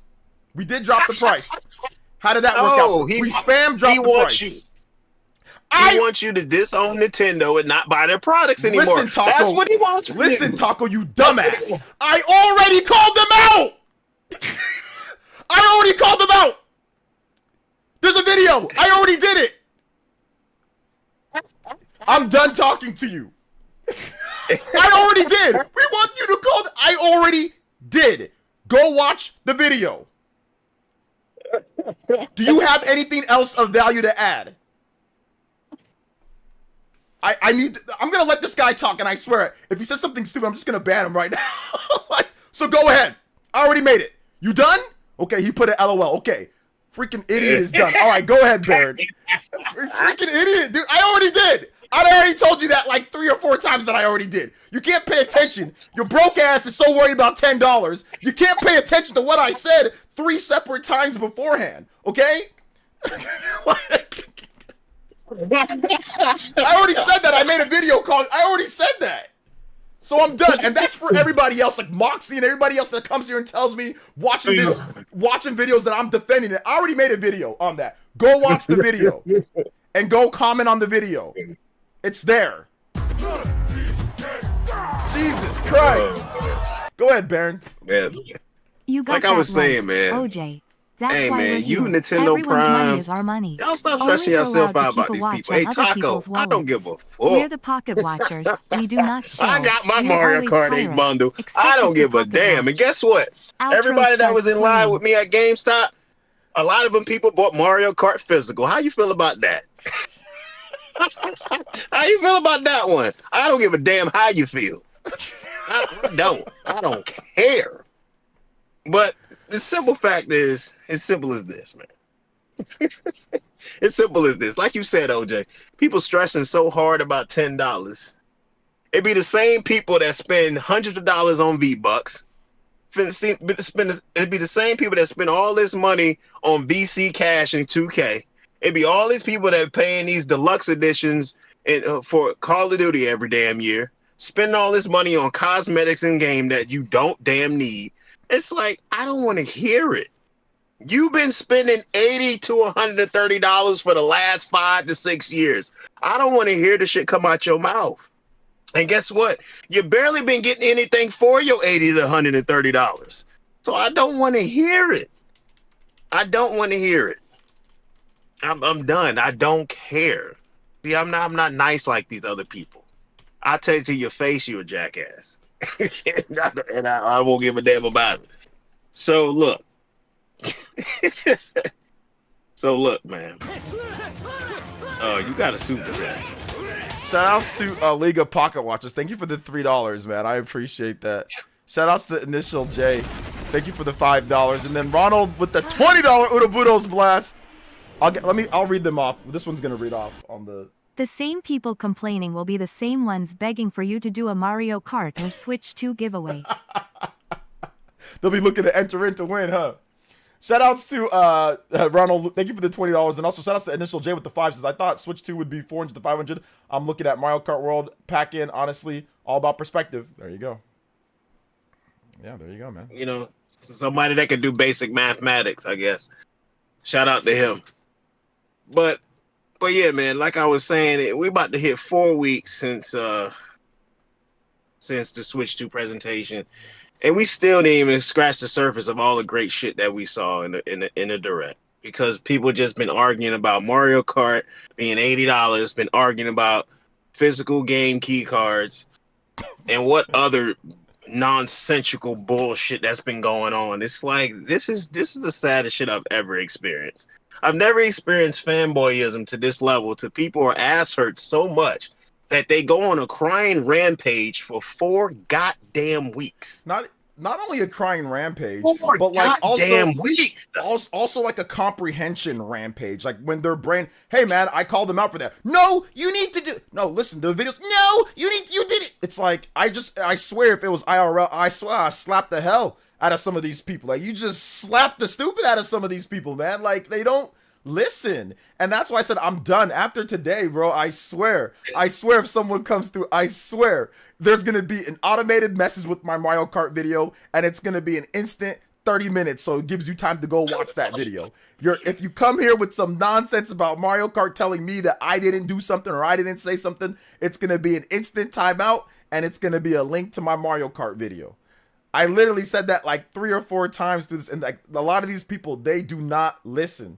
They do comprehension. They do not listen at all. They do not. They just want to complain 24/7. They want to sit here and they want to come to streams and act like I'm going to change something. Like I got some type of in with Doug Bowser. Like I'm going to sit here and change the price of Mario Kart or something. Like it's the stupidest thing ever. Just like nobody changed the price. You freaking Ratchet and 12-hour Ratchet and Clank, $70 game. Nobody changed the price of that.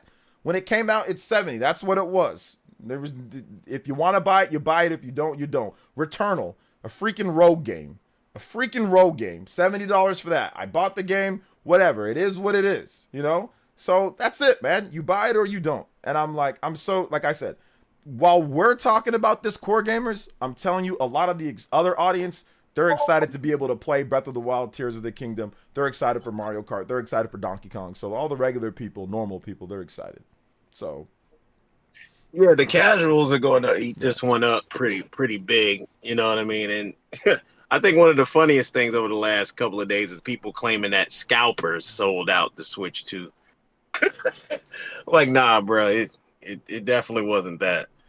Yeah, I did see some people are saying, I think like angry people told me, I didn't see the video, but Angry Joe said like, oh yeah, they didn't even have any, it was artificial scarcity. It was like artificial scarcity. It was like nobody had the system, like nobody had the system and stuff like that. So yeah.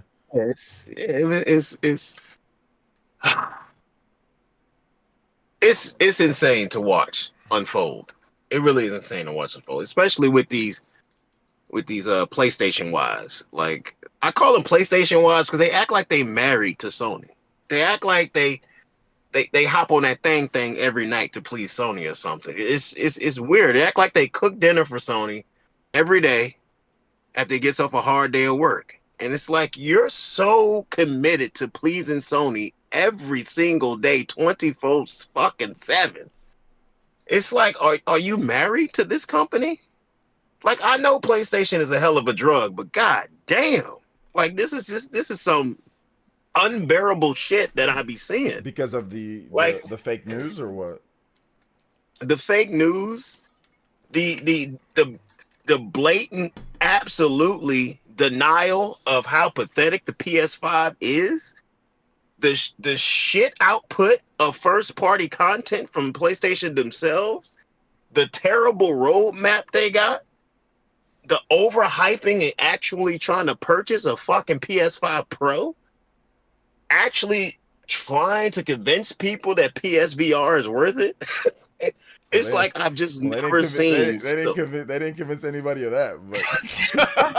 I know, but I'm saying the overhyping of the glorified, great value Walmart version of the Wii U gamepad, the PlayStation Portal. It's like this shit is okay. It's a mental illness at this point. The thing. I think the base PS5, the base PS5 and the PS5 Pro, I think those are actually good products. So I don't mind people obviously being excited and being content creators based around Sony, Microsoft, Nintendo. That's fine by me. I don't care. You do what you got to do. You know what I'm saying? But yes, I did see the PS Portal was interesting. The PS VR and Portal was interesting because you did have certain accounts that literally tried to sell this thing as if it was selling so good. Every week you'd see, oh, it's the top accessory. Oh, it's this. It's selling incredible. I'm like, what are the sales numbers at? Oh, well, they haven't told us. So I did see a lot of certain content creators that were trying to sell like an all streaming device, you know, all streaming device. They were trying to sell that. And I have a Portal. And it works like it looks like a streaming device would work. Sometimes it works really well. Sometimes it might not be so good.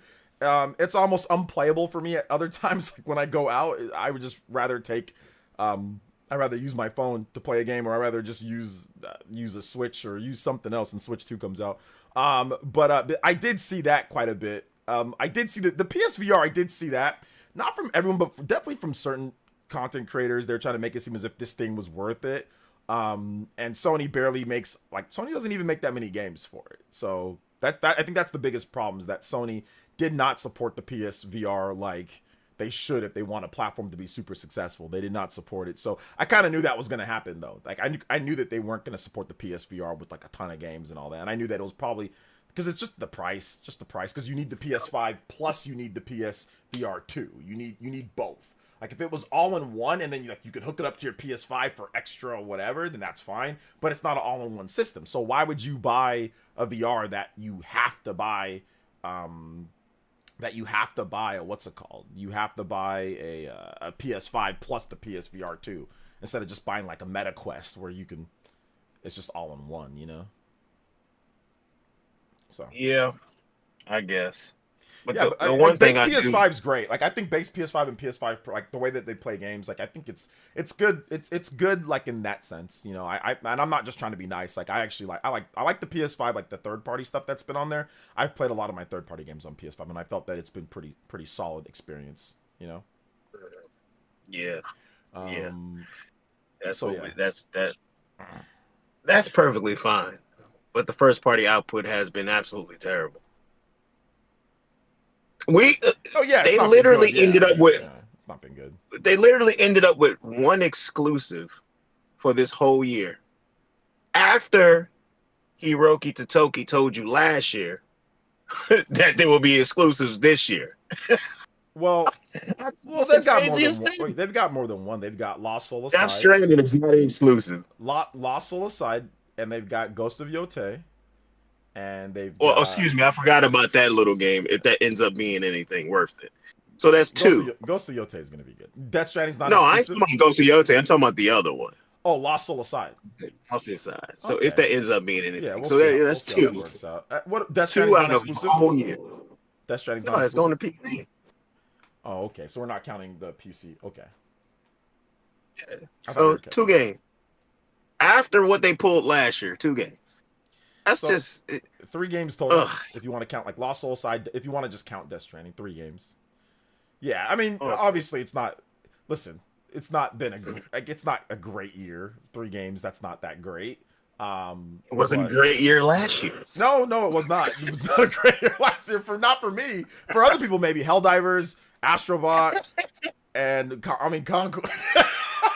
Concord just wipes everything out, man. Yeah, Concord just because that game does not exist anymore. Concord, oh my god, Concord doesn't exist. Like, the fact that it doesn't exist anymore is like the funniest thing. Like it doesn't actually exist. So can it even count as a release? It can't count as a release. It doesn't exist. The biggest flop ever. Stellar Blade. Yeah, they had Stellar. Okay, yeah, Nick says Stellar. Yeah, Stellar Blade. Stellar Blade was good. Rebirth. Rebirth. That's a third party exclusive, right? Rebirth. That's also on PC. I mean, I guess you can count Rebirth, but maybe not. Can't count Rebirth. They already confirmed it's coming to everything else. So what are we talking about here? Well, it launched as an exclusive. Oh man, but yeah, it's a crazy world and a crazy situation. But I do want to. Black Myth. Okay, Black Myth Wukong last year too. So we're not counting PC? Are we counting PC or not counting PC? Like people are counting PC and not counting PC. You count PC. I don't know why people are trying to change the narrative now, because that was the narrative on Xbox, wasn't it? Until they Yeah. before they went third party. Yeah, that was the. It's coming to You can PC get as those well. on Yeah, PC. that You was a can get narrative. those on PC. You can get it on PC. Why did Xbox? Oh, like no, we're not going to change the narrative again. We're not Yeah. going to do that. Okay, yeah, Marathon. But Marathon's coming to everything, right? Isn't that coming to like Xbox? Yes, Marathon is every. Yeah, Marathon's coming to everything. Yeah, PC's not a console, but like you can buy PCs that are kind of like a console. You can buy like PC consoles that like you just hook up to your TV, right? Like you can buy mini PCs and stuff like that. But yeah, you're right. PC's not a dedicated closed box console. So I guess, but once again, Baron is right what he said. Like people definitely tried to discount Xbox's games that would come to PC as well and say, oh, well, it's coming to PC as well. You know, I mean, now it's like, oh, well, no, now that it comes to PC, it doesn't matter. It's still. Oh, man, I told you, Sony's a hell of a drug, man. It just makes people do crazy shit. People really did do that though. Like I'm not just trying to do that just to say that. Like people, for those who don't know, people really did. Oh well, you can't count coming to PC. Look, anybody can play. It's coming to PC. But now it's like not that big. It's like, oh well, it's not that big of a deal. It's coming to PC. Like it ain't that big of a deal. I think now. You know when it stopped becoming a bigger deal. Do you know when that was? Yeah, I know what it was. Yeah, it's when Sony put that shit on PC. That's when it's not big a deal no more. Like, oh my God, y'all are so ridiculous, bro. Y'all are so hypocritical, man. That's why I can't stand that fan base. That's why I call them Sony phony PlayStation wives, because they the most phoniest pieces of shit on the planet. Like, I can't stand them. Like, they can't stand on business on nothing. They wishy-washy, flip-floppy, two-faced concubines. That's exactly what they do. Because if Sony can literally, I ain't even gonna say it. I ain't gonna say it. I'll say this.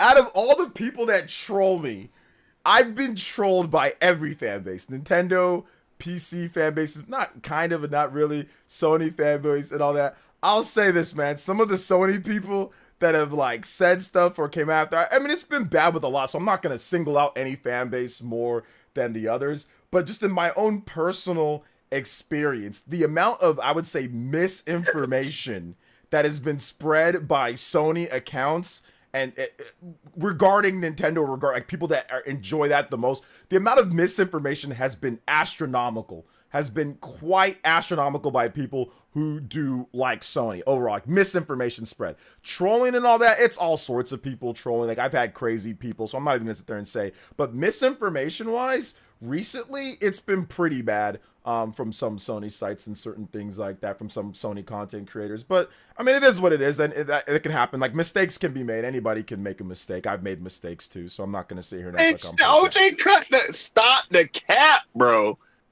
Stop the cap. How long you been on YouTube, OJ? How long? Since 2010. How long you been? Since 2010. Yeah. It's been 2010? Hold on. Since 2010. My first video was 2010. This channel I started in 2013. 2010. Yeah. So how long you been watching the game inside of YouTube before you started your channel? I started watching gaming YouTube, I think in like 2006 or 2005. 2006. So you remember the Trey Brotherhood, don't you? The Trey Brotherhood. That sounds familiar. Yes, it's back when the Sony phony fans was doing this crazy bullshit about the PS3 all over YouTube. Was that like, it was ridiculous? The what's his face? The what, that one guy, Chad Warden too? Yeah, it was around Chad Warden, El Presador. Yeah. He was sitting in his living room with a cardboard box talking about Trey for life. Oh yeah, they've been like this for generations, dog. Yeah. They didn't just get like this. They've been like this forever. Oh yeah. They've been like this forever. If they could twerk on that Sony thing, they will twerk on it. They will pop on a handstand like Ludacris for Sony and PlayStation. I think they will bust it open and go spread eagle for PlayStation. But wouldn't people say the same thing about us, though? Right? That's the thing that they would say about us on the flip side. Do you see us going around creating fake articles and fake news headlines? No. I don't think I've ever done that. Do you see us going around telling people, "Don't you buy that Astrobot? Don't you buy that God of War? Don't you buy this?" No, We ain't going around telling people none of that garbage. Okay, that's true. That's We true. ain't going around saying you're setting gaming back because you're supporting. So we ain't going around telling you all of that. We're gonna tell you that the stuff that you praise is trash because 70% of the time it is. But we're not gonna go to a certain extent to talk about, well, you need to do this and you need to do that. No, we're just gonna tell the truth, and 9 times out of 10, you're not gonna like it, and then you're gonna start getting upset about it. But these dudes been like this forever. And this is why I say Sony is a hell of a drug, because I don't understand why they are like this about this company. As much as this company has slapped them in the face since the release of this PlayStation 5, they had the audacity to release a PS5 Slim, then come back and release a PS5 Pro and cancel all of your games. Your games that you was looking for, they decided to cancel it. But here's a PS5 Slim. We cancel factions, but here's a PS5 Pro. Sometimes the hardware never sleeps. What are we talking about here? Like, why are you so infatuated with this brand like this?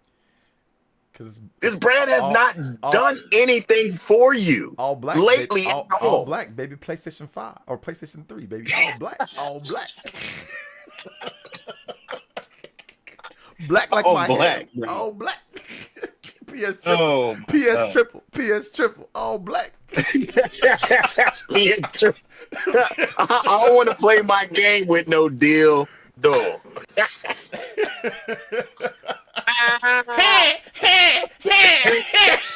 doing the link.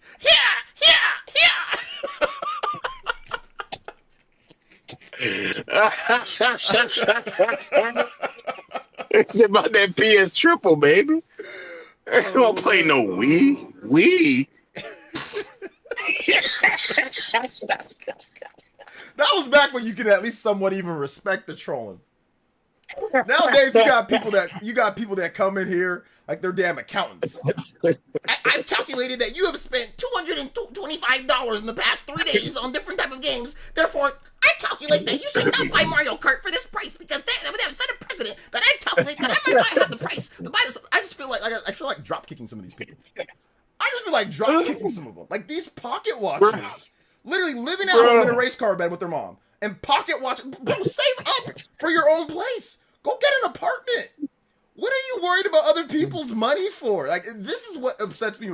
I don't care about the trolling. The trolling's the trolling. If you just want to say this sucks or this, that. But this pocket watch, this is what I'm actually upset about. Listen, if you're upset, then that's fine. Be upset. You can complain. I'm not trying to infringe on that. But stop trying to tell people how to spend their money or whatever the case is. Like, that is the thing that just blows. It's like, it's not even about trolling anymore. Now it's about sitting here trying to act like you know what's best for me. You know what my pocketbook is. Oh, this is a good buy. You need to buy this. Don't buy this. Buy that. It's like, bro, you don't want nobody controlling what you spending your money on. Don't be sitting here talking about what I'm spending my money on. Just worry about yourself. Like, this is the type of stuff that you would never do IRL. I need some of these people that are pocket watching. I need you to do this to me IRL. I need you to say you will do this to me IRL or you do that to other people IRL. I need to see proof because nobody does this stuff. People troll IRL. Anybody can troll IRL. When it comes to like video games, you can do a little bit of trolling. But ain't nobody do this pocket watching IRL when you go to the store. You go into the store, you buy what you want, you move on. You don't be talking to people like this. So social media has made it easy to disrespect someone or to sit here and act like you know better than them, where their money should be spent and all this. That's the type of stuff that I don't like. That's the thing that I'm just kind of like, I'm done, man. Yeah, I know interference. Yeah. I'm channeling it, man, today. So it's just. He spawned a whole race of gremlin roaches, man. That's exactly what Chad Warden. Chad Warden? No, they were. I think they were already there. He just gave them an outlet. He just gave them an outlet to talk. It's like, man, you know, it's like seriously. To be honest with you, Sony fans is like the MAGA of gaming, bro. It's just. Well, no, let's not. Oh, let's not go there. Let's not go there. This might be a great time to end the stream at this point, bro. I am not. Yeah, that's when we're playing. I'm not touching that. I said I would be done at 3 hours. It's 3 hours and 42 minutes. So I want to say, Baron, thank you for coming on to the show tonight, man. I appreciate you. Bye,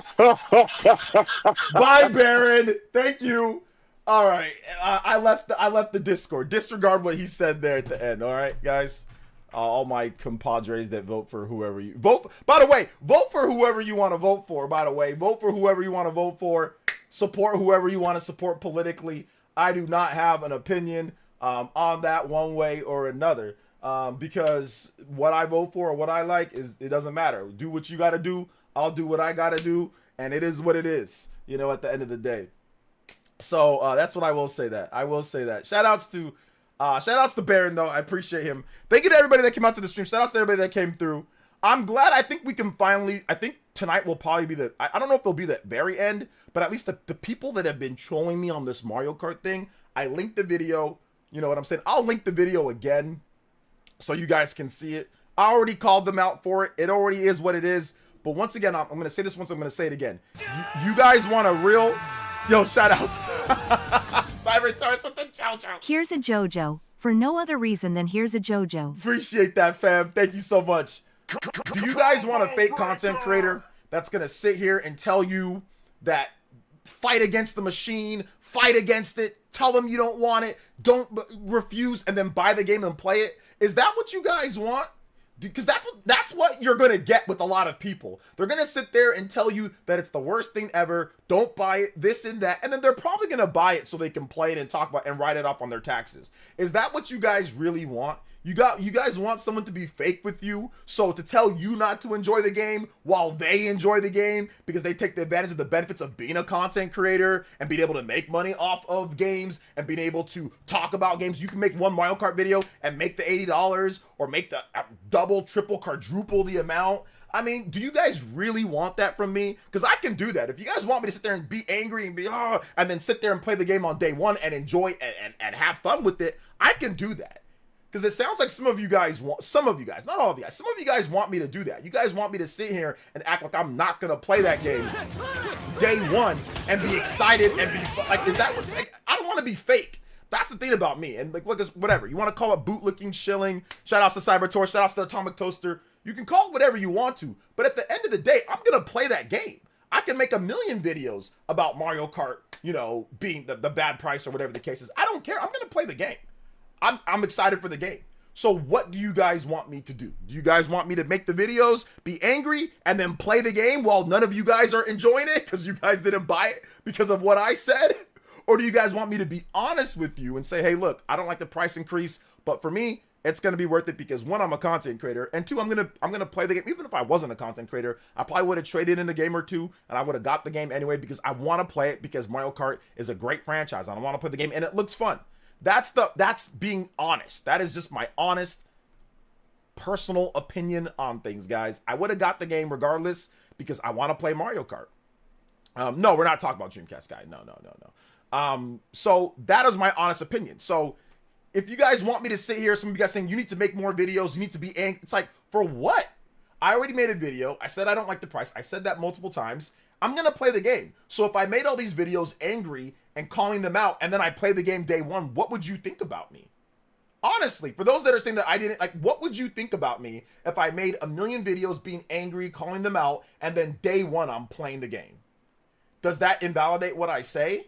Does that make what I said better or worse?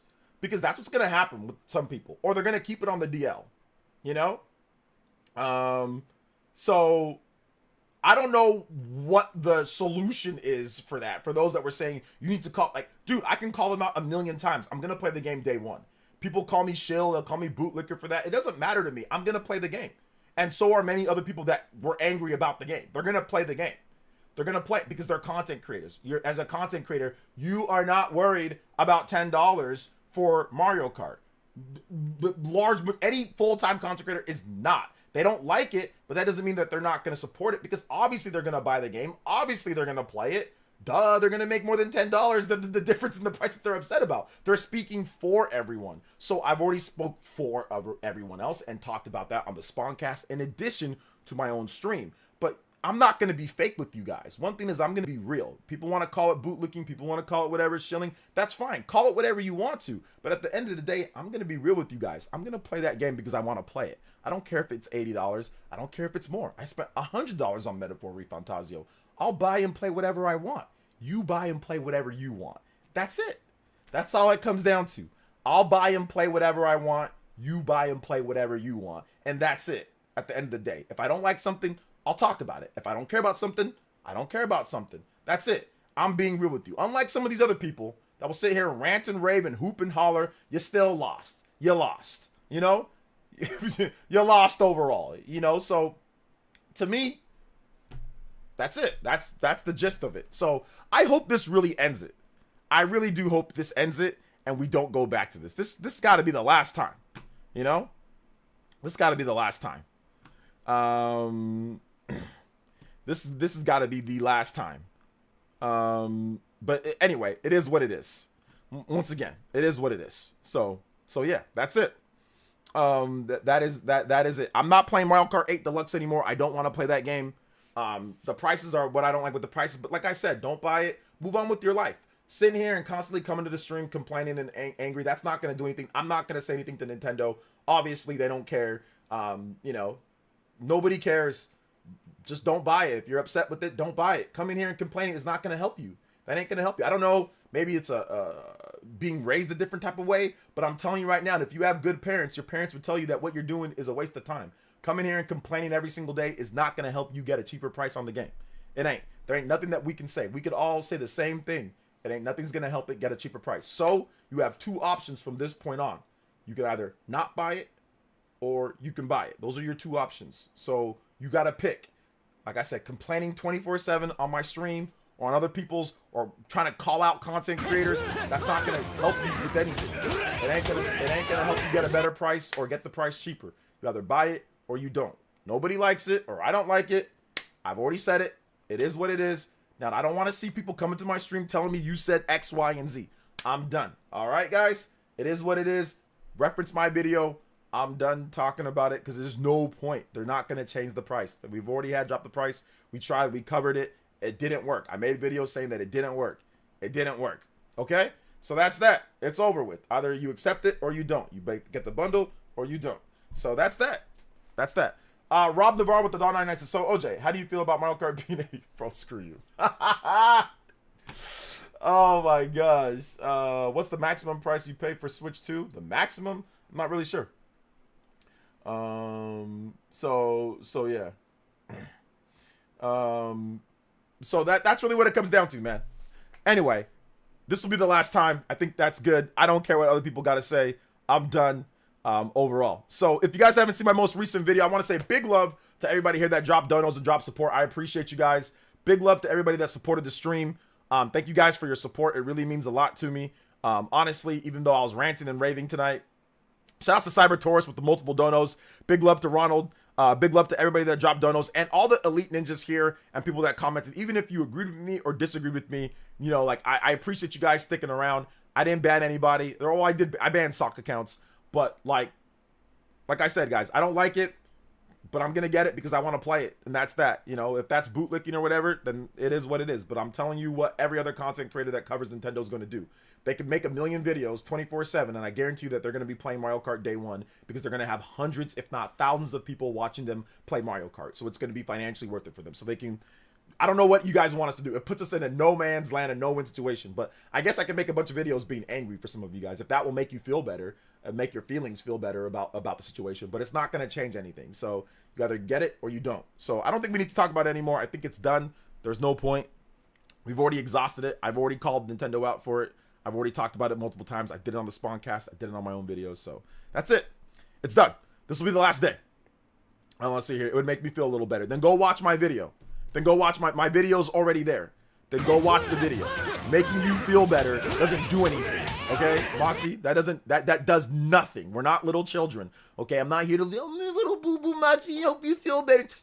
Make you feel better. Oh baby. I'm not here. I'm not here to do that. Okay, when it comes to a price of a video game. So you take it or you leave it, you move on, man, because you've been complaining for like weeks now, and it's done nothing. We've gotten nowhere. We did drop the price. You were probably part of that. You got your butt kicked, just like everybody else. We got kicked to the curb and told, shut up. You either get it or you don't. So nothing changed, okay? Nothing changed. So if you have a problem, go play Clear Obscure Expedition 33. That's what I recommend. It's a $50 game, and it's fantastic. So if the 80s got you, go play the $50 game. I recommend that.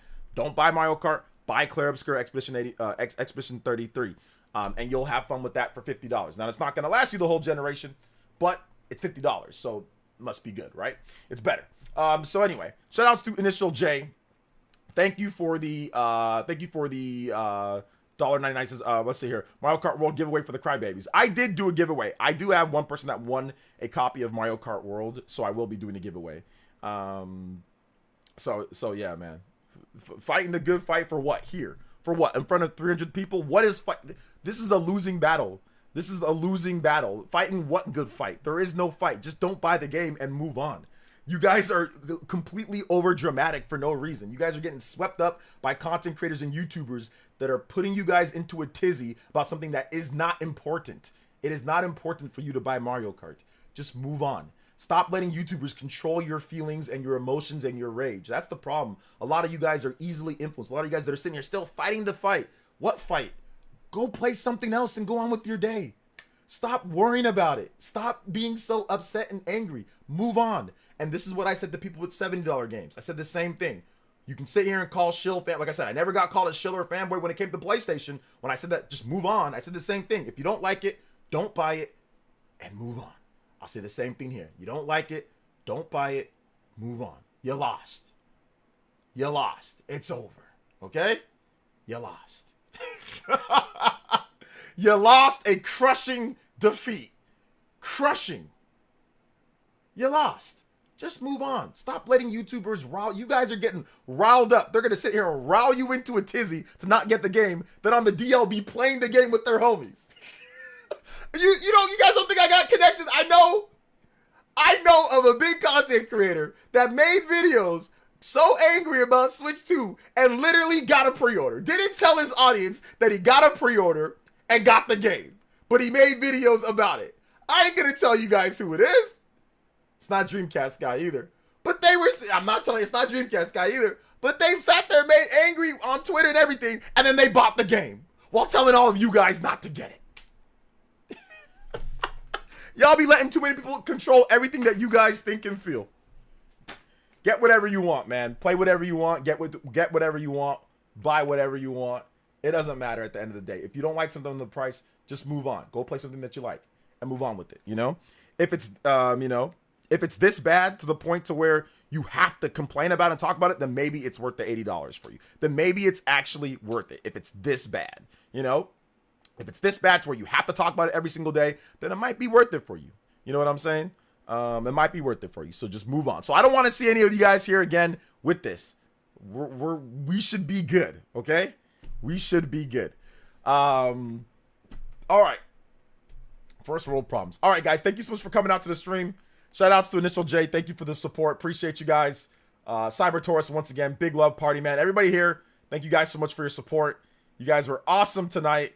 Sorry, like I said, it was pretty ranty all stream, but we had to get some stuff done, man.